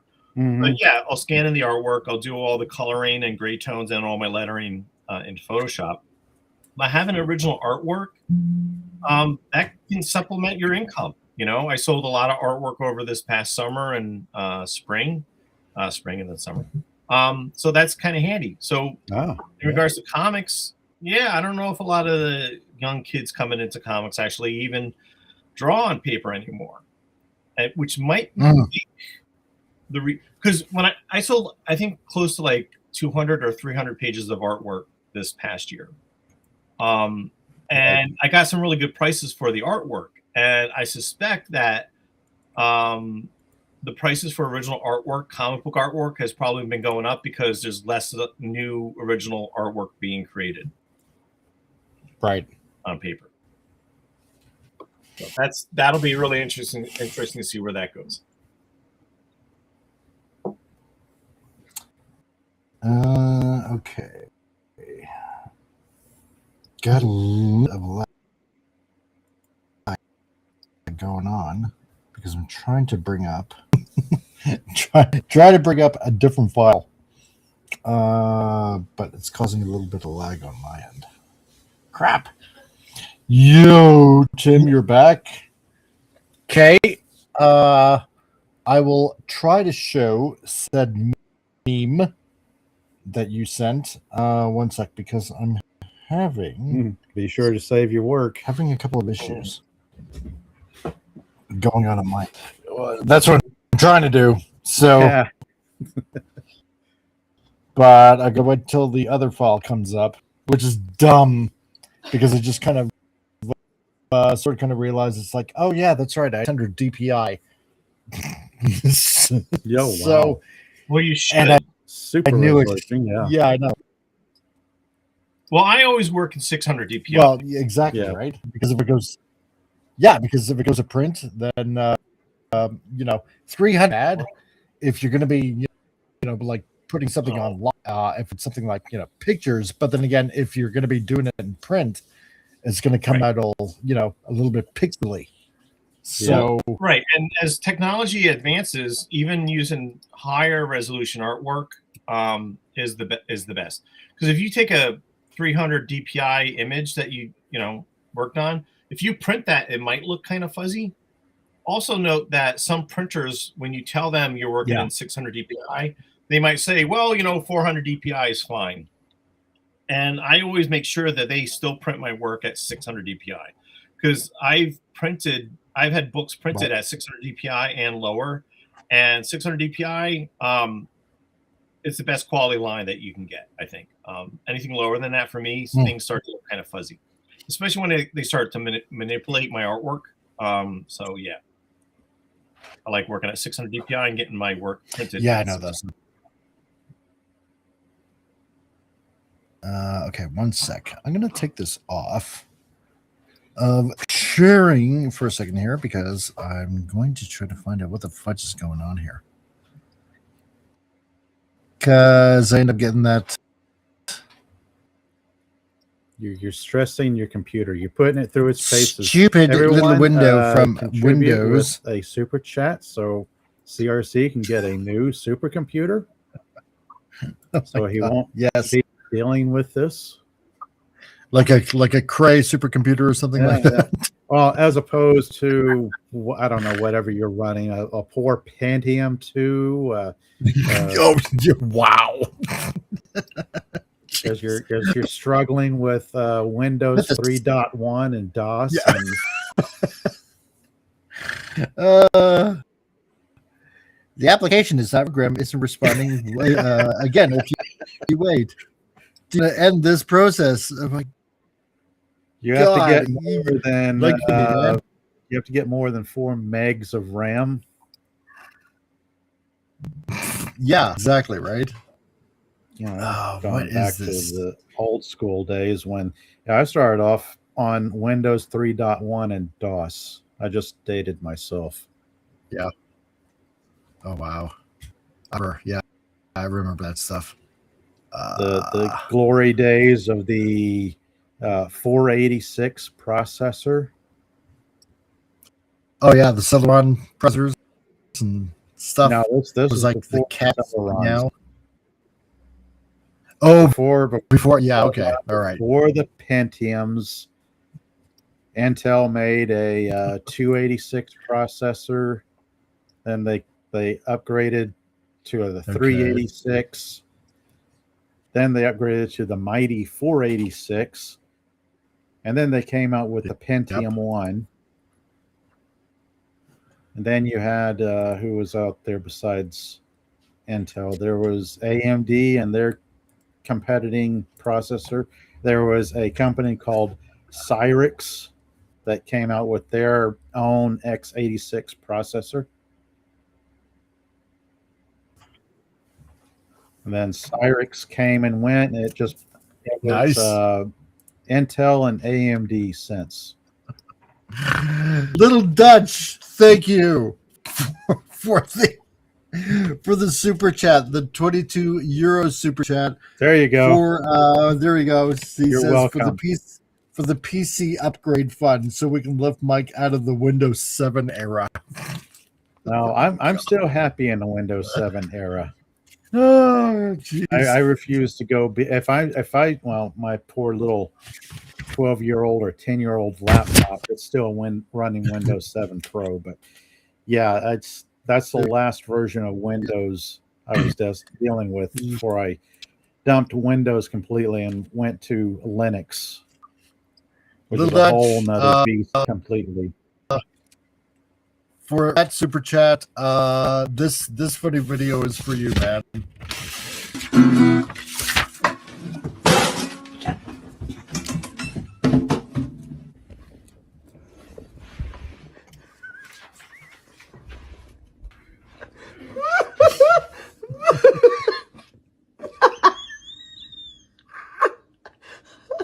Thomas, what are you doing? Thomas! Hey, buddy, what are you doing?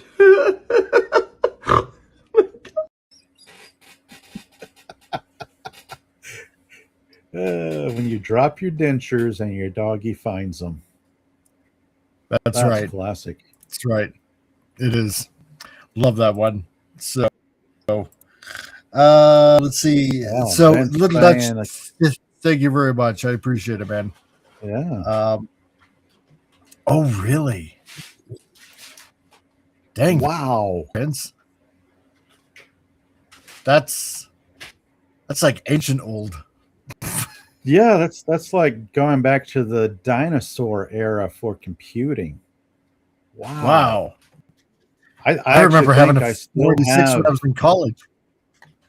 I may still have a ancient 486. I don't know if it's functioning, but Oh, wow. I was like, for a while, I was attempting to do some computer repair for friends and family, and it's like, well, I've got some old computers, and you just accumulate old computers because people just give away stuff like that at the time. This old stuff like 386s and whatnot, 30 years ago. It's like, I don't need these anymore. They're just gathering dust, or it uses a doorstop. Yeah. You can have it. Like, oh, thanks. Okay. Let me see. Trying to bring up. God. But with that, I've got to take off. Oh, hey, not a problem, dude. Yeah. So, thanks for Fun stopping being on, Ben. as always. Yeah. Oh, yeah. Tom said he might show up near the end. He's watching a movie. Is that because Pop's leaving? That's not nice. Oh, No, that's not nice. Damn you, that's Tom. all right. It's the holidays, and everybody's got holiday stuff to do. True. What do you got planned, Ben? For Christmas? Not much. Oh, Christmas with family. That's about it. There you go. Doing as little as possible when I have free time. Well, thanks, right. Pop. Minimal. Yeah. Minimal effort, right? Cool hanging out with everybody and seeing everybody in the chat. As always, like and subscribe. I feel like I got to do Tom's job since he's not here. Like and subscribe, everybody. Sharing is caring. Until Tom shows up and does the same thing. Hi, Tom. If you're listening to this later. Hi, Jason. You guys are listening to this later. Oh, yeah, that's Hello, right. Jason everyone. was there. Yeah. Anyway, with that, I gotta take off. All right, thanks, man. Yeah. Yep. Good hanging out with you all. Until later. And you have a Merry Christmas, man. Oh, Merry Christmas. See Yeah, can't leave without saying Merry Christmas, Merry Christmas, everyone. Yep. And stay safe, dude. So, and we will see you next year. There you go. Pop Culture Republic right there. So, and if you want, go ahead, give a little subscribe, say hi, and yeah. So, Pop Culture Republic all the way in Texas. So now, as I'm waiting for this picture to come back up again, man.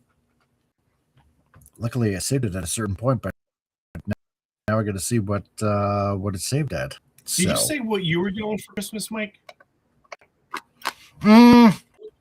Kinda. Just kind of like, doing a bit of relaxing and whatnot, and we got our tree.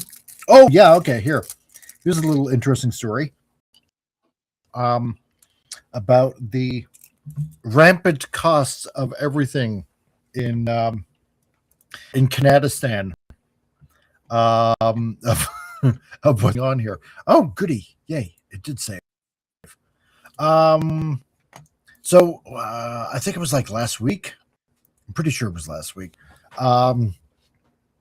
We were going out looking for a tree, and we were going to this one big chain store that's here in Canada, Canadian Tire. It's been around for about a little over 100 years here in Canada, right? And what do you mean it can't share? Share the damn screen, you. And there we go. Anyway, so we're going to check out some of. Oh, how do you like that? It's not. You kidding me? It doesn't want to share. I can't even share the screen now. Anyway, we were going to check out some of the Christmas trees there. They 5-6 footers that were literally around $100. Oh, you got to be kidding me! I'm thinking like $30. Oh yeah, no, you can think so. That's pretty much right for a 5-6 footer. But no, I say to thee, nay. $100 is what they wanted. That's crazy. It is crazy. It's so stupid. Like, you got to be kidding me. Mike? Well, let's see. Luckily, my wife found on Facebook that there was a lady in Calgary that was selling Christmas trees, and some of them are around $35-45 bucks for maybe like a 6 footer or something. And or what was it? No, it was like the 6 footers were about maybe, I don't know, $45 or something like that. And so anyway, I ended up finding a nice small 6-foot tree over at this lady's place. Yeah, good. It's so funny, like buying trees. It's like there's trees everywhere. It's like yeah, right. Are going to buy trees. It's kind of because I live in a rural area, and it's like a lot of people have fireplaces and wood stoves and that sort of thing, but people are selling wood. It's like I got wood behind my home. It's like I got trees all over the place.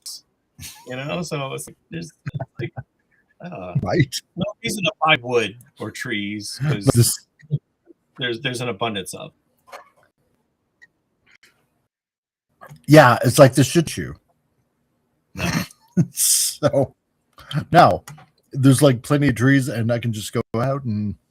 Well, I mean, I literally can, just go out and cut one down because exactly. doing arborist kind of stuff. It's like I can get free firewood if I wanted to. Wait, all right. So what do they do with all the trees and brush that you actually rip apart and move? Like, do they just shred everything? Or believe it or not, it ends up going to the dump. Like it goes to, well, okay, I shouldn't say really, it like literally goes to the dump. It does kind of. It goes to what they end up doing is it goes to a part of the dump, where you dump out all the trees, bushes, all that kind of jazz, and it ends up being turned into mulch. Right. All right. There you go. Okay, good. And and repurposed that way, right? So that makes sense. Yeah. So it's never really gone to waste, right?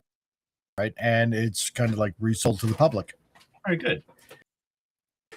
Yeah, it always ends up being somehow environmentally friendly that way. But that's the dump making money, right? Well, yeah, exactly. Or in this case, the city council. I don't know. Oh! So it's not a private dump; it's a public dump. Yeah, no, it's definitely a public dump. Yeah. Oh, all right, gotcha. Okay, all right, cool. Yeah. So yeah, that's not too bad. as far as work goes, are you off now, or do you just get off for next week? No, I'm not off yet. Apparently, we have. Let me think now, because I want to word this right. We have. We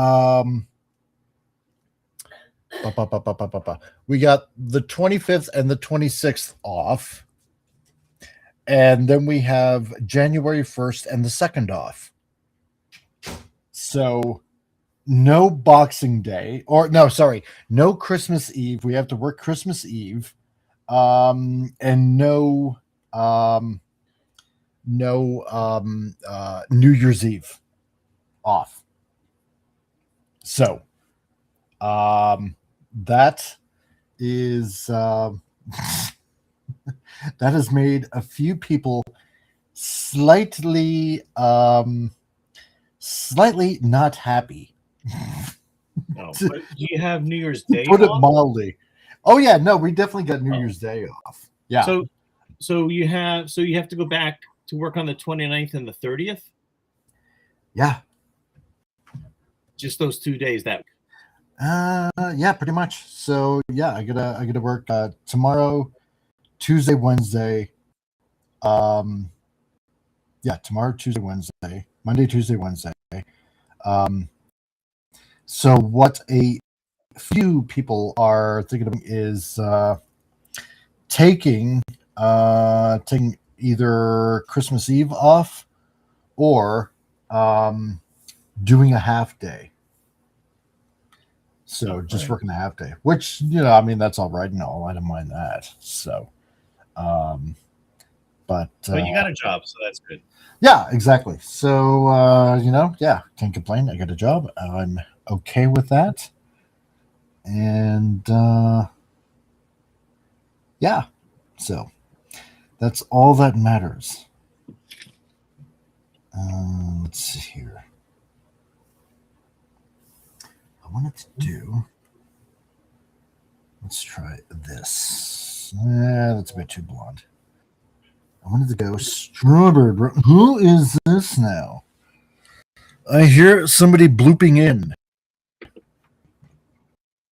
And it is one and only.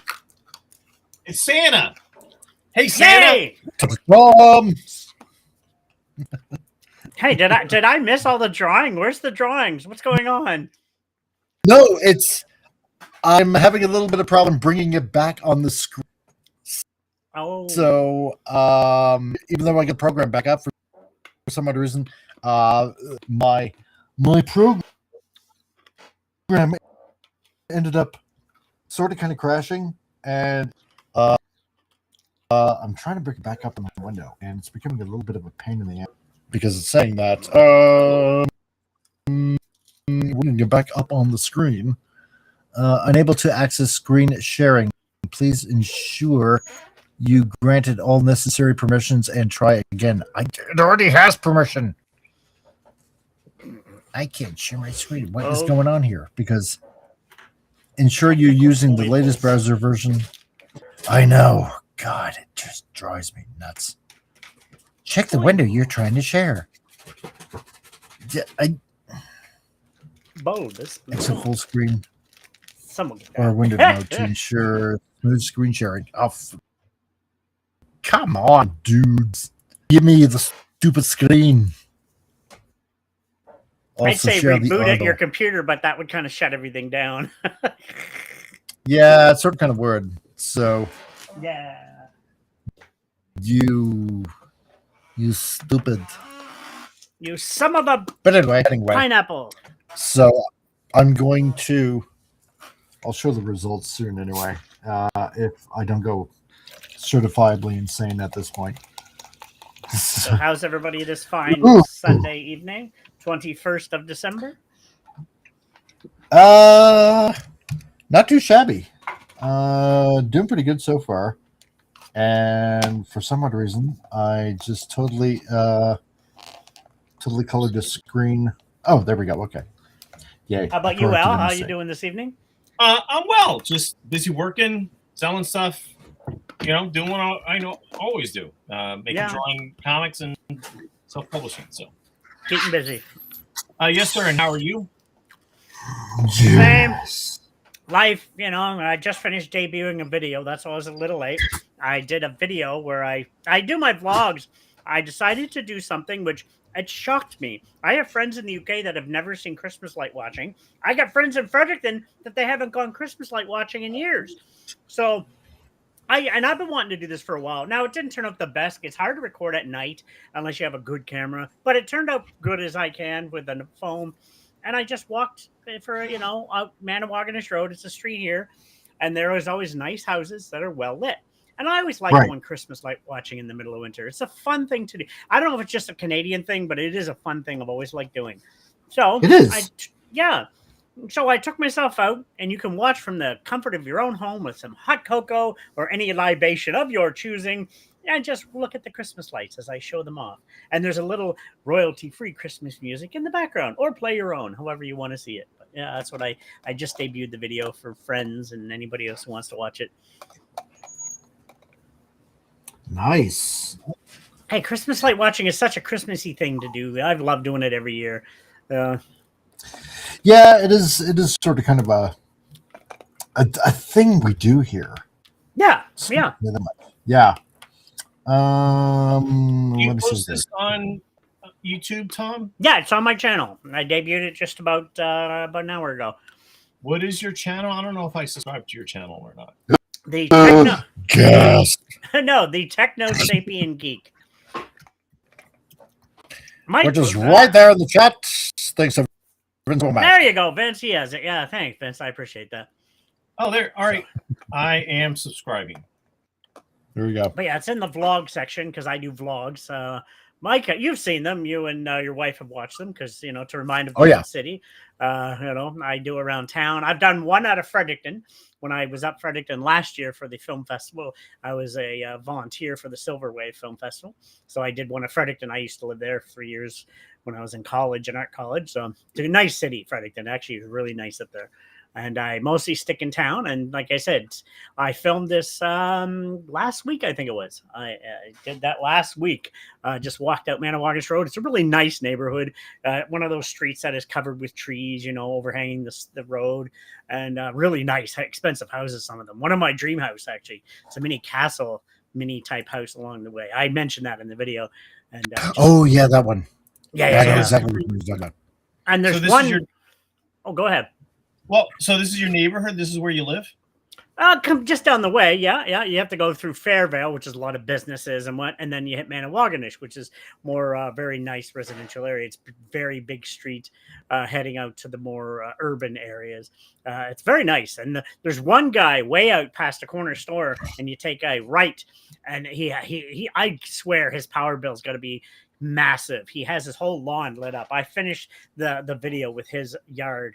Every Halloween and Christmas, he has the whole yard full of robotic characters and lights and everything. Oh, it's yeah. quite nice.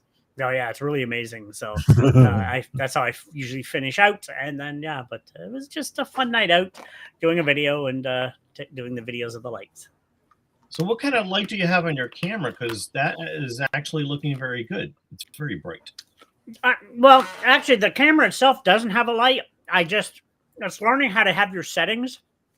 Like working in photography and film, I've had to learn with the camera, make sure this is that and that's that, and how to set your settings right. Where it's hard to do, but I've been practicing forever of how to make it look as good as possible. It still could be better, more fine-tuned. There's still a little fuzziness in the tree branches, which I was like, it drives me nuts. But for a phone, that's a phone. That's not a camera. I can't. Oh, no way. You know, that's just my Google Pixel, which are still nice cameras. Eventually, I probably could use the more AI resources, but for now, I just film with what I got. And I have the settings the way best possible. And I just go with me, a gimbal and a microphone set on my thing, lapel, and boom, I go. So. Yeah, it's nice fun. and steady. Yeah, and it's fun. It's just some nice lights. People really like doing, some people go overboard, some do more mellow. You can see their Christmas trees right in their big windows, massive Christmas trees. So, but do you guys put lights on the outside of your homes though? Oh, a lot of people do that. Yeah. The whole yards are lit right. up. I don't see any yet. Oh, it comes in later. Yeah. Oh, all right. And they keep them up all year round. Are they lit all year round? No. Hey, I'm not gonna lie. There's a string of lights on my back of my wall in my living room that are up all year round. I call them my movie lights. They're Christmas lights, but I like them up all year round. This is true. Yeah, they're just relaxing. Sometimes I'll turn the main lights off and have them running, and I'm like, just soothing. So, wow, yeah, some of these houses. There's a White House here. It's huge. It's gorgeous. Oh, some beautiful. People don't realize St. John. We're one of the oldest incorporated cities in Canada, and we have some beautiful architecture, some amazing architecture. Yeah, it's true. It's a lot of how should we put it? Like New England type of still old housing. Oh yeah, well if you see my calendars, I do some on the south end. Some of those architectures, the stone stuff, we had a lot of people from France and England that designed those back in the 18th and 19th century. I'm pretty sure I think it was 19th century, I'd say. And some of the work was like from the French and the English. They would come over and design these massive brick houses and stuff on the south end. It's just amazing. Just stunning. I saw the one house with the sidewalk or the walkway with the lit candy cane. Yes. And that's also, I'm surprised there's not as much snow over by you at this point. Well, actually, there's zero snow right now. We had a big, we had the rain. Yes, it's been warm. Actually, I had my window open today. It was like it's warm. It's like holy day. So there's not a drop of snow right now. So we did have some snow. We did have a snowstorm but it's gone pretty fast. See, it doesn't really start snowing until about January or February, and then it starts staying for a couple months. So, we've been getting way too much snow in my area. Although we had a lot of rain for 2 days, but it all melted. So, yeah. Now the worst part is when it rains and it freezes the day after. Oh, right. That's never fun. But yeah, we had a big storm here recently, a massive storm with like 100-some mile an hour winds and things blown down, and it's like, oh yeah, it was crazy. And that's where that big warm streak came in. So from the south. It was because of earlier this week we actually had a Chinook here in Alberta, and so what ends up happening is that all that nice warm air, like we had it for pretty much like a week solid, will go completely across Canada, all the way over to where Tom's at. So, probably about maybe a week later, he'll end up getting it, which he has now, apparently. So, yeah, I had my window open today just to air. Sometimes I like my windows open to air at the apartment. It's like, it's nice out. So Tom can literally thank us for the warm weather. Thanks, hey, I used to live out there too, remember? So I remember those times. Oh, yeah. Oh, he remembers. I remember living in Calgary. It's the best place for thunderstorms because after a thunderstorm, you can smell the static in the air. It's like, oh yeah, wow! It's such a beautiful smell. It's like, oh wow, the air is so clean. It's like, wow. Yeah, it's a nice ionized type of smell. It's different. It's like when your clothes come out of the dryer type thing. You're like, and you smell the air. It's like, oh wow, the air is clean. It's like, right. Unlike our city here, which is disgusting, but thank a major company for that. Not going to mention their name. I don't want to be shot, but yeah. No, they're probably not owned by the Clintons, so don't worry about that. Oh man. Let's see here. Okay, so even though nobody can really see kind of what's going on because Clip Studio Paint decided to screw up a little bit on me, and I can't share the screen. I'm trying my hand at just trying to color what I got going on here. With a little bit of color. So hopefully at the end of this, I can Are we looking at spankable images, you mean, or is it something different? Maybe. What? He knows what I'm talking about. It's a nice image. There you go. Let's put it that way. So, yes, Tim, just in case if you're still watching, because I am still trying to work and kind of color this. If I were to show them that I'm not wanting to show the memes, it's because I don't know why. It's my computer has been acting up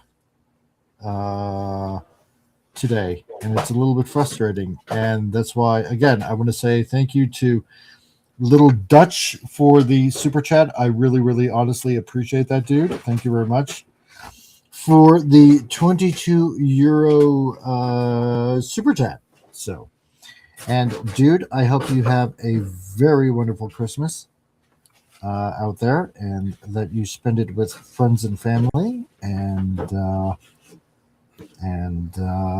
everything goes wonderfully well for you over these fine holiday seasons. Amazing holidays, and if you are drinking, don't forget to get a drive for somebody else or take a cat.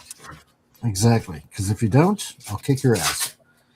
By the way, what kind of computer are you working with? Like, what exactly is it? A crummy one. A very crummy one. No, I shouldn't say a crummy one. It's the kind of computer that you need an upgrade. So I can't even right now. I can't even remember what this computer is like running. Like, have you ever tried replacing the hard drive with an SSD and upgrading the RAM a little bit? I should do that. I know I should do that.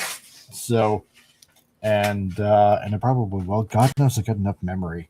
So, like, if you got a good RAM, if you can upgrade the RAM, that'll speed up your programs when they're running, and an SSD will just speed up the process. Like, I find the older mechanical hard drives can slow you down, where you can just replace with the same size SSD or even bigger, 500 gigs or a terabyte, and bam, an SSD will already speed up these older computers much better.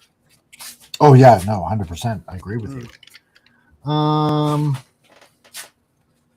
Let's see here. Hold on a second. Yeah. Like, I myself in the new year, I got a listing of things I got to do in the new year. Like I said, I don't need a camera because a certain friend from the UK gave me a camera. It was used, but it was almost brand new. It was never used hardly, which it's been a savior for me. It's an older one, but it's all I need. That's all you need for a career. You don't need the newest of the new. That's such a misconception in the industry.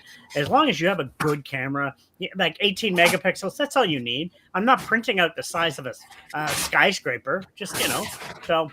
And it has the flip screen. Good. I got an extra battery, so bam, I'm good there.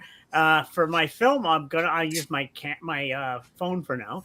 So all I need now is external hard drives, maybe a new desktop. I do need to upgrade my desktop because mine is old, and I need a new TV, but that's for personal reasons. Mine's dying 20 years.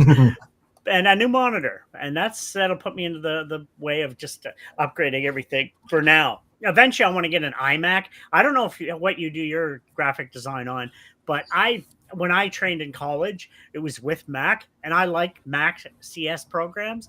I find it's a little better than the PC versions myself. Right. So yeah. I want to get a nice iMac that can connect to a separate monitor as well. And I find it's great for, like, I got an old Mac, but it's like from 2009. It's old.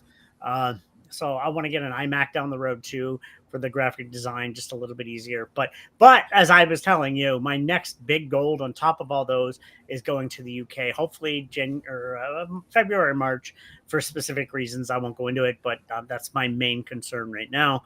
So we'll wait and see. For one, seeing somebody, but for two, working on the initials part. I'm just talking because you can't see the picture yet. One of my major projects, which my current big project coming up, is the Book of St. John. The black and white of St. John is my calendars, which thank you again for purchasing the one from this year or the coming year. And then the calendars have tied into the coffee table book I want to finish. But my main goal all my life has wanting to do a black and white book of castles. And I want to go to Ireland, Scotland, and all through like Wales, Britain, and just maybe even Transylvania, just because I love the history of there. But castles, I want to do a black and white castle book. I've always wanted to do that. And when I go to Birmingham, hopefully in the next few months, I'm going to start and see when I take some test pictures, see how they turn out. And then I'll start planning for maybe the next year or the year after to get the castle book done if the other one sells. So nice. So I'm watching your video, Tom. So I have a couple of questions. One is, so does your phone have software to keep the image steady? No, that's actually, well, it does have a program on it, but I have a gimbal, which you put your phone into, and the gimbal is like a big stick, but it has motors on it, which balances your shot. It makes it more professional. I use that. Yeah. I use it for like when I did my film, and it gives you a steady cinematography shot, so it makes it smooth. You can walk with it, but you won't notice the bounce as much. But the phone also has a stabilization too. I kind of do middle size for that, and then I use the gimbal, and you combine them, and it gives a nice steady shot. So the gimbal is just the stick of the camera, and it's got like motors. Right. Okay. All right. Yeah. And the motors balance out. First, you got to balance it before you turn it on. Make sure it's even. And then when you turn it on, if it's already pre-balanced, the motors will do their job and keep it nice and steady. So.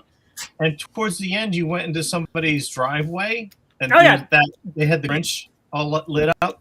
And then I guess their lights on the outside. I guess it was motion detectors. And did anyone ever give you a hard time? No. They like people doing that. They set that up every year. And Halloween, their whole they don't mind people coming to their yard. That's why I've been there before. The guy's a really nice guy. They must be rich for that power bill, but yeah, they do that to their house every year, and people are welcome. You can't walk into their house, of course, but you can go right up and. I hope not. But they're amazing at Halloween. They have tons of stuff, and at Christmas they do that as well. So, but yeah, their whole yard is just massively put together like that. So. Wow. All right, yeah, that was kind of cool. Yeah, I sped it up 2 times to watch. Yeah, you have to sometimes. It's like, but it was nice. And on the walk back after going to the store, I took pictures on the way back. I actually haven't edited those yet because I'm taking pictures with my other camera, my good camera, of the lights as well. So I got to post those.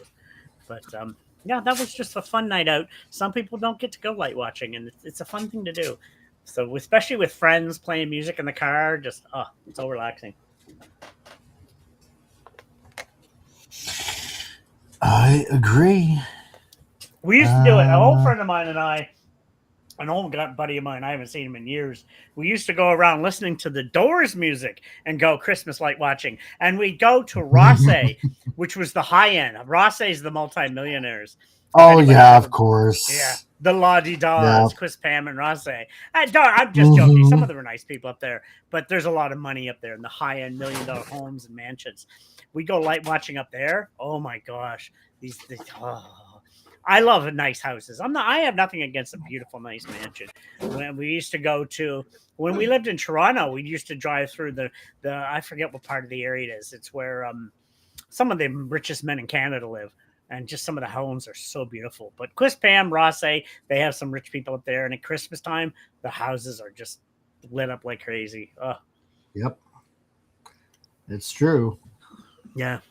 They're bucks they have. They have the monies. Oh, yeah. God, tell me about it. Some of those houses in Rosse, jeez. They are quite well-to-do. That is for sure. So... Well, the Irving house, they're billionaires, the Irvings. So, Oh, hell yeah. Yeah. Oh, yeah. And their mansions are massive. Like, oh, my gosh. Yep. Yeah, these guys literally put a church on their property so they don't have to pay taxes. Yeah. So. They're not stupid. No, they definitely are not. So that's for sure. Like for instance, they'll have multiple companies that sell to each other, and if one doesn't make money, you claim that on taxes. The other one, it's kind of a vicious circle of intelligent business, So. Yeah. Yeah. So, yeah, 100%. More power to them. I don't care. I'm like, whatever. You know what? I mean, if I could find a way to make good money that way, it's whatever. They know how to play the system. So. Well, here's the thing, right? If it wasn't for Irving being there, it would have been somebody else. Oh yeah. I mean, let's be honest. Let's be honest. 100%. Yeah. So, it would have been like, Petro Canada, or it would have been, like anybody, so. I mean, they most of the jobs in New Brunswick are Irving jobs, a lot of them anyway. So yeah, they hire thousands upon thousands of people. This is true. So true. But yeah, no, I know a lot of people, do tend to, bitch and complain about them. And I mean, let's face it. Yeah, rightfully so. Yeah, I don't agree with everything. I mean, they've had some scummy past, 100%, the way they've done things with certain things. But in the same things, like, I'm not going to mention the company, but one time they let go of a bunch of people because the union was wronging them. So the union was more to blame than them. And I'm a union person. I have nothing. I believe in unions. I think unions done right can help the worker make a better pay. Right. But some unions get greedy. And this union, I'm not going to mention which or how, they got too greedy. And then Irving's like, okay, bye. Like, I don't blame you. Your unions get greedy. And even my dad admitted to that. Like, yeah, that particular union get raped. No. Or like, I'm sorry. I'm going to go on. I'm ranting. The Canadian Post was an amazing company. Notice I said was. They're so greedy now, it's pathetic. They're lucky to make as much money as they do. They make so much money working at the Canadian Post. And now they're crying for more. I'm like, guys, you make more money than most jobs in this country. Yeah, tell me about it. Would you not agree? And they're whining about their job. Oh, come on. You can own houses still. Most people can't own a house in this country. Like, you're lucky to have a good paying job. And your company loses money on over a fist every year. And yet still, like, just stop whining. You're lucky to get a job. Exactly. 100%. Those gosh darn greedy bastards. I'm all for people wanting to make money. Everybody deserves their fair share. A lot of high-end companies like Walmart, Amazon should be paying their workers more money. That's a given. Yes, they should. Like Costco. I find Costco, somebody was yelling against Costco today. I'm like, Costco treats their workers better than most companies, I find. Like, you can make a lot more money at Costco than you can at Walmart. You can make up to like $20 an hour or more working at Costco. Whereas Walmart, you make minimum wage, barely surviving. In the States, people work full-time jobs in Walmart have to still go on food stamps, because they don't pay enough. And yet the Waltons are one of the more richer companies in the world. They're multi-billionaires. They could be paying their workers more money. Same with, was it Ted Bezos in Amazon? They easily could be paying their workers more money, but they don't. But there's some companies like the owner of Costco. You work at Costco, and if you're looking at a good job just for making good money, you can make good money at Costco. In jobs like that. So that's true. It's really weird that you can literally make more money at some of these places than you can with some ordinary jobs. Oh yeah, 100%. Which is like, I did the call center thing for years with Costco. I did the call center thing for years, and I'm like 10, 11 years behind my belt in call centers. I tried to climb corporate ladders. No, unless you know the right people, it's almost impossible. It's ridiculous. It's just, don't want to do it anymore. That's why I work for me now. I gave up the 9 to 5. I'm trying to make my own business working for me, as you yourself does, Al. And it's not easy though. It's bloody hard. But I'd rather do it this way. I make my hours. I work for me. Taxes get paid with money I make and not paying. So it's it makes things a lot better in the end. Oh, yeah. Okay. Figure it out yet? I sort of kind of did. Hold on here, because I'm going to have to save the illustrious save button. Yes. Don't forget to save. Override. God, because I'm not having this happen again. not doing it. Oh, wait a minute. No, there is actually something else that I'm going to have to do. Okay. Hold on here. I'm going to save. Save. And then what I'm going to do is I'm going to have to bring it up as a picture. So I'm going to have to save it. I'm going to have to save it at 300 DPI.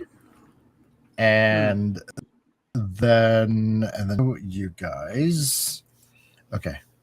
Do that.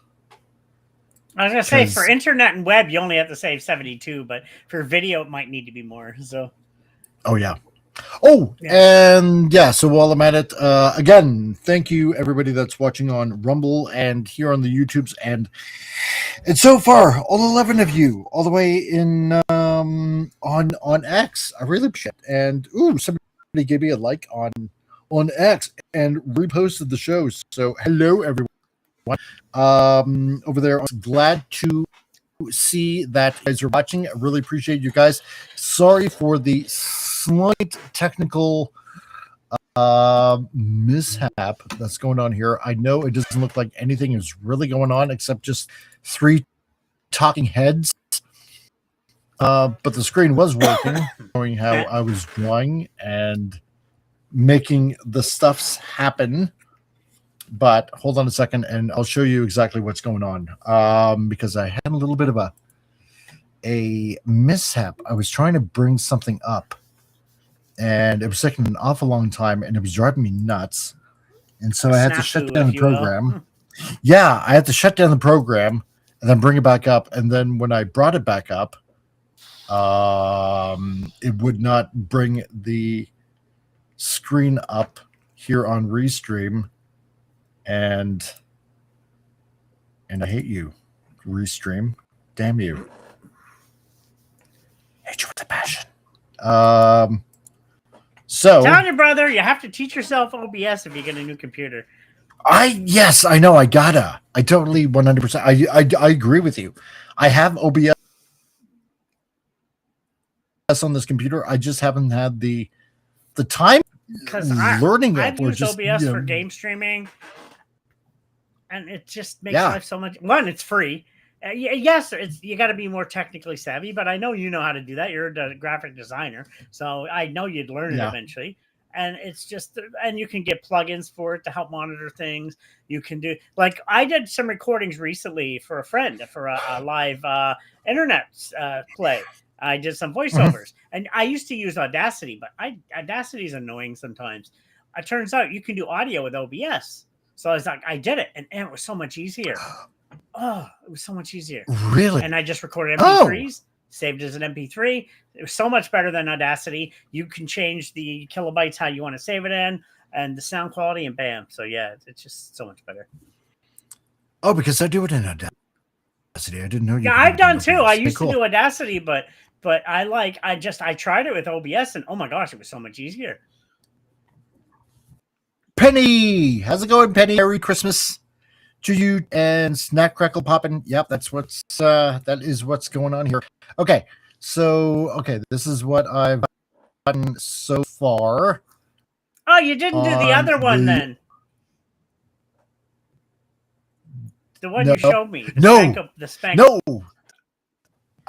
No, I haven't. I haven't done that yet. So okay. Then I would be confused when I said the spankable one. You'd have to see the other one to know what I meant by the spankable one. Yeah. I remember you saying that, and I wasn't going to ask.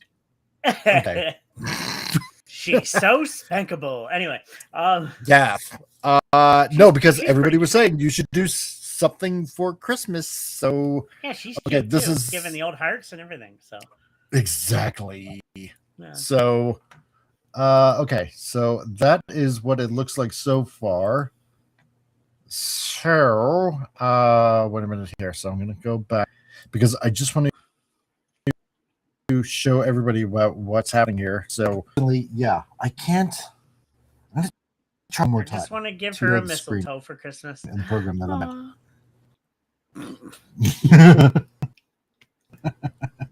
at. Vince.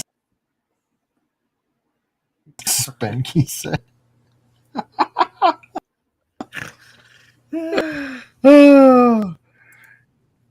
Yes.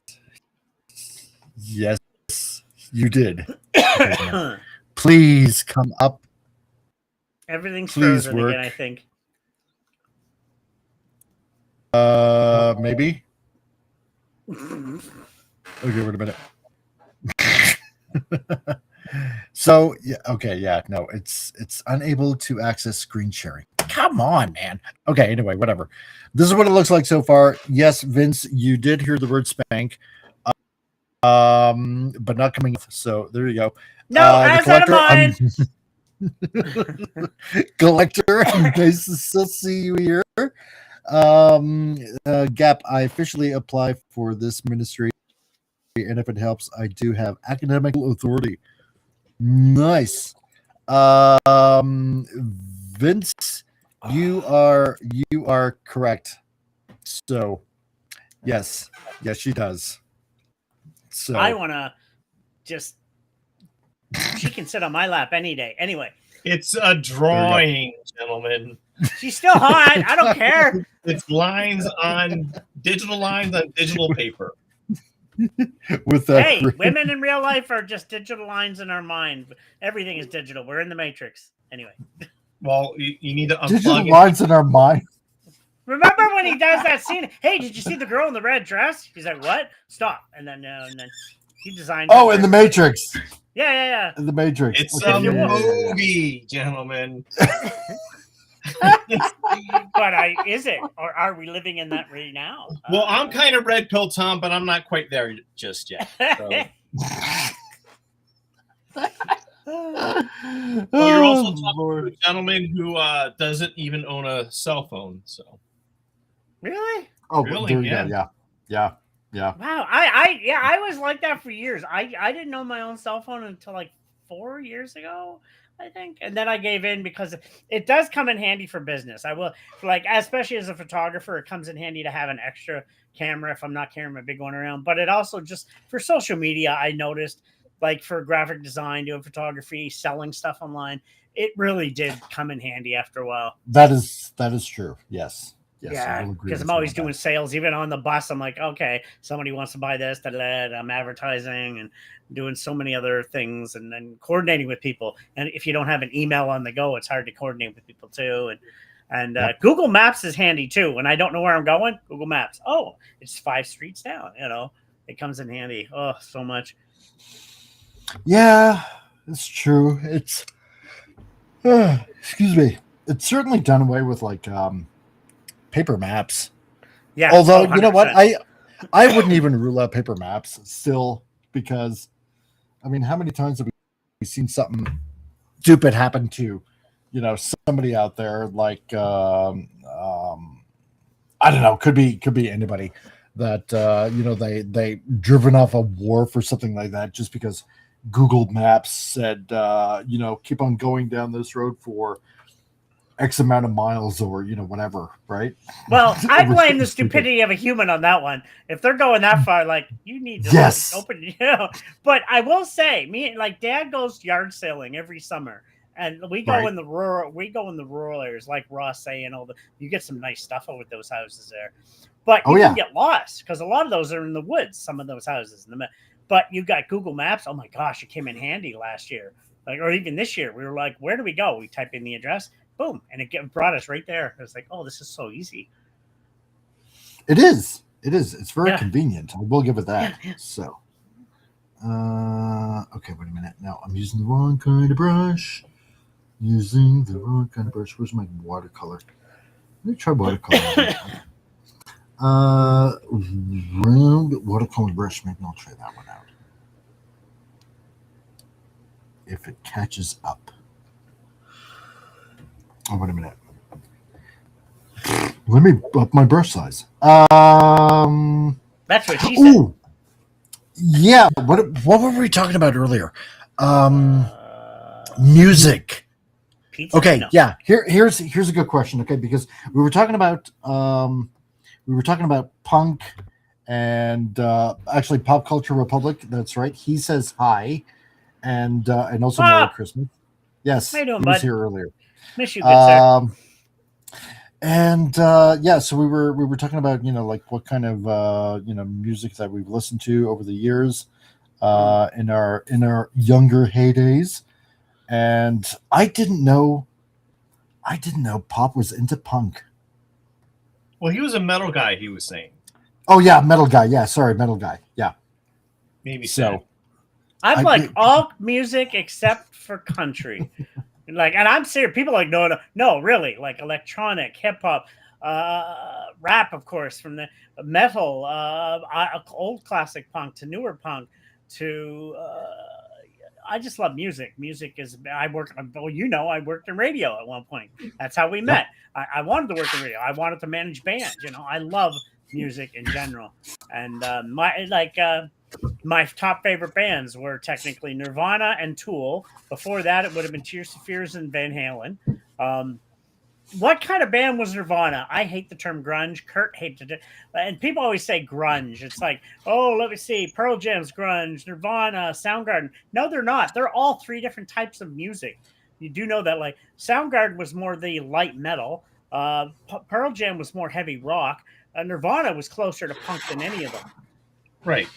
Yeah, I would still consider Nirvana like alternative punk, alternative type rock type thing. Yeah.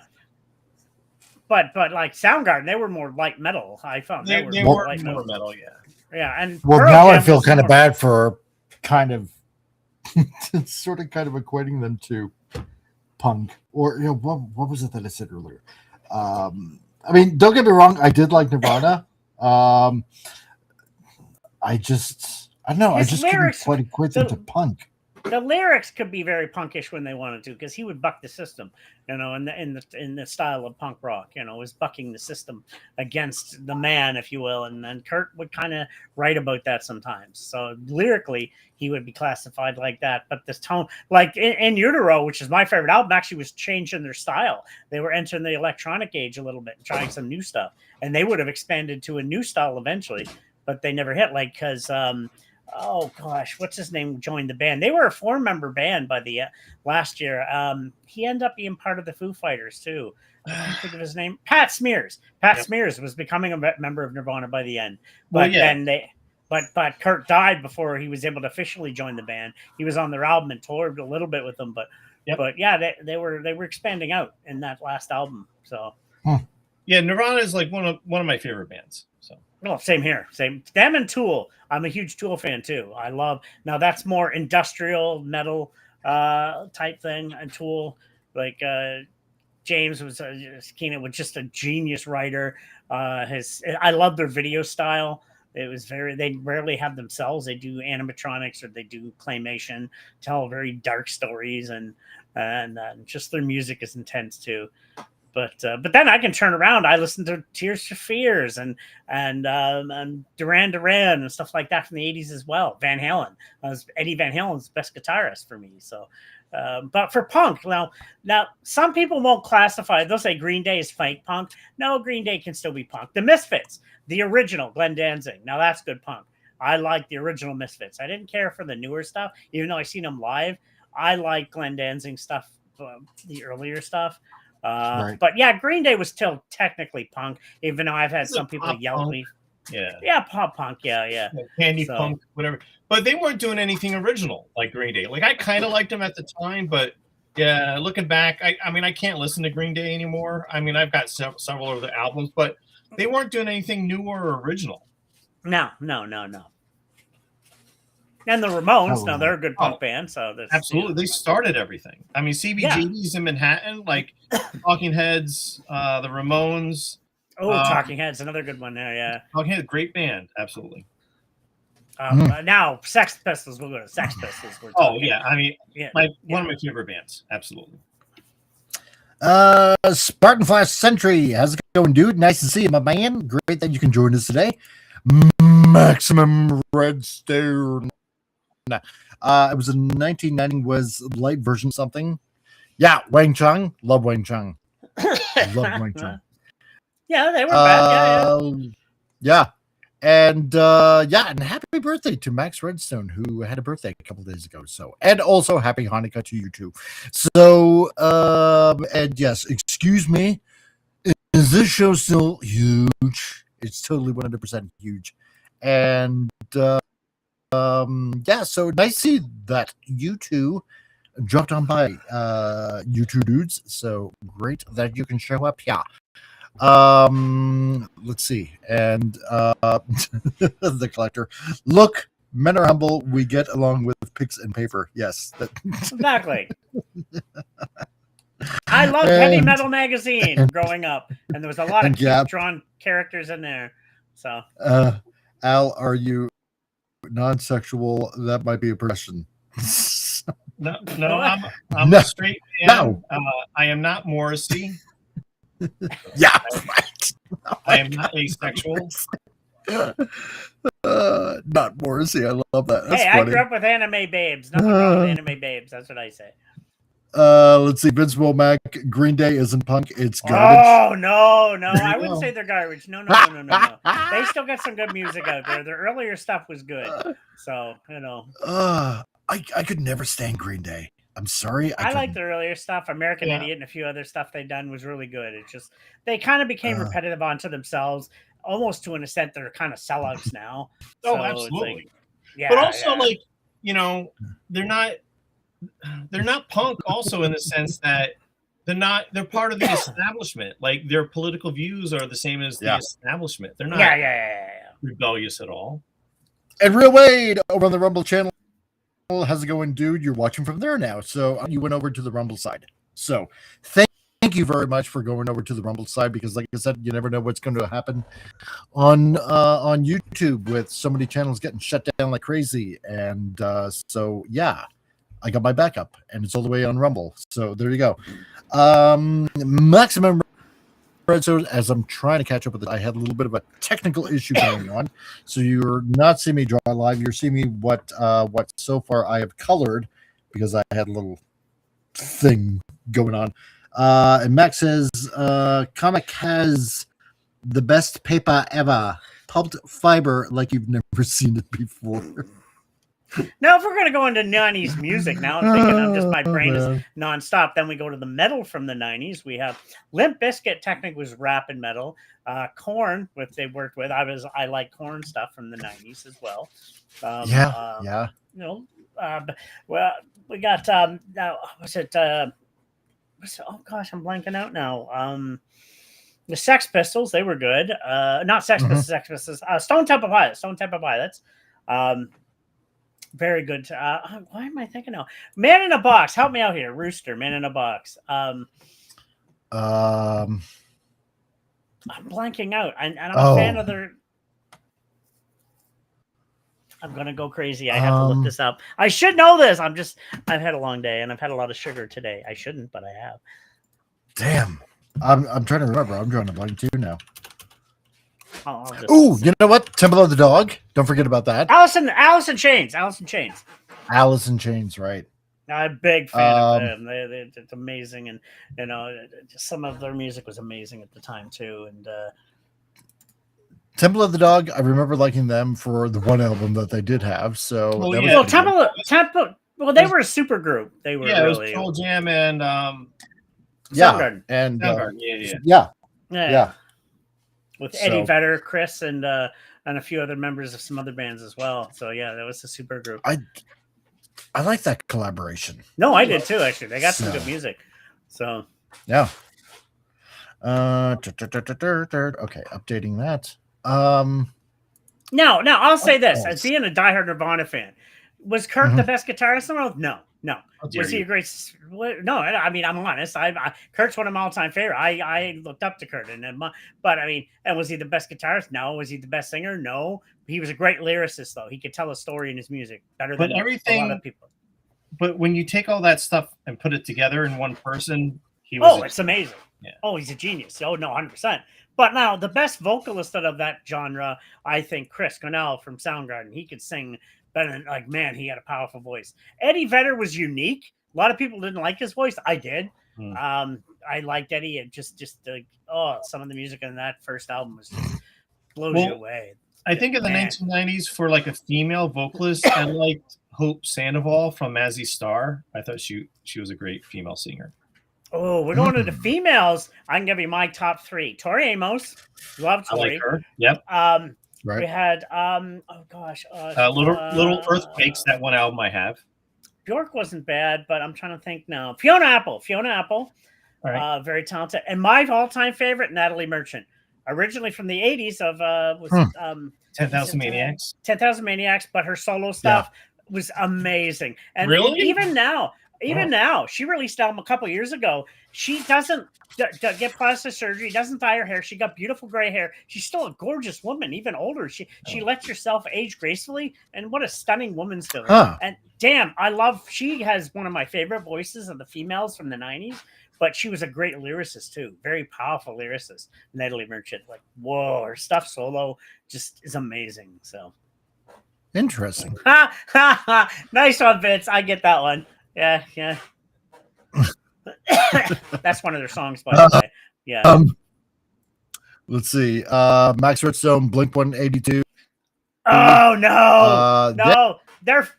I call them fake punk. I'm sorry. They want to be punks. Or want to be punks. No. Let's see. Real White Nation Gaming. I'm just 115 subs away from 2,000. Ooh, nice. Congrats, dude. Keep it up. Hopefully you make it there. You got 10 days if you try to make it there by the end of the year. So congrats, Wade. Actually, there's really a guy recently that I might be collabing with here. Corn on the cob.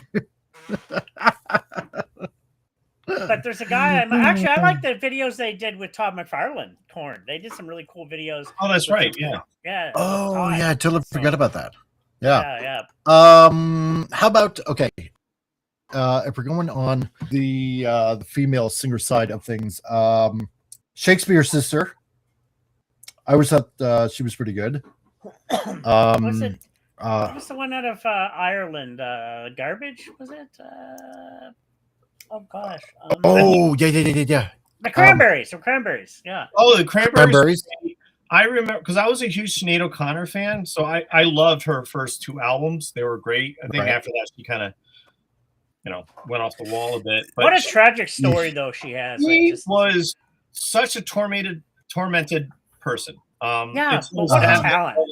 All the crap 100%. she went through. And there's a couple of documentaries and interviews with her where she sort of explains because she was abused when she was younger, had a terrible mother as well. But her first 2 albums I thought were great.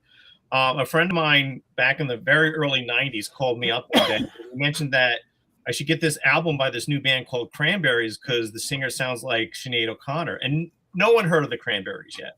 So I just went into a record store when we had record stores, and I picked up that Cranberries album, and fantastic. I used to love doing that. Going to a record store. I remember when I was in art college, I went to a record store. They had this album playing on the set. What is that? And it was called Black Keys. They're like a blues band. I bought them and have been a fan ever since. So I love doing that sometimes. But the Cranberries. She was, gosh, what a voice. She was great. And that was another sad story. Yeah. But I remember when I first became aware of Mazzy Star when their second album came out, the one that had the song "Fade Into You" on it. Yeah, I went into the record store. They were playing this album. I'm like, "Who's that?" And I just went and I grabbed it and I bought it. Yeah, those are fun times. I used to love that. Yeah, our culture is so different now in regards to entertainment. Oh, it's not as good. I'm sorry, some people. I don't find it as good. It's not as organic now. I agree. Yeah. Yeah. No, it's definitely what's the word? Manufactured, more. Yeah. Regurgitated slop. And I'm not saying all of it. There's some good rock bands still out there that are hidden away, but there's not many. It's there's a few out of foreign bands across the seas and what have you. I'll stand up for Tom McDonald, independent rapper. He's originally Canadian, now living in the States. I got independent, made it on his own, self-made. That's why I admire him, because to be able to do it on your own without labels like me, I have to look at it as I don't have anybody backing me. I have to be able to do it on my own. So that's why I can admire him. And he used to be a wrestler. So that was kind of an added bonus, like being a wrestling fan. Like, oh, he was a pro wrestler. That's cool. So, but he's Canadian also. Or Grimes or Aurora, two young females, both 30s and 20s. And, both independent females of the modern time, making it on their own, being successful without radio. They did it through YouTube more than anything. Because YouTube is what radio used to be, I find. I agree. And television, maybe. Yeah. Yes, yeah. Well, they also said that the Academy Awards are going to be now on YouTube. Yes. It's going to be YouTube now. What? So, yeah. Or 2000 or 28, something like 28. I can't remember. It was for 4 years, I think, 3 or 4 years. Yeah. Yeah, it's supposed to. I remember. I don't watch it either way, but I remember that happened on Saturday Night Live. I remember. I watched that. I remember it. It was a little weird. Sinead O'Connor had very strong opinions, but I don't think that they mesh well with the American audience, especially at that time. Yeah, because you don't go on Saturday Night Live, and I agree with her in regards to some of her views, but ripping up a photo of John Paul II on Saturday Night Live, it's not going to make many American Catholics happy. So. No, but she not was really. outspoken, and like I said, there was a lot of women that were outspoken and different. Hers was more mental issues. Bjork was just different. If anybody remembers Bjork around the same time, so she was very alternative, different. I find Aurora is sort of like her to an extent. Bjork just different, unique. Probably autistic too. I think if anybody have ever heard of Aurora, she's a new singer out of Norway. I'm a big fan of hers. Gosh, I love her music. She's so talented. Does she know Jason? Well, he I think he met her one time because his friend has a band under the same label as her. So, yeah. Maybe. And Grimes. Well, I'm a big Grimes fan. Like back long before she was associated with Elon Musk, I've been a fan of hers for years. Originally from Vancouver. Went to Montreal. She was studying Russian and neuroscience, and or something like that. Highly intelligent woman, and she said, "Let's try this singing thing just for fun." And bam, now that's her thing. She's a good artist though. She's very different, eclectic in her own right, and Canadian who made big on her own, just her use of electronics, and she knew how to play the system. And she's the one who modernized the term techno sapien geek. That's where I took it from her. But it existed before her, but she kind of brought it to the forefront of how humans and technology are tied into one another in modern times. And it makes sense. We are. So. Well, now we know the rest of the story. Yeah, I had a buddy of mine, and he had a band, and he used to play at the Stone Pony in the 1970s. And Blondie, before they got a record label, Blondie used to open up for them. And then a month later, Blondie got their record deal. And wow. Yeah. Well, yeah, it was cool because, and also Debbie Harry's sister was my buddy's roommate. Nice. So, really? Yeah. So, I thought I maybe shared that story before, but yeah, it was kind of neat. So he had stories about Debbie Harry and stuff, and that was kind of cool. And also some years later, I think in 1994, a girl I was dating was a PA on a film called Heavy, which starred Debbie Harry and Liv Tyler. Nice. And there's a scene at the very beginning of the movie where Debbie Harry's driving this kind of sporty-looking car. And it was my girlfriend's car. So my girlfriend at the time, she Debbie Harry drove her car. That was I've been in that car many, many, many times. So that's kind of neat. Yeah, I used to like Debbie. Yeah, Blondie was a great band. It's another. They were. I liked their early stuff because they were more kind of punk and so they were. Yeah. Walton, did they get rid of it? Sophie B. Hawkins. Why do I know that? Yes, I've heard of that name. You should know that. She was pretty good. Whatever happened to her? A lot of names come and go. That's the thing. Like I said, Fiona Apple, she had one album, but she's kind of gone quiet. And many other, there's always musicians that kind of come and go. Like Lauryn Hill, she was more of the R&B style of singing, rap, but also R&B singer. But she kind of went away for a while. But I loved Lauren's voice. Like, what a beautiful voice she had. Now, her political views, I don't agree with everything her, but I loved her artistry. What a singer. But I mean, but she kind of went off the wayside and just became a mom and lived her life. I think she married Ziggy Marley, the Bob Marley's son, if I'm not mistaken. So really, but yeah, I think so. Yeah, and they had children and what have you. But yeah, a lot of singers just come off the wayside, and then they have 1 or 2 albums and they just go missing. Like Tori Amos, now Kate Bush is another name. The only reason her name came back recently is because Stranger Things brought her back to the forefront. But I grew up with Kate Bush from my aunt. My aunt was a big fan, and I grew up with her. And it's like, man, I loved Kate's voice. Like, damn, she was so unique and just awesome. And then to hear her stuff again, I'm like, wow, that's familiar. And it was Stranger Things that brought her music back to the forefront. Yeah, there was a movie called She's Having a Baby with Kevin Bacon and Elizabeth.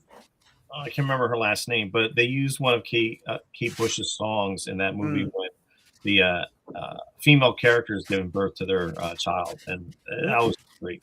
I can't remember the name of the song, but I have that album, and it's a great song. Well, yeah. All right. Let's see. Did you hear about Archie Comics? There was a press release a couple days ago saying that Oni Press is going to be publishing some of the Archie characters. Really? Yeah. Like in a couple of articles on ICV2. So, yeah, Oni Press is going to be licensing some of the Archie Comics IPs, but Archie apparently is still going to be doing new content as well. So I'm not quite sure the whole story is. Okay, that's rather odd. I haven't followed. I see the Archie still at the comic stands to this day, like on the grocery store. But I gave up on them after the TV stuff that happened.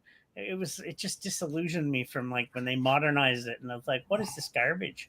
That was junk. Riverdale. Oh, with Riverdale. Yeah. That was garbage. Oh my gosh, it was such garbage. I agree with you. I heard about it, and I'm like, really? Like Jughead's asexual and this and that. Like, what are you talking about? What? Well, all right. Well, so as you know, so I worked for Archie Comics for 8 years, and I remember all this stuff happening. I remember when I was in college, I had a teacher, Sal Amendola, and he was an editor at DC. He did some work for Archie Comics. I think he also wrote some sort of award-winning Batman story as well. One of my favorite teachers when I was at SVA, Sal Amendola. But he would talk about, like, he would break things down, and he would say that, I'm going to get this mixed up. Betty was the nice girl, and Veronica was the hoe, and that Jughead was gay. So, as I'm like 19 years old. I'm like, wow, that really makes sense. Like this sort of, content made for, kids. And I remember one time when I was working for Archie Comics, I got this one story, and it was Jughead and Archie, and they leave Riverdale, and they're hiking around the town of Riverdale, and they look upon the town of Riverdale, and I think Archie says something to the effect like, "Oh, it's kind of nice to be out of town, out in nature and stuff." And Jughead goes, "Yeah, and away from all those girls." And it was just weird, It was no. Secret rules for some of these characters or not. But then they did have that one gay character come out like around the time I was leaving Archie Comics, or they left me. I can't remember Kevin, I think his name is. So an openly gay character. And then Riverdale hit, and I think I tried to watch the beginning of Riverdale, and it was just too weird. One of the teachers, I think it's a teacher who's supposed to be an older teacher, is like having an affair with Archie, and it was just really not anything else. It was very, very weird. I never even watched an episode. I only heard about it, and I didn't want to give it a chance. It just sounded like garbage. It's just yeah, it was a bit much, and it was weird because. No, go ahead, Mike. No, Max, you're probably right. An OnlyFans page. But he also says, don't make an illusion that there was a Jughead page with some smashing of hamburgers, but don't believe any of it. Jeez. I know. Like, the first time I heard of this from a friend of mine years ago, and when I was scaffolding with this one company, he was telling me about it, and and he was telling me exactly that Archie was having an affair with one of the teachers, probably like Miss Grundy or something like that, and oh gosh, yeah. She wasn't some cool, wrinkly, white-haired chick though on the show. Yeah, right. And I forget what he said about Reggie and Moose and stuff like that. And I'm like, what is this show? It was kind of popular though, wasn't it? I don't know. I mean, I wouldn't think it's popular at all. I mean, if they're messing around with all the characters, so one of those things where you take a property that's probably geared towards a very younger audience and you change it so much that it's geared towards an adult audience, which I don't think is always a good idea. No, it's not a good idea. I don't think it's ever a good idea. If you're doing something like a classic Clark Archie, keep it light, the way like stories are in the Archie comics. That's why it's lasted for so long. I thought it was dumb enough that they added a gay character. It's like you didn't have to. Yeah, you already have. But of course it's like the. Yeah, so it is. Yeah, right. And another thing is like when they had Sabrina TV show for Netflix and they had the pentagrams and all that crazy stuff on there. Very annoying. Yeah, it was pretty annoying. So, okay, let me see here. A little bit of an update. So there you go. I am trying to update it here. So a little bit of added shading. Like I said, I don't color a lot, and so doing comic pages and stuff like that, and I probably really should practice more, especially with color and stuff like that. But well, there you go, something Christmassy. No, you're right, Max. Yeah, who would watch that show? Who would buy young adult graphic novels? Well, I mean, obviously, like people like us, but I mean, if you're taking like classic stuff like that and just really ramping it up to like 11 on a show like Riverdale, like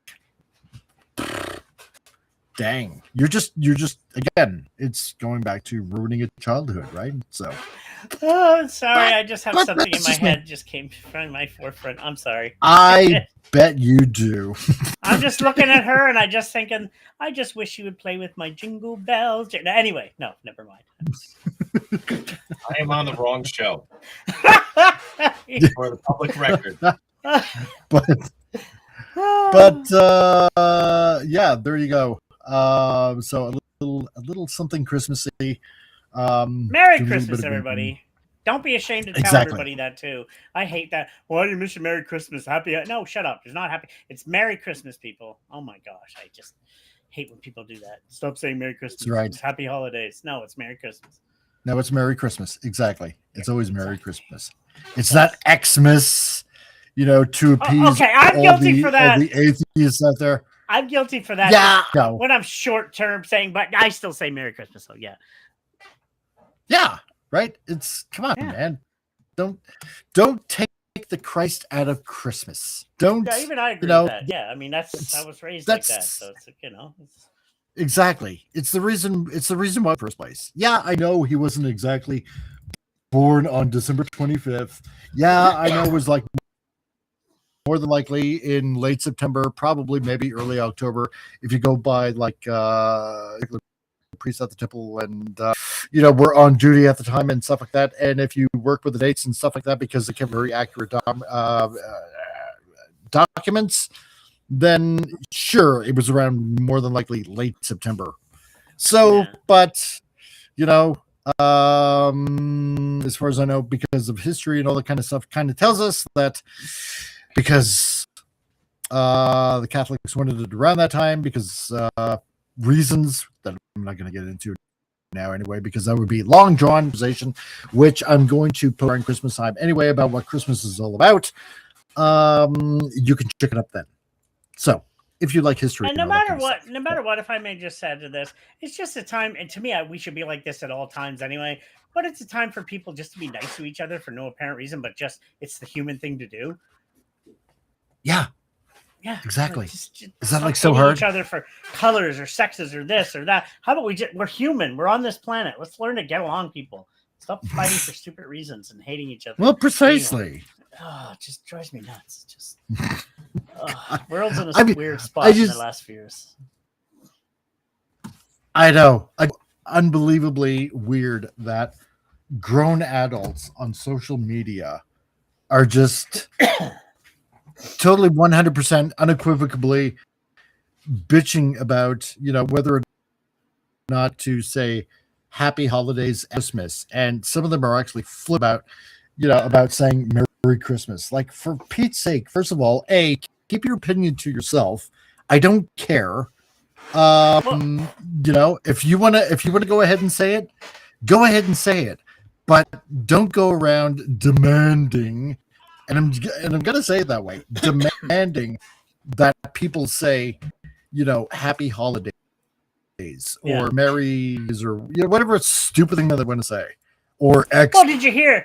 Have you heard recently? I'm going to say what I'm going to say, and you can say whatever the hell you hear. So. Anyway, go now ahead. Certain groups of people are claiming that Jingle Bells is racist. Not surprising. Are you kidding me? Oh yeah, no, I'm not surprised either. But now, just like, and this drove me nuts. People got so angry. They're like the Blue Jeans ad with Sydney Sweeney. Recently, it's now said it was the black people that created Blue Jeans. No, Levi Strauss was. Oh God, yes, I read that too. What are you talking about, you dumbass? No. It's no, don't, no, sorry, no, don't, no, it's black people clothes. First of all, it's just clothes. It's not black or white people. But if we're going to be technical, it was created by white people. Stop it. Stop it now. Oh, yes, Vincent. And festive for the rest. Oh, I love Festivus. Yes, Festivus. Oh, jeez.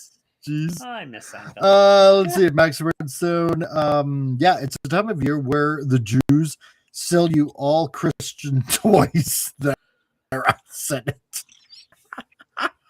Yeah, but they're such fun toys. Oh my God. Dreidel. Yes, I made it out of clay. Dreidel. With dreidel I will play.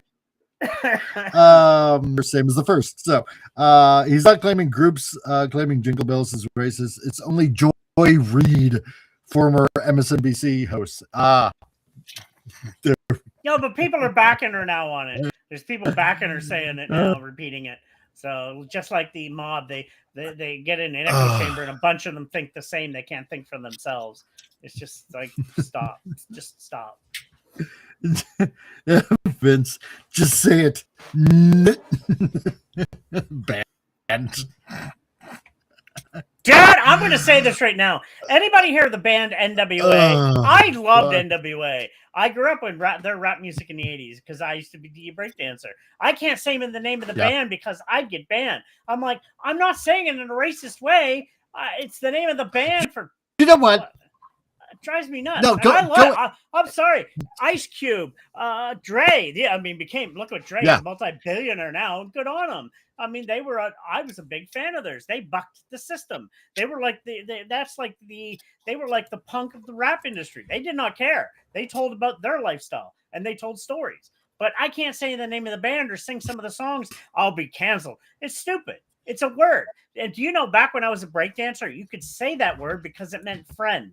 That you're used to me, my friend, being like, yo, and it meant my friend. Nowadays, that's racist. If you're white, you can't say it. Shut up. That's stupid. It's stupid. It should be context of how the word is used, people. But no, I hate that. I think that's so dumb. So, and some people of color have said, let white people or anybody say it. Use it in the context of the word it's meant to be used at. And sometimes it used to mean friend. It did. It mean, my friend. And it didn't matter the color of your race. But no, now it's considered race because they want people to hate each other for stupid reasons. They want to create tension between people of races. And it's all by design. Yeah. But anyway, that's a conspiracy, supposedly. But I'm not going to go into that. But yeah. But you're right. Yeah. Oh, yeah, that's yeah. Let's see. I'm gonna try one more time. No, I mean, I'll go ahead and say it. I mean, if they can go ahead and say cracker, and I think another one I heard was like snow monkey, which I thought was kind of funny. I love honky. Honky's my favorite. I'm taking the H word back. Yo, I'm a honky. I'm a honky. Honky is funny. I love the honky. Yes. I'm a honky and I'm proud of it. Honky, honky. For the record, I'm on the wrong show. Too late. You've already been canceled by a number of people. Yeah. Have you ever watched Blazing Saddles, which is a classic movie? I love Blazing Saddles. Oh, man. That would so be canceled who hasn't nowadays. at this point? Yeah, that would never be able to be made. That movie. No, that was it's one of my favorites. Oh, Mel Brooks made he made so many good films. Oh, Spaceballs, Max Redstone. The World. Yeah. Oh yeah. I can't wait for part 2 to come out. God, I hope he doesn't dumb it down. Yes. So to speak. Yes. For the modern audience. Oh, Mel will. Max Redstone. Mel will not. No. People backing Joy Reid just shows that some of the time. Also, Joy Reid would be perfect to cast as Lucy Van Pelt in a totally race swapped sequel of Peanuts. Okay. Yeah, that's right. I agree with you on that one. So, and Young Frankenstein, Tom, that was my favorite. Oh, it's another classic. Yes. Yes. Young Frankenstein. I agree. Let's see. Also, but okay, so there's your Christmas picture right there. Yesterday I was kind of working on something else as well, drawing all day. That's kind of why I didn't go on King Dolphin or a few other channels. But that's kind of why I was helping out 32 Flavors of Nick Weiser on his channel, because some people kind of, I don't want to say bailed on him. They didn't really bail on him whatsoever. They just were kind of unavailable because of the Christmas season that was going on. But let's see. I suppose I can kind of share what I showed Al and Tom yesterday. Are you going to be sharing because her I 300? think Are you going to be sharing her 300 DPI version on your maybe I might have to grab her later. She's awesome. I have to because I'll make that. Yeah, I'm definitely going to make that up though for you, Tom. So there you go. Oh, thank you. I know. I'm so giving. So working on yesterday. I'm pretty close to finalizing the whole design, as it were, of the character that I am making. Yes, that's what I was talking about. See, now people might know what I mean now when I say that. Exactly. It's such a spankable image. Get it? Do you understand now? Everybody knows now. So so this is basically what I've been working on, kind of trying to finalize the design on the character for the manga coming out. Finish this yet. It's not done yet, obviously, as you can tell by the image on the right, the full image on the right, which Tom, as he just exclaimed, is totally 100% spankable. Yes. By the way, are we going to show her being trained in the sword play? Who's going to train her? I think that'd be awesome. Yes. And Vince, no, I mean, hey, it was dumb, and you know what? I was going to say Pedro, damn it, but it's not Pedro. No, and I can understand common nerd being busy and an Ironcaster and whatnot. So it's I'll help Nick Weiser out. I've been on the show a couple of times, so I don't mind jumping on whatsoever, especially on a show that was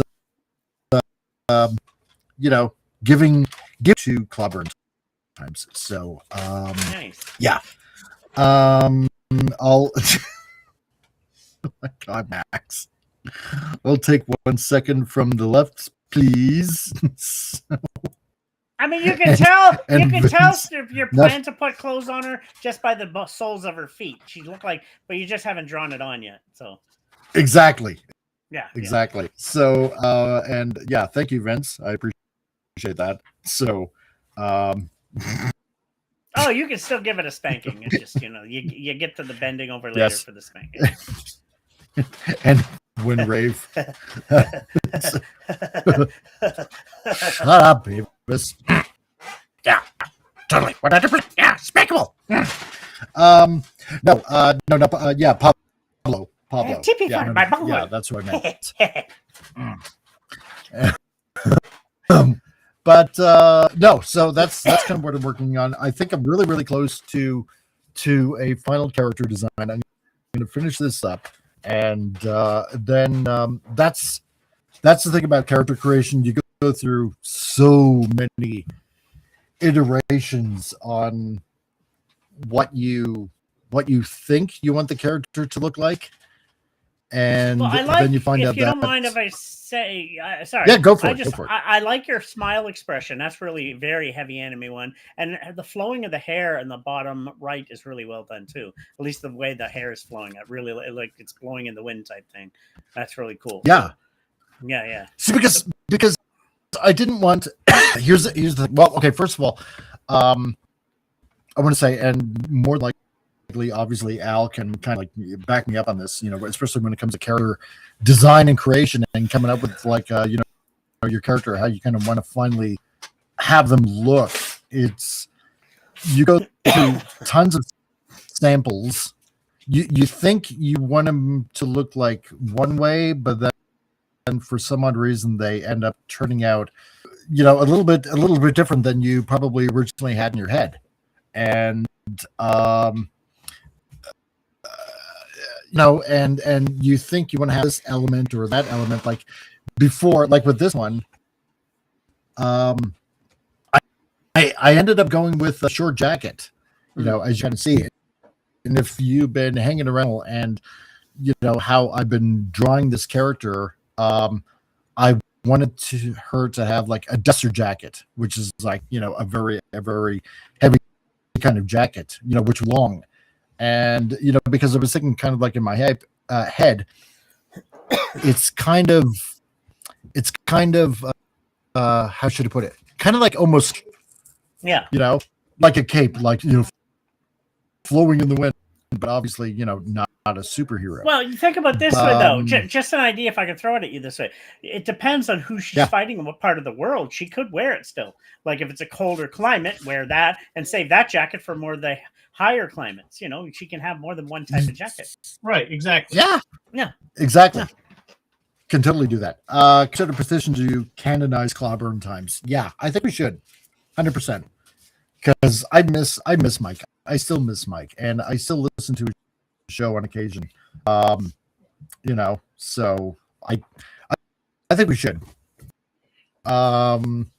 So yeah, definitely a finalized look that I want to go for, and yeah, you're right. I do still want to use like items like a duster jacket and stuff, because I think it is a good idea. Or I think what I might do is maybe have in such a way where it can be turned into a duster jacket. I was thinking of an idea of, like say, think of a string or something like that, and then the rest of the jacket falls down.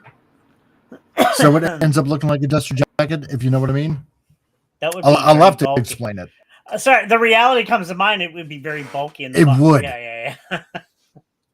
Yeah, it kind of would. So, but it would make for good cushioning for falling the buttocks. So, anyway, yeah, I did want to add the sword element.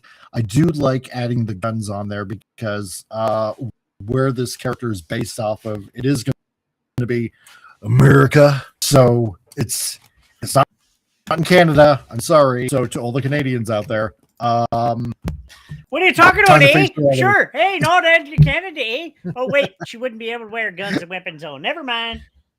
Her name is Alberta. Precisely, which is a female name. And the province that I happen to live in. Right. And she's or going maybe to be not based part of Canada. In, so, yeah. Or that. Foreshadowing. Yeah. Exactly. No, I'm gonna have like the base of operations in Montana, which is just south of us in Alberta, which borders Alberta.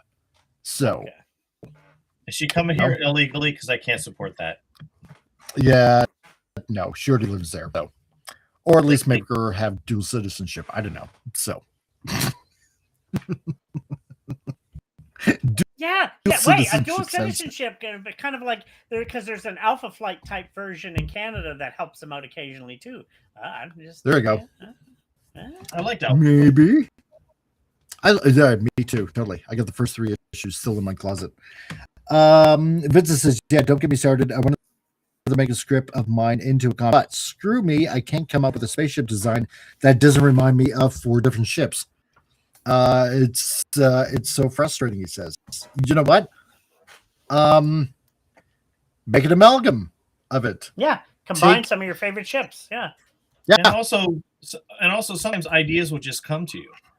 Like, because I have to design a spacecraft or something that was created like in the 1950s. I have no idea what it's going to look like. And then I was kind of fretting over the idea because I couldn't come up with an idea initially. So I'm just going to wait. And then eventually I'll get an idea and that'll be fine.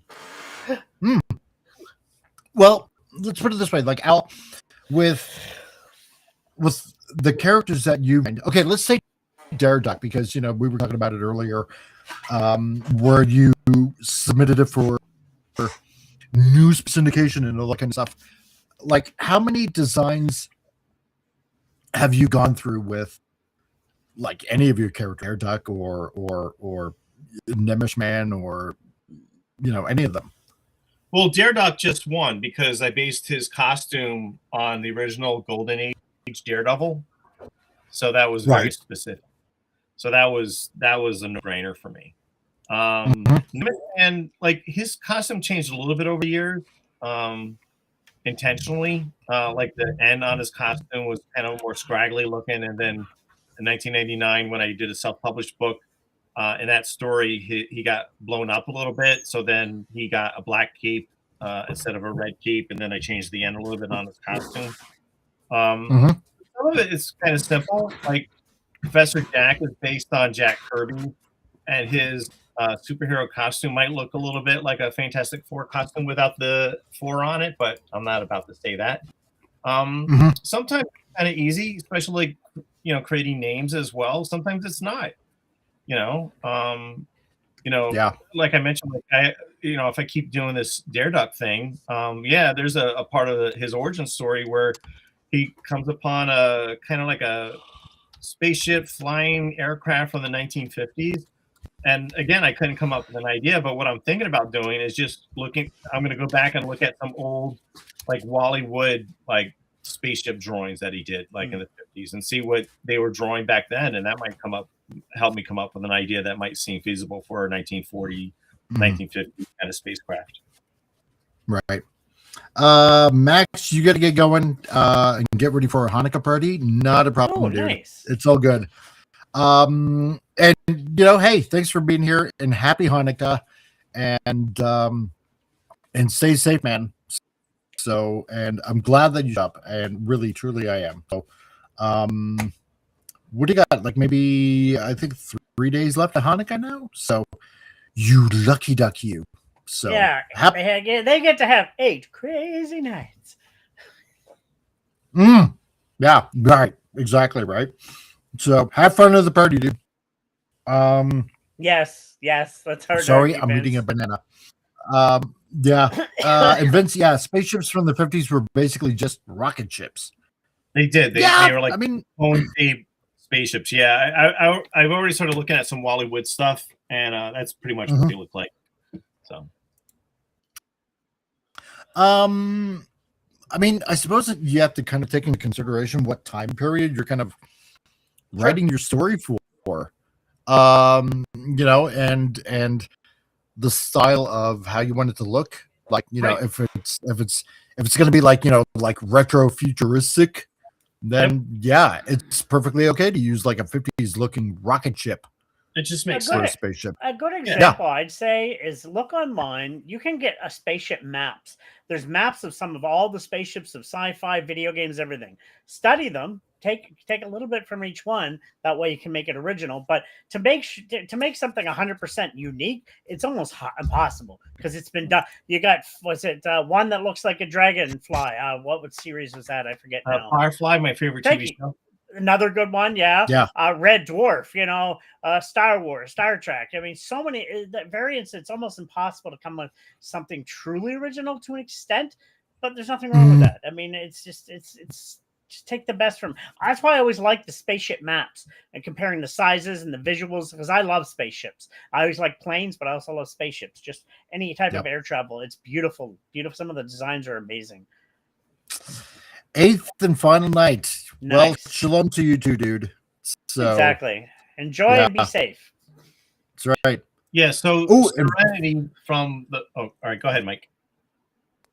Except for Forbidden Planning, a flying saucer design. The classic one, and, and Lex, I love Lex. That was so. I mean, the original actress was, but that spaceship, that was so cool. It was like, what the heck is that? It was a show in the 90s, sci-fi show in the 90s. It was like a collaboration between German and Canadian producers that produced this sci-fi show, right? And it was like a ship that basically looked like a dragonfly. Essentially, except no wing, and it was like 15 kilometers long and could destroy an entire. So well, think about it. I mean, the SDF-1, one of my favorites. That it's like from Robotech. You get the Battleship Yamada, just an actual carrier, but it's for space. I mean, there's so many variants of different types of ships out there. I mean, it's endless of what you can really do. It is. There's somebody. Oh yeah, go ahead. Well, Tom mentioned Firefly. I just wanted to mention the whole thing about Serenity, the spaceship in that show. I mean, that looks like a firefly, and when the engines are running, the end of it looks like the glow that you might find on a firefly, the actual insect. So they put a lot of thought into when they design the ship. And if you watch the show, I mean, it just seems like it's a real spaceship. It's well designed. And it's a main character and part of the series, which didn't last for a full season, but it's still great. Oh, it's a classic. I mean, you look at ships like the Millennium Falcon. Which makes no sense, but you love it. Yeah, exactly. It just looks cool. A TIE fighter. I mean, technically, that's probably a poor design, but it's iconic. So, it's amazing. Playing a TIE fighter in the video games is amazing. Oh, I used to love that. Oh, yeah. God, I know that. Yeah, it does, doesn't it? I mean, borrow a little bit from everything you like and play mix and match. That's what I get to do with one guy. There's one guy, popular YouTuber, Vince. I know you know him. I can't say who it is because, going to keep it secret for now. But he wants me to help him on a ship design, which is it's really, I don't want to say it's really weird, but it's a blending of a steam locomotive, an aircraft carrier, and I think it was like something like a bomber. What? That he wants meshed together as a ship. Yeah. So not an easy thing, but he wants elements of all three of these things, and he wants made into like a spaceship, right? So it's like, okay, I'll see what I can do. It's kind of a mixture of cyberpunk and steampunk, it sounds like. So yeah, kind of, yeah. So but it's interesting when you can really try to take some interesting elements and mesh them all. You never know what you're going to come up with. The show in America calls Battleship Yamato. Yeah, I know. Yeah. That's it's such an iconic ship from that anime. Damn, dude. Oh, I actually have a miniature scaled version of it in the back room. I got it from Japan. It's just a regular a cruise liner, but designed into a spaceship. It is. It's so cool. And like I said, the SDF-1, if anybody watched Robotech, that's the massive battleship, which is big as a massive city. The thing, it's just really an aircraft carrier, but a lot bigger. I mean, sometimes they take it just some the basics of human stuff and turn them into ships. So. Yep. Exactly, Vince. Yeah. Yep. Astro Tray meets broadside meets lug nuts. Yeah. No, and also it's definitely modeled off of the actual battleship Yamato from World War II. Yeah. So because it was a famous battleship. So did we sink it? Did what? Did we sink it? You did. Well, you weren't. You guys were part of World War II. Although, but if we. Yeah, no, I don't think we did. Oh, I thought it meant me. I'm like, wait, I wasn't alive then. Yeah, exactly. And I bear no responsibility in the sinking of any ship. I know Australia was. Now Canada was. Yes. Do you know? Now, if I go break down history, do you know it was Canadians that, if I'm not mistaken, won World War II? Yes. Yeah. Little known fact. So. People don't talk about that. Like, Canadian soldiers were nuts. They were crazy. There's some history. People say America and German. No, Canadian soldiers were crazy. Some of the history stories you read about them, wow, it's like, what the heck were they on? Right. So Canada was part of the invasion of Normandy. Yeah. But again, I don't think they fought in the Pacific, or was I wrong about that? I don't remember. We went the farthest in the storming of Normandy, though. The beaches, Canadian soldiers went they're just crazy. Even on Christmas time, supposedly against them. I won't go into the stories. It's pretty horrific, but some of them were a little nuts. I'm like, what were they on? What were they feeding Canadians back then? They were ruthless, like scary ruthless. True. It's like, what the heck? True. Yeah. Not all legal, but it sounds some of the stuff they did. But anyway, I digress. We won the war anyway. That's all I know. You know what, Vincent? Here's another trip. Just doodle. Yeah, just doodle. Exactly. Whatever's in your head. Right. Exactly. Just doodle away, and you know what? It knew as to what ends up coming on paper, so to speak, or in this case, seeing how you're using your brand new tablet, you never know what's going to pop up on the screen, and it just might totally 100% surprise. And then something will pop in your head. It's like, ooh, what if I do this and what if I do that? And you're going to fiddle around with the design a little bit, and then you're going to come up with something. Like say, hey, wait, maybe add wings of a dragon, make it look like that, or something, just original ideas that you feel right for you and the story you're trying to tell, Yep. Ooh, here's another idea. Take design elements from nature. Okay. I'm going to say that this is a really good idea because what let's say Masamune Shirow, who did like Dominion Tank Police, Appleseed, Ghost in the Shell, blah blah blah. Classic, he did for a lot of his ship designs is he took from nature. He took from beetles. He took from dragonflies. And he would fiddle around with how their structure is. And he'd draw it out on paper, and he'd mechanize it, so to speak, and come up with something very interesting there. So, can I just say something quickly? You can't go wrong when it comes to ships. I mean, look at the TARDIS. It's a bloody phone box. It's a phone box, but it's one of the most famous ships ever. It travels through time, but it's a phone box. Very creative idea. Exactly. Yeah, exactly.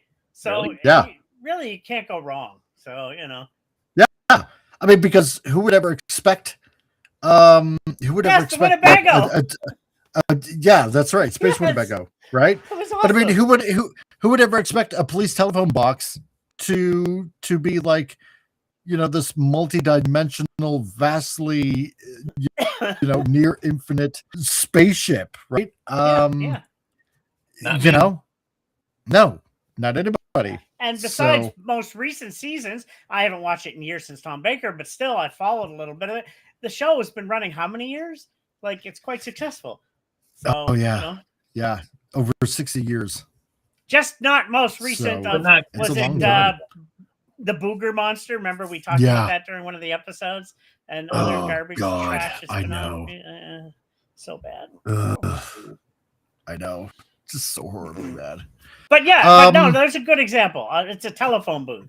Boom, and it became an amazing regarded ship. So you can't go wrong. Just go with what feels right, and and like Mike said, just go from nature. I find that's a good example too. Yeah, go from nature and work around with that. So yeah.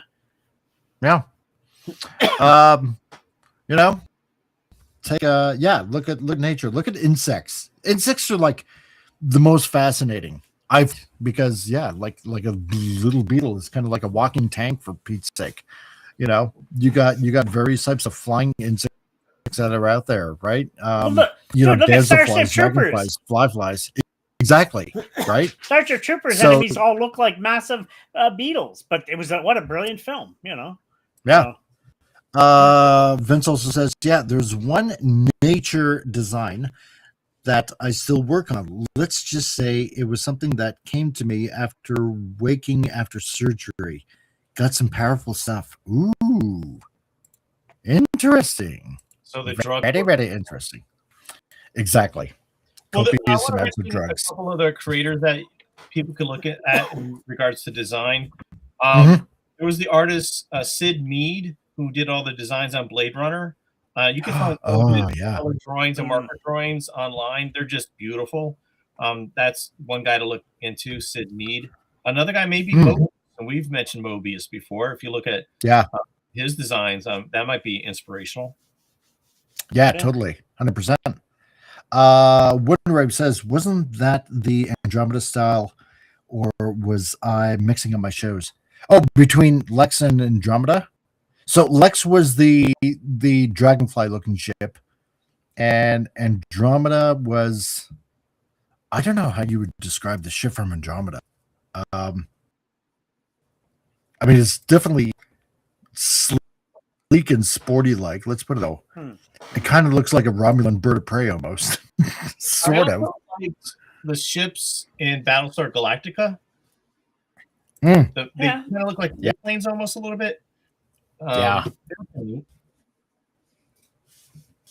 mean, the X-wing fighter looks like some of the high-end jets, it's I love the Colonial Vipers. So cool. I'm sorry. Like, a Star Destroyer is one of my all-time favorite ships, but it's just a triangle. It's really just a triangle, but they're beautiful. They're killing machines. Those things. It's like the Super Star Destroyer. Those things are badass. It's like, man, they're so cool. Yeah. Those things. It's a big giant. It's a giant space wedge. Yes. But, oh my gosh! Yeah, they're amazing. Collector, good Lord! I hope no one will ever draw what I saw when I came back from coma. Really? He says it was my mother-in-law. I hope she's not watching. I hope not either. So it's Windrave. It's the Viper. Oh boy! But no, just look for inspiration everywhere. That's where you're going to find it. Whether it's in nature, whether it's just little odds and ends. If you got models or figures.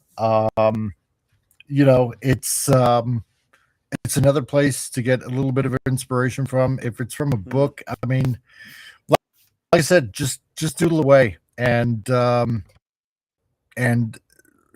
don't know, something will just click in your head. It's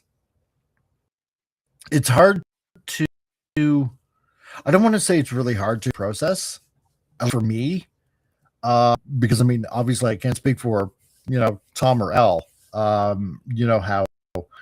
how divine inspiration hits them, but I can only speak for myself. It's just that you'll either hear something in passing, or you'll just see something, and then your mind tends to play with the image, or kind of play something like that. Your mind is kind of like really weird that way. It just ends up playing with a certain aspect of something that you see or hear about, or whatever, and and then your mind kind of like tends to kind of like in the background tends to wander about it, and then all of a sudden like boop, an idea just kind of pops in your head, and it's like, oh, I gotta draw that, I gotta write that down, I gotta do something, and then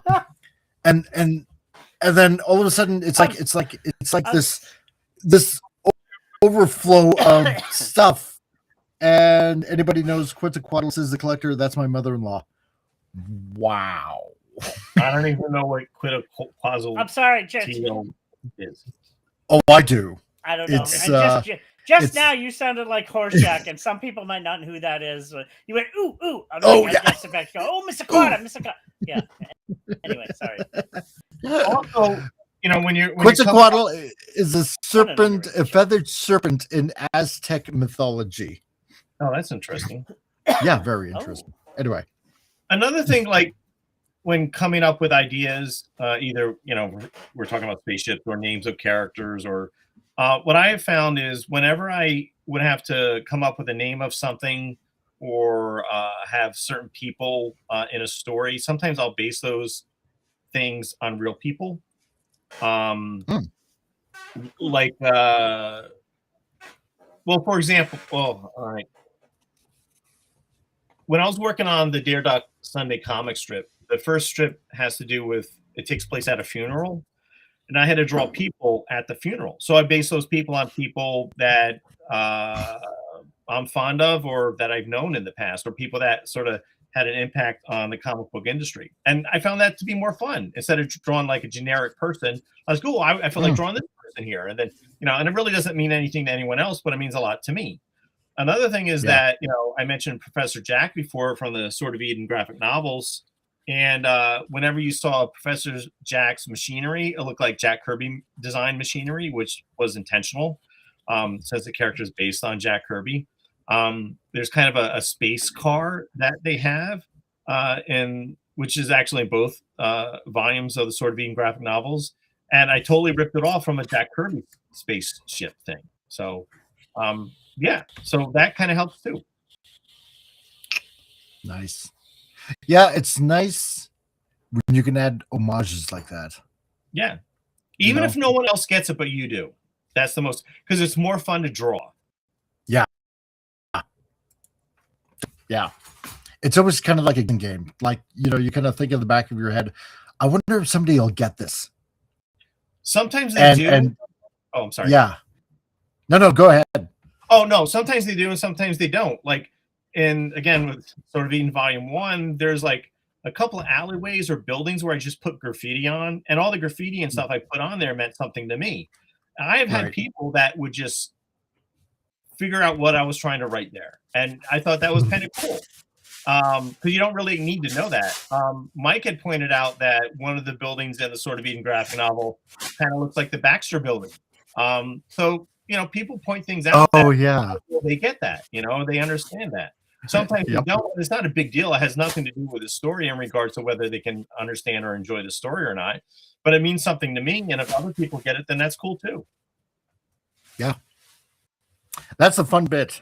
And that's kind of what I did with. Oh, no, go ahead. Oh, I'm sorry. Because I can go on and on about this. Because in the Sword of Eden graphic novel, there's a flyer that you can see in some of the backgrounds of a band called Dead Jelly. And I created a little website for that band. And it was actually the name of a band that me and my buddy had or wanted to have back like in the late 80s, early 90s. So stuff like that. Oh, really? Yeah, deadjelly.com. It's only one image. It's no big deal. No, I did it. I'm going to have to look that up. Yeah. Oh, my God. Is it still up? Yeah. Oh, my God. Okay, wait a minute. Just one image, dude, so don't look too crazy. But it's the flyer that I used in the Sword of Eden graphic novel. Actually, the first two graphic novels. Deadjelly.com? Deadjelly.com. Okay. Look this up. I have to know now.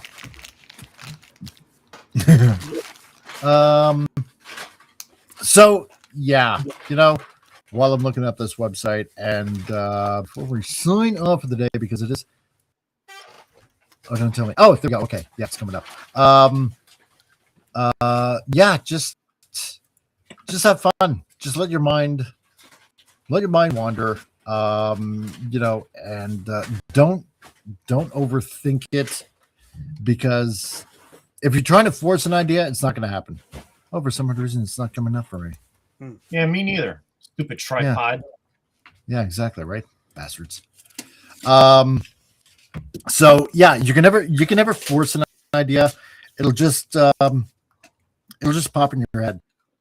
At least for me, or suddenly you get a really good fun idea, and then the floodgates open, and it's like, oh yeah, I can play around with this and that, and I can introduce this element and that element, and you can do a whole bunch of stuff, and next thing you know, you literally have a universe in your head that is literally your whole playground. So, you know, and it's fun when you get a little bit of a sandbox in your head that you can work with. So, because, you know, now you're going to end up developing characters and good guys and bad guys and situations and, you know, and all that kind of fun stuff. And it makes for fun creating and writing. So there you go. So,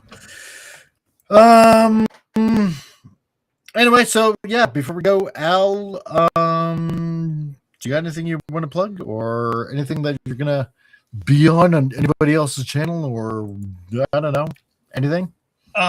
There's nothing on schedule in regards to being on any other YouTube channel or not, but yeah, stop by thesortofeden.com to check out These Sort of Eden graphic novels.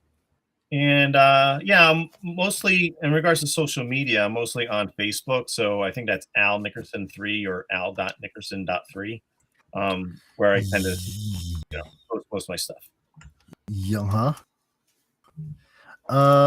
Yeah, they're right there. So if you happen to be on the YouTubes or on Facebook or anything like that, Al's got all the links right here being put up. Are Trusty Wrench of Wrenches. So there you go, on his YouTube, on his Facebook. Yeah, if you happen to be on Facebook, check him out on Facebook. So, and yeah, and if you want to go ahead and get yourself the Eden book 1 and 2, then there is the list there, and it should be down below, hopefully, on the description. And yeah, and the stuff there on eBay as well. So there you go. You want to go ahead and check that out. Let's see. What's this? The collector. Yesterday I was able to give away like 1,000 pieces of toys, puppets, and clothes with the help of my European friends. It was sad but awesome as well, like every year. Oh, that's nice. Awesome. Good for you. Helping out everybody like that. Tom, what about you, dude? Anything going on in your neck of the woods? Not much. I mean, I just released a video a few hours ago. Check it out if you want to go Christmas light looking without leaving the comfort of your own home. It's just released. It was actually released during the broadcast of the show. Besides that, I'm not much. I haven't touched a channel in a while. I'm trying to make money on my career right now, and it just involved trying to get the calendar done. Well, the calendar's done. Trying to get them sold, pushed. Trying to sell my items on my marketplace store. It's Christmas, by the way. There's still some days left. I have many items. Just surviving, you know, because I got plans for next year. First, to go to the UK to visit my friend, just in case she doesn't last, you know, whatever. I have to. And then hopefully get some new equipment for next year, and then I can really start taking off with doing some things. But besides that, I'm keeping quiet right now. Maybe I'll get back to gaming to the channel next year, adding vlogs back to it again in the new year once the weather gets better again.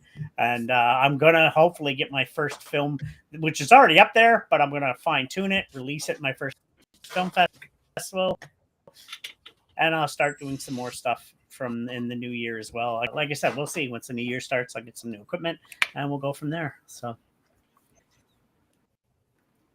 and he's got a book. That's about it.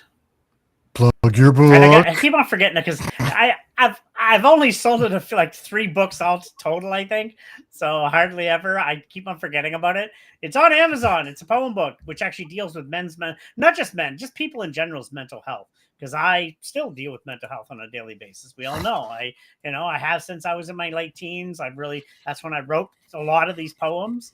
I wrote some goofy poetry. Someday I'm going to list all my poems online. Some of it's stupid as hell. If anybody remember the song Fish Heads, Roly-Poly Fish Heads, I was inspired by that for some of my stuff, which was goofier, and then I also get a lot of serious dark stuff too. My mind used to go dark, and that's where a lot of this came from. And I illustrated it in my 30s when I was in art college because we had to do bookbinding. And I said, let's just take my dark poetry, and I did the illustrations for it as well. Boom. And then I released this book, and hopefully it can help somebody. Like Jason actually told me, and people before him have said to me too, it actually made the fact that I went through all that and I could still be here. I guess it's a testament to me. So maybe it can inspire somebody else that realize that, yeah, life is a battle, but you're still going to stick around for a reason.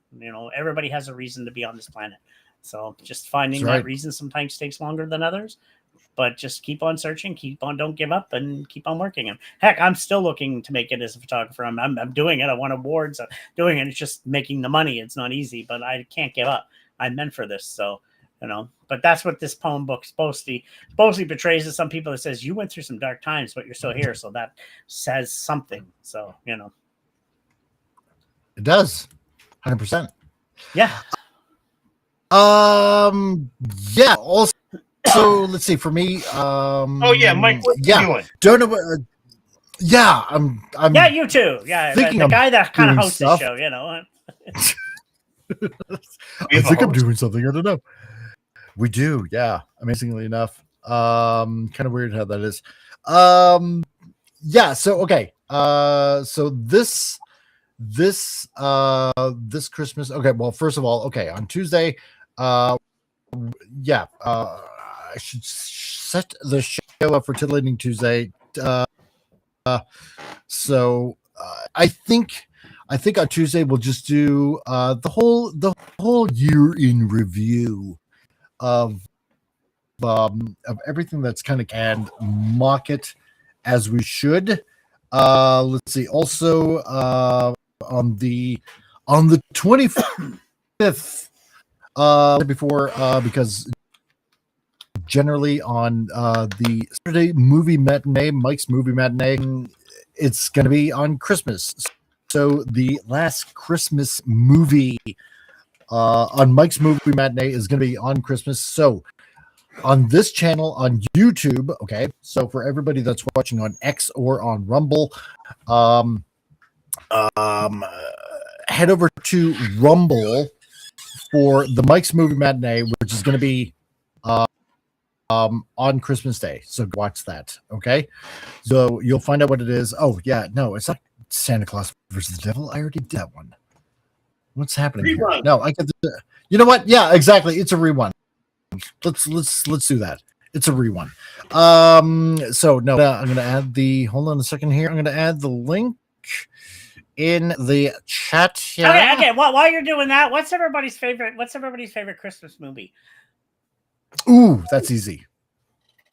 It's a Wonderful Life for what? It's a Wonderful Life. Oh, all right. Yeah. No, I have two tied. One, it's the exact one. It's A Wonderful Life and Albert Finney Scrooge. That's the musical one. I don't know what that. Ooh. Okay, so in the chat, okay, you know what? We'll just go ahead. So good, but It's a Wonderful Life is tied with it. Yeah. I'll be watching that actually in Christmas. I love It's a Wonderful Life. It's a Wonderful Life. I watch it every Christmas Eve. Christmas Eve, I watch It's a Wonderful Life. Yeah. So for everybody that's here on YouTube, okay, more than likely, depending on what country you're in, like say the Collector or Vince, or let's see, or Dutch, Little Dutch, people like all of you people, even. Where is my Singapore friend? Is he still in the chat? I'm just wondering. Anyway, yeah. here is the Rumble link. Okay, it's Conquers the Martians from 1964. Apparently, YouTube is telling me that Studio Canal, all the way over in France, says I can't post it on YouTube, and it's only available for those that live in the United States.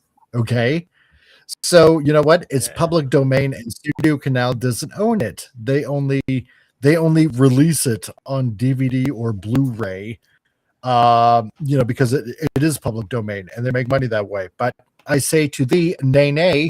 It is posted on Rumble. So if you people outside of the United States want to go ahead and watch a funny Christmas movie, then it's there on Rumble. Okay, so go ahead and watch it. And I put up all the other Christmas movies up there as well. So some known, some not so well known. So if you're an X and you want to watch, funny on Christmas, then there it is for you there on Rumble. So go ahead and head over to the Rumble. And let me just say to the certain people, because you have fans all around the world, if there's some people that can't watch it in your particular area, and this is for me, not from anybody else in this thing, there's a thing called a VPN. That's all I'm going to say. Yes, that's right. So, and I hate that. yeah, certain parts of the country, certain parts of the world, you can't watch certain things. It's so stupid. It's like, just stop. I will show it to my students the whole year long to keep me jolly. There you go. Nice. So yeah, that's what's going on, at least for this week. We'll see what's happening next week as it is getting closer to the end of the year. Might take a little bit of time off. Don't know. But yeah, if I do not see all of you guys before Christmas, then yeah, Merry Christmas. Stay safe. Merry Christmas. Hope you get what your heart desires, and that's not necessarily material stuff. So there you go. No, it's just the girl in the picture that we're looking at. Oh, wait, I didn't say that out loud, did I? No. That's right. No, you did. Yeah. So Merry Christmas. Yes, I did. That's right. Merry Christmas to all of you out there, and stay safe and drive safe. That's right. And, yeah, exactly. And don't drink and drive. Just nope. Get a taxi. Don't be no, exactly. Unless it's copious amounts of eggnog. So hey, well, no, because some eggnog can have things in it, so you got to be careful on that one too. So yeah. Well, yeah, I suppose. Anyway, some of you out there, be excellent to each other, and